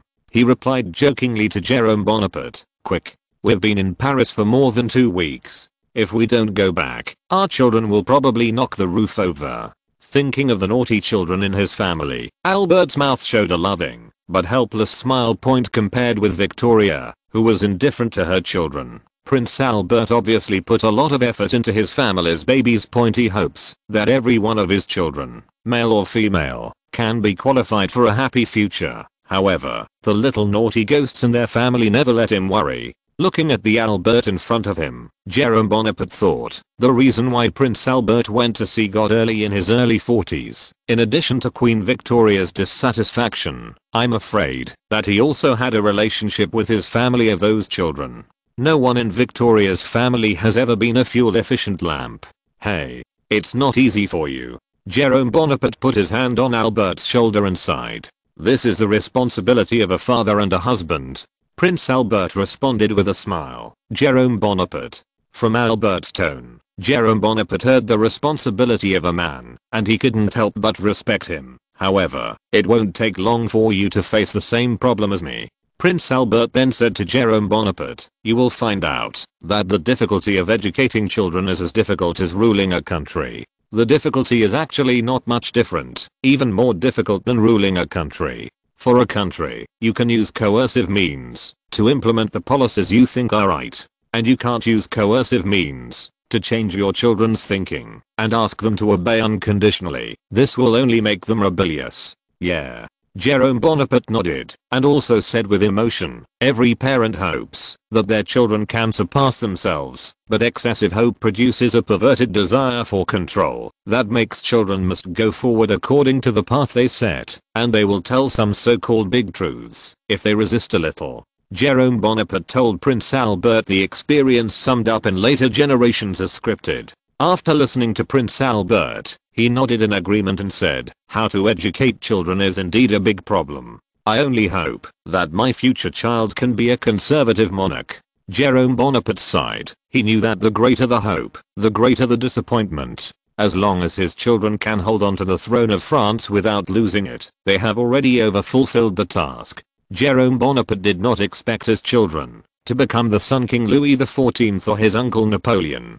He only hoped that his children would not become Emperor Yang Wang, Nicholas II. We laugh at such precious things in the world. A promising leader can put a country on the path of rapid development, while a foolish leader can bring down a rising country in just a few years. Of course, this also meant that Jerome Bonaparte had to wipe out all threats for his son. If he can't clear the way for his son, then he can only pray that his son can have the template of the **** of the P Club. It's not easy for anyone. Prince Albert sighed again. By the way, Albert, when you come over next time, can you bring those children from your family with you? Jerome Bonaparte asked Prince Albert. Yes. In fact, they have long wanted to come to Paris. Prince Albert responded to Jerome Bonaparte. Then, Jerome Bonaparte blamed Albert for not bringing his child over this time. Albert once again assured Jerome Bonaparte that he would bring them all over next time to see the bustling Paris. At the same time, Prince Albert also sent an invitation to Jerome Bonaparte. He hoped that Jerome Bonaparte and Queen Augusta would one day arrive in London so that he and Victoria would be able to receive them in person. After Augusta is born, the two of us will go to London. I hope you will not turn us away by then. Otherwise, we really don't know where we should sleep. Jerome Bonaparte joked. Don't worry. Queen Victoria and I will definitely entertain you with the greatest enthusiasm. We will not leave you without a place to sleep. Prince Albert also assured Jerome Bonaparte with a smile. It's a word. It's a word. Jerome Bonaparte, who sent Prince Albert out of the office, showed a relieved smile. After so many days, his constant refreshment of the Victoria couple's favorability has finally come to an end point. Although it is said that Prince Albert will not back down because of friendship in some major directions, but in some small problems, Jerome Bonaparte believes that Prince Albert's friendship still has some effect. Dang. Dang dang. Jerome Bonaparte, who was sitting on the chair just now, heard a knock on the door before the stool was warmed up. He had to sit upright and said solemnly, "Please come in." The door slowly opened, and Franz Joseph appeared at the gate. Jerome Bonaparte immediately changed from seriousness to enthusiasm. He stood up and came to Franz Joseph to shake hands with him, then invited Franz Joseph to sit on the sofa and asked, "What happened? What's the matter?" Franz Joseph hesitated for a moment and then explained his purpose to Jerome Bonaparte. He was here to say goodbye to Jerome Bonaparte. "You are leaving too?" Jerome Bonaparte asked Franz Joseph in surprise. "Who else?" Franz Joseph was stunned for a few seconds and then asked, "Victoria and Albert. Just now, Albert bid me farewell." Jerome Bonaparte looked suspiciously at Franz Joseph and said jokingly, "You two are not colluding to abandon me. Let's leave together." "Of course not, Franz." Joseph told Jerome Bonaparte that he really didn't know that Prince Albert was also leaving. "Hey, both of you are gone. My court is going to be deserted again." Jerome Bonaparte lamented. Franz Joseph had to say some words of comfort to Jerome Bonaparte and sent an invitation to Jerome Bonaparte to go to Schönbrunn Palace. "Don't worry. I'll definitely visit. But I'm afraid not in the next few months." Jerome Bonaparte said to Franz Joseph, "So I'm here to wish you and Princess Elizabeth the best of luck. A happy marriage." Franz Joseph thanked Jerome Bonaparte for the blessing and then also sent blessings to the child in Augusta's womb. https://genius remembers the address of this site in 1 second. Lewin Novel Network mobile version reading website. Chapter 600. Nicholas I in daily life. The day after the Victoria couple and Franz Joseph told Jerome Bonaparte that they were about to leave Paris, the official newspapers Le Bonaparte and Le National de France published "Farewell, Victoria" and "Farewell, Franz Joseph" respectively. People in Paris who subscribed to the official newspaper early in the morning saw this headline and immediately realized that the British and Austrian monarchs might leave in the near future. When they read through the content of the article, the results were not what they expected. As a result, the citizens of Paris who had a good impression of the two monarchs spontaneously went to the Paris City Hall to ask the high-ranking official horseman when the two monarchs left. Paris horseman also kindly told them that the two monarchs would leave Paris tomorrow morning, accompanied by Emperor Jerome Bonaparte. To the train station in Paris. If the people of Paris are willing to bid farewell to the two monarchs, they can go to the Paris train station to say goodbye tomorrow morning. That evening, a grand farewell ball was held at the Tuileries Palace. In the speech before the ball, Jerome Bonaparte once again expressed his gratitude for the arrival of Victoria and Franz Joseph, and also felt sorry for the departure of Victoria and Franz Joseph. Queen Victoria and Franz Joseph also delivered speeches respectively. They were delighted to be in Paris and hoped that Jerome Bonaparte could one day take Augusta to London/Vienna. During the ball, in order to express the friendship between France, Britain, and Austria, Jerome Bonaparte danced a dance with Queen Victoria and Princess Elizabeth, and after the dance, kissed the back of their hands to send their blessings. The dance ended with laughter and laughter. Jerome Bonaparte, Franz Joseph, Albert and others, at the suggestion of Jerome Bonaparte, took advantage of the moonlight to walk outside the Tuileries Palace, strolling in the garden. As the time pointed to 1 a.m., Jerome Bonaparte and others returned to the Tuileries Palace and the Louvre point at 6 o'clock the next morning. Jerome Bonaparte got up from the bed. After getting dressed, he carefully asked the sleeping Augusta on the forehead, "Have they left?" Augusta, who was just asleep, opened her eyes and asked lazily after Jerome Bonaparte kissed her. "Not yet." Jerome Bonaparte shook his head and responded to Augusta, "Do you need me to go with you?" Augusta yawned and asked him.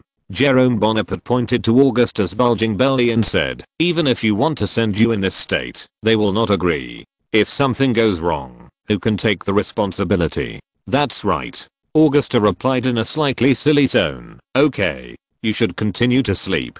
Jerome Bonaparte lightly stroked Augusta's forehead, then turned to leave the bedroom and went to the study to deal with the documents. Needless to say, Franz Joseph and Prince Albert must have not woken up yet. At 7:20 in the morning, Mocha appeared in Jerome Bonaparte's study and reported to Jerome Bonaparte that Franz Joseph and Prince Albert had arrived at the restaurant. "Very good."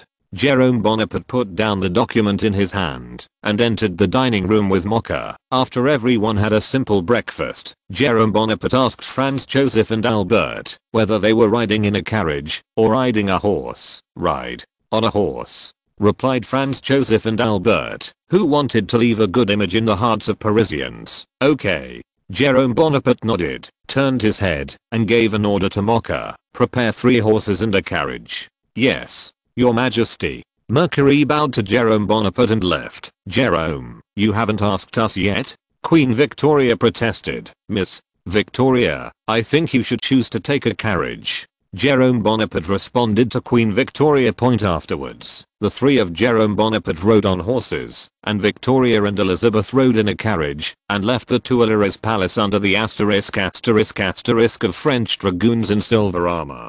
From the Tuileries Palace to the Paris train station, there is a continuous stream of onlookers along the way. Some Paris citizens shouted at Franz Joseph and Albert on horseback, hoping they would come again next time. When the team arrived at the Paris railway station, the soldiers who were guarding the gate of the railway station hurriedly removed the barricades and saluted the 3 monarchs on horses under the order of the superior. After Jerome Bonaparte and others dismounted, General Wayne came to Jerome Bonaparte and saluted point under the leadership of Wayne. Jerome Bonaparte and others entered the train station point at this time. The members of the embassies from Britain and Austria had been waiting on the railway platform for a while, and on the 2 parallel rails in front of the 2 embassies, 2 trains were parked, one for Normandy and the other for Normandy. "It leads to Strasbourg. I won't send you off." Jerome Bonaparte hugged Albert and Franz Joseph respectively, and then watched Albert and Franz Joseph sit down with their embassy train. With the loud whistle from the front of the steam locomotive, a large amount of milky white steam was ejected, and the 2 trains were gradually accelerated by the steam point. It was not until the 2 trains disappeared from Jerome Bonaparte's sight that Jerome Bonaparte turned and left the Paris train station point. Just when Jerome Bonaparte sent Prince Albert and Franz Joseph out of Paris, in the imperial village thousands of miles away, Nicholas I started again. He would get angry every once in a while. Tradition of point at this time. Nicholas I, who was in the summer palace, threw a newspaper in front of Nesselrode with a face full of anger and asked Nesselrode loudly, "Speak. What the asterisk is this?" "One thing, my minister." Nesselrode paused and then responded to Nicholas I don't know. I don't know? Nicholas I sneered when he heard Nesselrode's answer. "I don't believe that you, the Minister of Foreign Affairs, don't know about this. Do you really not know, or deliberately hide it?" In the face of Nicholas I's rebuke, Nesselrode still showed a humble attitude and said, "Your Majesty, I really don't know this news. Since the war with Britain and France began, our Ministry of Foreign Affairs has no more news from these 2 countries. Then what's the matter with this newspaper?" Nicholas I sternly asked Nesselrode. "That little asterisk.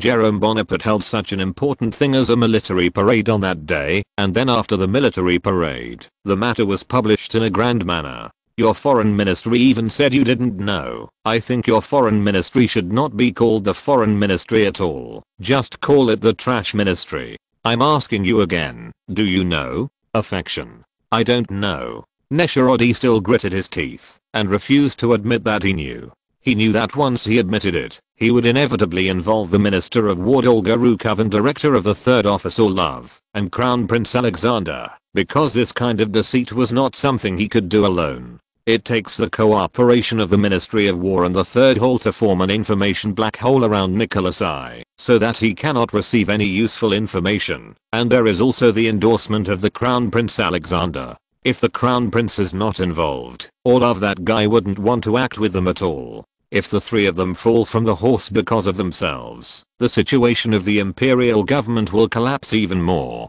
Although Nesharodi looked down on Orlov, who could only slack off, he had to admit that Orlov still played a role in this critical situation. Okay, you don't say yes. Nicholas I shouted, pointing to Nesharodi. Guards. The guard standing at the door entered the room after hearing the cry for Nicholas I to get up. Arrest this traitor for me, Nicholas I said to the guards. The guards glanced at Nishelodi with his head down, and they came to Nishelodi's side and said, Your Excellency Minister. He is no longer a minister. He is a traitor to the Russian Empire. Nicholas I patted the handrail on the throne. At this moment, the silent Crown Prince Alexander stood up and took the initiative to take responsibility. Father, I gave this order. If you want to punish me, punish me. Alexander, why did you do this? Nicholas I showed a heartbroken expression. I gave you everything. What more do you want? Are you so impatient? Looking at Nicholas I sitting on the throne, Alexander quickly explained. No. I just don't want, father. You are angry again. Your body can no longer be angry. My health is fine. Nicholas I said coldly. Cough, cough, cough. The violent cough made Nicholas I speechless. Alexander stepped onto the throne in 3 steps and patted Nicholas I's back lightly. After a while, Nicholas I stopped coughing, but his spirit was a little sluggish compared to just now. Father, I really don't want these news to bother you, so I gave an order to Nesharodi. Alexander said sincerely to Nicholas I. The tone of Nicholas I, who felt Alexander's frankness, also eased a lot. He is still his own son after all. Nicholas I can't deprive him of his right to inherit the throne. However, Nicholas I's words still revealed a little blame. What's the use of you doing this? Some things, even if I don't know, will those people in St. Petersburg, referring to the nobles, not know. I don't care what they think. Your body is the most important thing. Crown Prince Alexander said to Nicholas I. You. Looking at his filial son, Nicholas I felt a warm feeling in his heart. Alexander was a good son, but he might not necessarily be a good Tsar. Nicholas I guessed wrong once. Under Alexander's intercession, Nicholas I forgave Nesharodi's mistakes, and at the same time, gave Olga Rukov instructions to lay down Sevastopol at all costs. Our troops are not ready. Crown Prince Alexander wanted to stop Nicholas I's adventurous move. Even if the army is not ready, we must attack. Nicholas I said firmly. Later, he explained to Alexander II why he insisted on carrying out Sevastopol. Reading www.urkanshu.com. Jerome Bonaparte wants to use this method to declare our defeat to Europe, and then dismember the Russian Empire together with the Kingdom of Prussia and the Empire of Austria. If we do not choose to attack our friends in Central Europe, they will think that we have lost the ability to attack. At that time, they will become a pack of wild wolves ready to rush to bite us at any time. Nicholas I, who was slightly abnormal, analyzed. Father, the Prussian kingdom and the Austrian Empire should not help the French Empire to besiege us together.